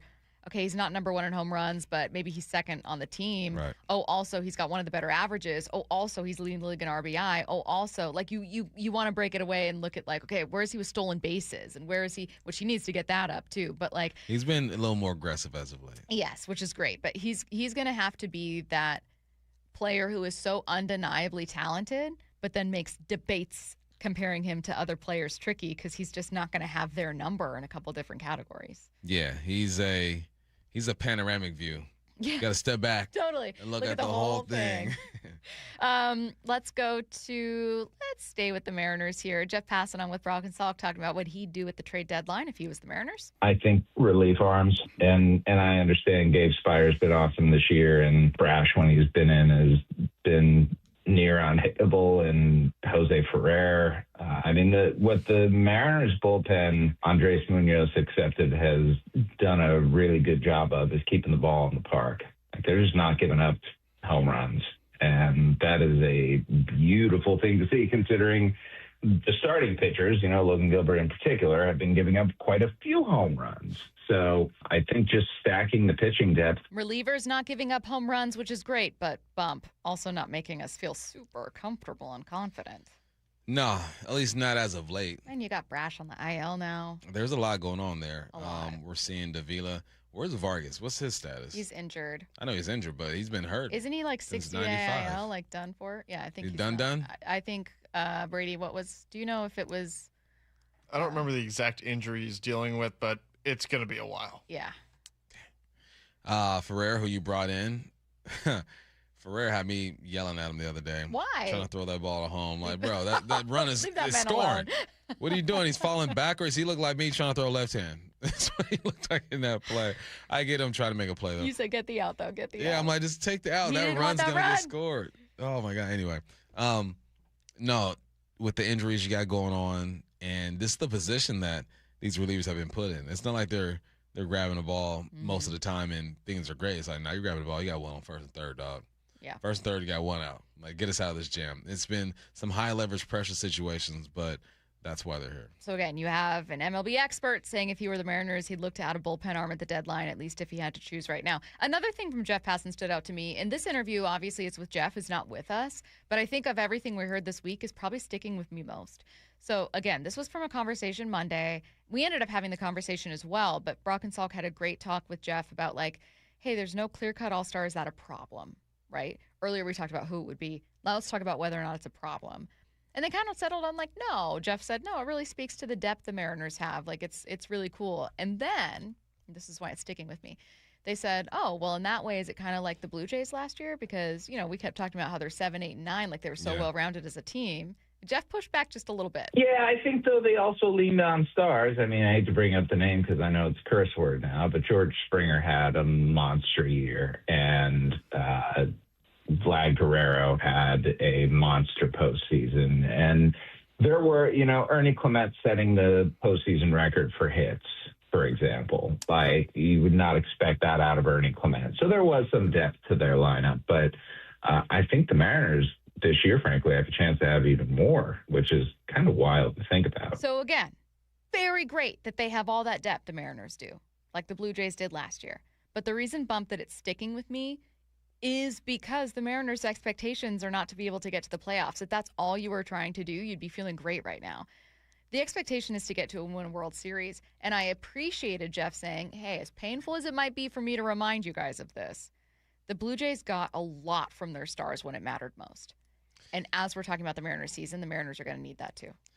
Yeah, Springer got him on nerves last year. I hate George Springer now. Springer was this, stop.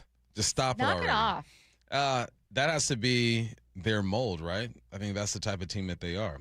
yeah, like the Blue Jays. We don't want to be like them, but the way that they had success, I think, is repeatable over here. And not having a clear-cut guy, I think it is clear-cut if you take away the name. If you just put Julio next to Randy and numbers and all that stuff, you're going to take Randy. But there's something else that comes with being that guy, which is the aura which Julio has. On the ceiling. Yeah, in the ceiling, exactly. Julio, what, 25, 24? Like he's still got some time. So I'm okay with this team being that team. I think that's they always surprise me in a way, though, because at least they surprised me last year because I didn't expect them to be as home run heavy. Now coming into this year, I'm like, okay, well, that's what they are. They're a home run heavy team. But to be a home run heavy team, when you go through the inevitable drought, you have to rely on Cole Young, Cole Emerson, yeah, that's true. JP. That's fair. That's where they kind of come in and shine a bit, which I think they can do it. As long as that pitching is at 100%, this team should have a chance. Yes, I think they should have a chance. But again, I just go back to you don't get a plucky underdog your way to a World Series. No. At a certain point, whenever Cal gets back, he needs to look like a really good version of Cal. Mm-hmm. At a certain point, Julio's going to need to not just be pleasant surprise early Julio. He's going to need to be late summer Julio. And you're going to need that version to show up in October. You cannot have dry spells from these guys. Because that's what happened for the Blue Jays. Springer and Vlad were at their best in the postseason. Julio got to be that nice summer beer. It's nice and cold. And it's just, after you just mow the lawn or something, it just hits different. Just a nice summer shandy. What is that? Isn't a shandy why are you shaking your head? Isn't a summer Shandies are trash, but it's a beer. But you get what I'm saying.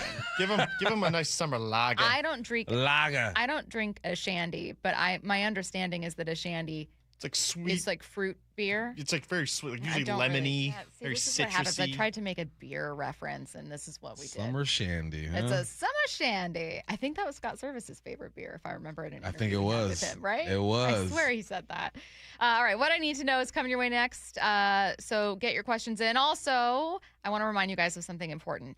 If you know a woman who gives her all to the sports community and encourages diversity and empowers those around her, then you're going to want to listen up. Seattle Sports is partnering with the Seattle chapter of WISE, which stands for Women in Sports and Events. And together, we want to recognize a woman in our community, and we need your help finding her. So nominations for the 4th Annual Women of Inspiration Award are open now until July 10th.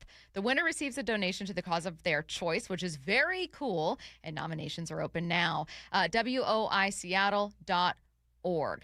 You're listening to Bump and Stacy on Seattle Sports and the Seattle Sports app. What I need to know coming your way next.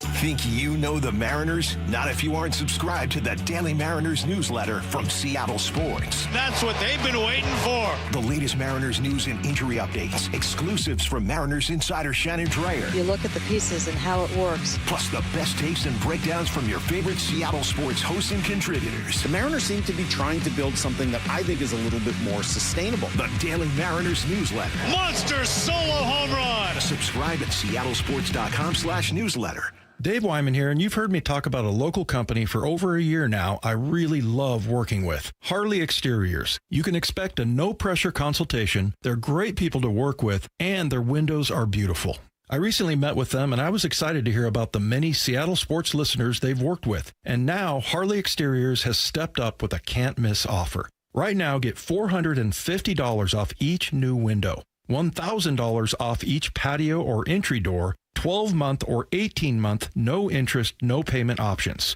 plus $200 off your final project total. If that isn't enough to get you started on a new project, I don't know what is. Schedule a consultation just like I did. Give them a call at 833-HARLEY, that's HARLEY, or go to harleyexteriors.com. Minimum purchase of 4 windows required for window discount. Qualifying windows must be 36 by 36 or larger. No size minimum on patio or entry doors. Financing subject to credit approval. Cannot be combined with other offers outside this promotion. Offer valid through June 30th. In 2026, Bay Alarm celebrates 80 years of security. With burglar and fire alarm systems, 24/7 in-house monitoring, and local service, our promise to the Puget Sound remains the same. We got you. Learn more at bayalarm.com. Trust is everything. Earning it takes years. Losing it takes 5 seconds. Lee Johnson Auto Family.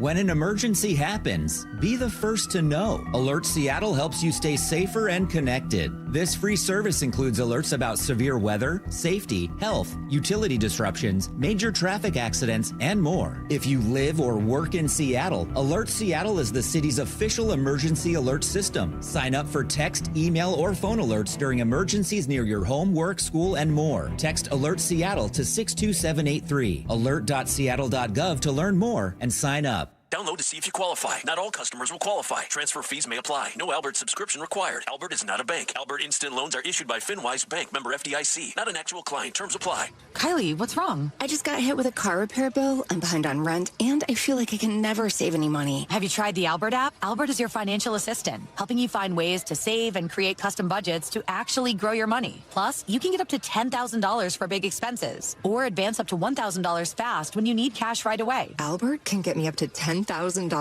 Exactly. Albert spots you in a pinch and helps you grow your money in the long run. I'm downloading Albert right now. Download the Albert app and use promo code TRACK to borrow up to $10,000 for whatever you need. The Albert app helps you budget better and save more money so you reach your financial goals faster. Download the Albert app right now and use promo code TRACK to borrow up to $10,000. Use code TRACK to borrow up to $10,000. Do you know a woman making a difference in Seattle's sports and events community? Someone who leads with purpose, mentors others, champions inclusion, and inspires those around her to be their best? Why Seattle and Seattle Sports want to celebrate her. Nominations are now open for the 2026 Women of Inspiration Award, recognizing an outstanding woman whose impact is helping shape the future of sports and events in our region. Submit your nomination today at woiseattle.org. Nominations close July 10th.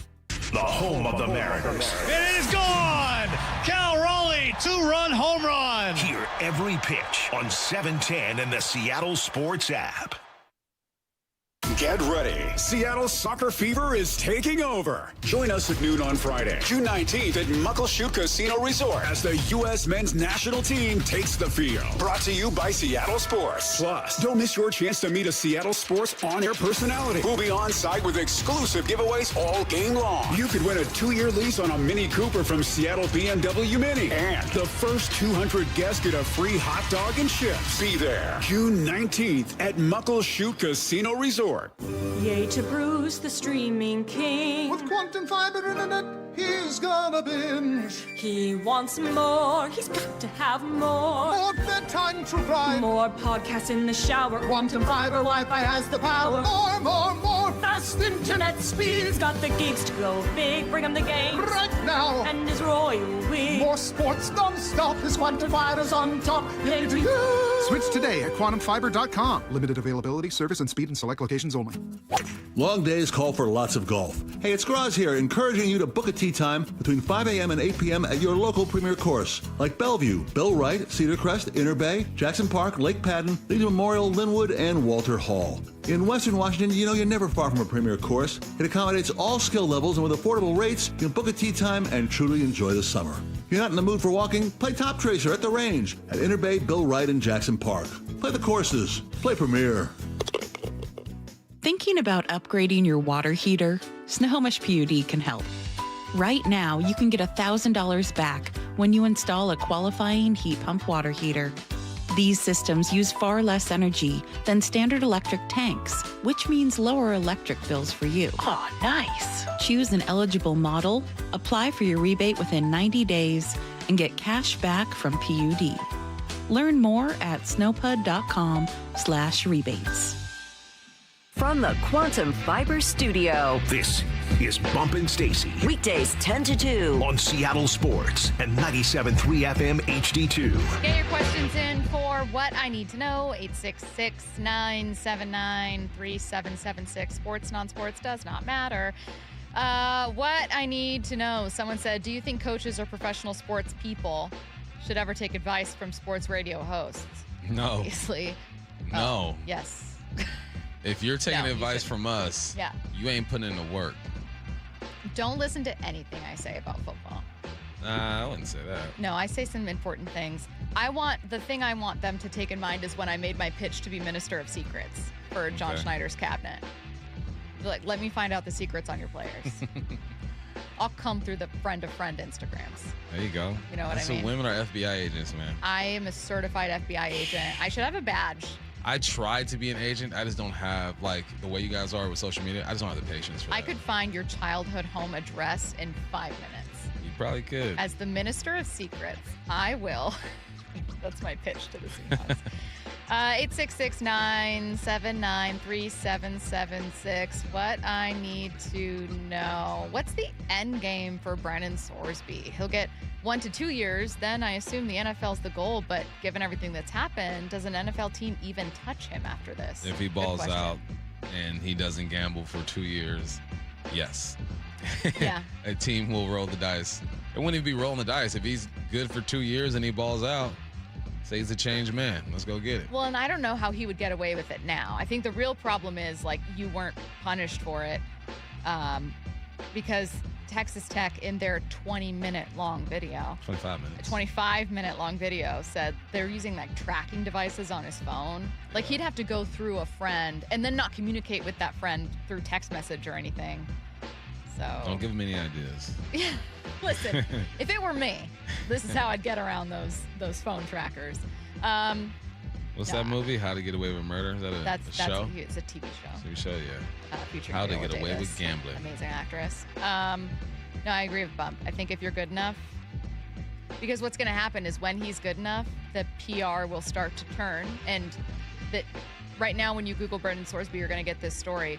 If he's balling and he's a Heisman finalist, you're going to be getting some different stories, and then the narrative's going to change. It's going to be a recovery story. It doesn't take much. Exactly. He had a problem. Yes. Texas Tech took a chance on him. What it's going to be. What's the status of Anthony Bradford? Is he going to make this year and play with the starters? I think he ends up starting the season as a starter, and then we'll see after that. Yeah. Is it Bo challenging him? Yep. What I need to know, where does the Spurs collapse rank in collapses? 28-3 is still number 1, right? Oh, yeah. 28-3 was, but granted, a 25-point deficit that the Patriots overcame. Game still had to go into overtime. I think it was the first Super Bowl to go into overtime, if I remember correctly. Was it? I think so. I'm pretty sure. In fact, I think 49ers Chiefs might have only been the second, maybe third. Super Bowls haven't typically gone into overtime. I still think so. But the thing is, it's in the finals. It's just there's something about Super Bowl. It would have to be like Game 7. Mm-hmm. I think that would have surpassed the Falcons. Yeah, Game 7 would have took it to Game another 7 level. would have done it, and then the Falcons could have breathed a little easier and gone, ha-ha.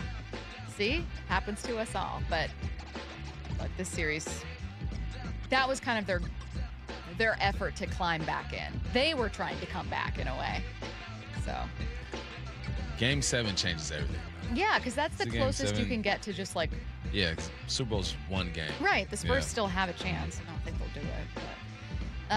what I need to know, will Jadarian Price have a better season than his ex-teammate Jeremiah Love due to Seattle's better offensive line compared to the Cardinals? That's a good question and a real possibility.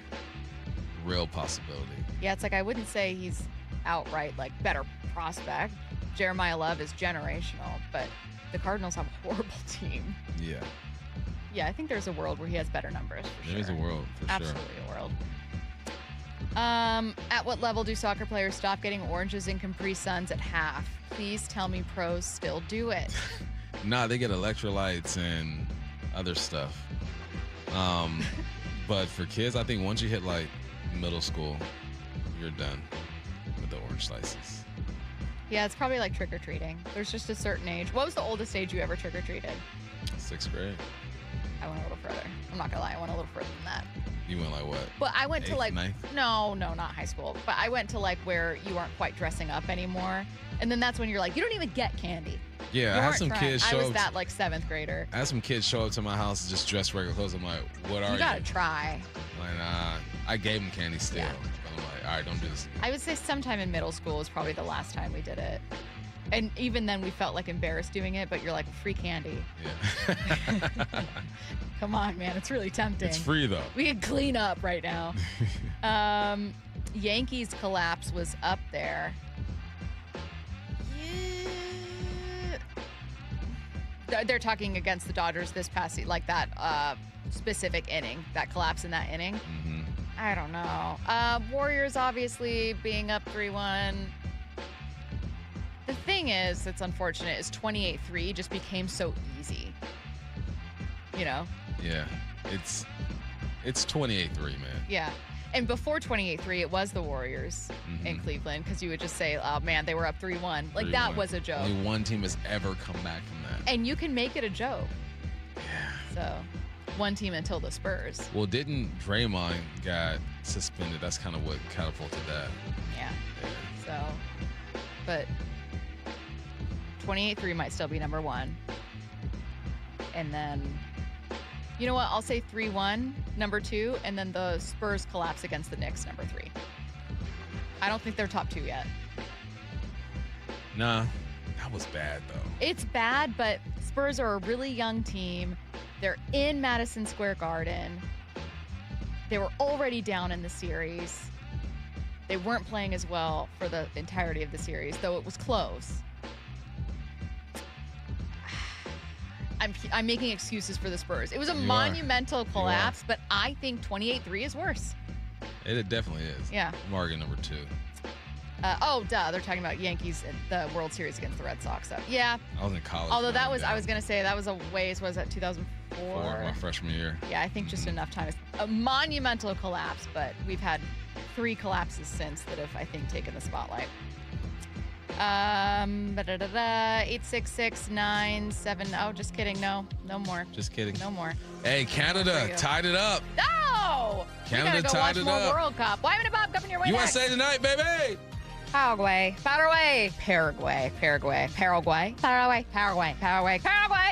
It doesn't even sound like the country anymore. It just sounds like you have Tourette's. I can't stop saying it. Paraguay.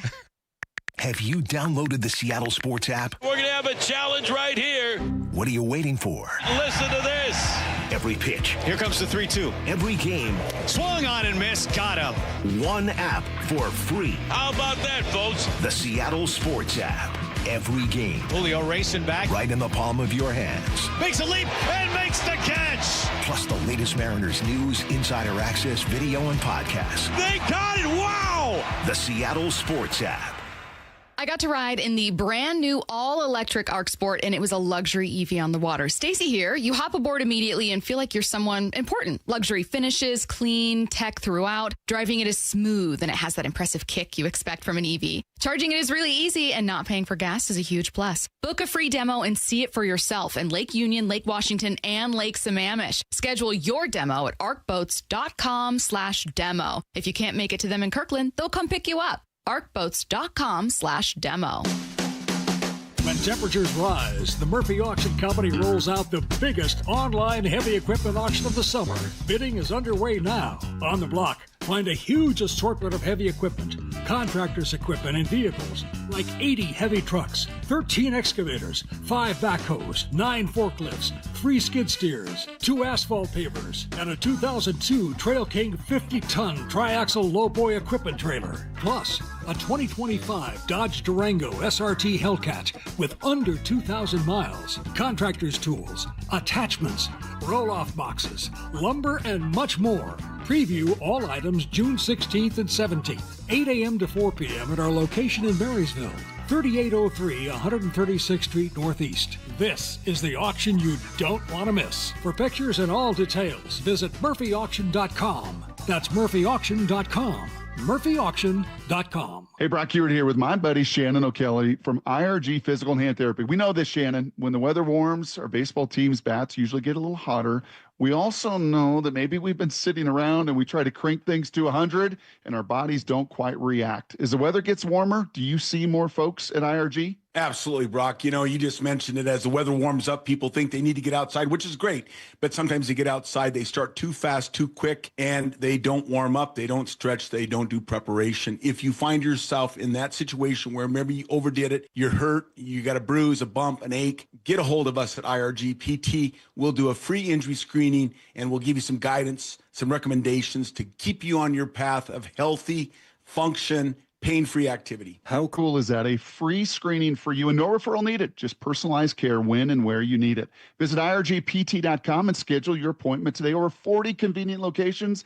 IRG's in your neighborhood. IRGPT.com. Hi, Andy Klein here. There's something special about a baseball game. The moments and the memories. At Klein Jewelers, that's exactly how we feel about our diamonds. They're a beautiful reminder of life's biggest moments.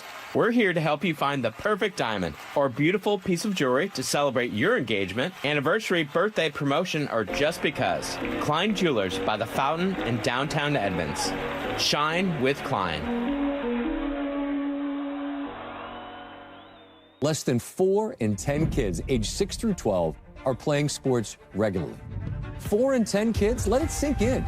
Just 4 in 10 kids. ESPN is building a nationwide coalition powered by Disney called Take Back Sports, with the purpose of training more coaches, expanding access, and creating community-driven sports programming that puts kids and fun first. We're working on that story.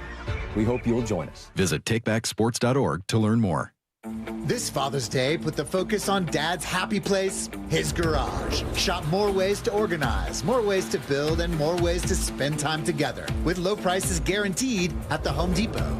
Get him a rolling toolbox or a wall-mounted organizer to keep it all in place. Or save on power tools like the Ryobi 2-tool driver drill combo kit for just $99. Make Father's Day about building something together with a little help from the Home Depot.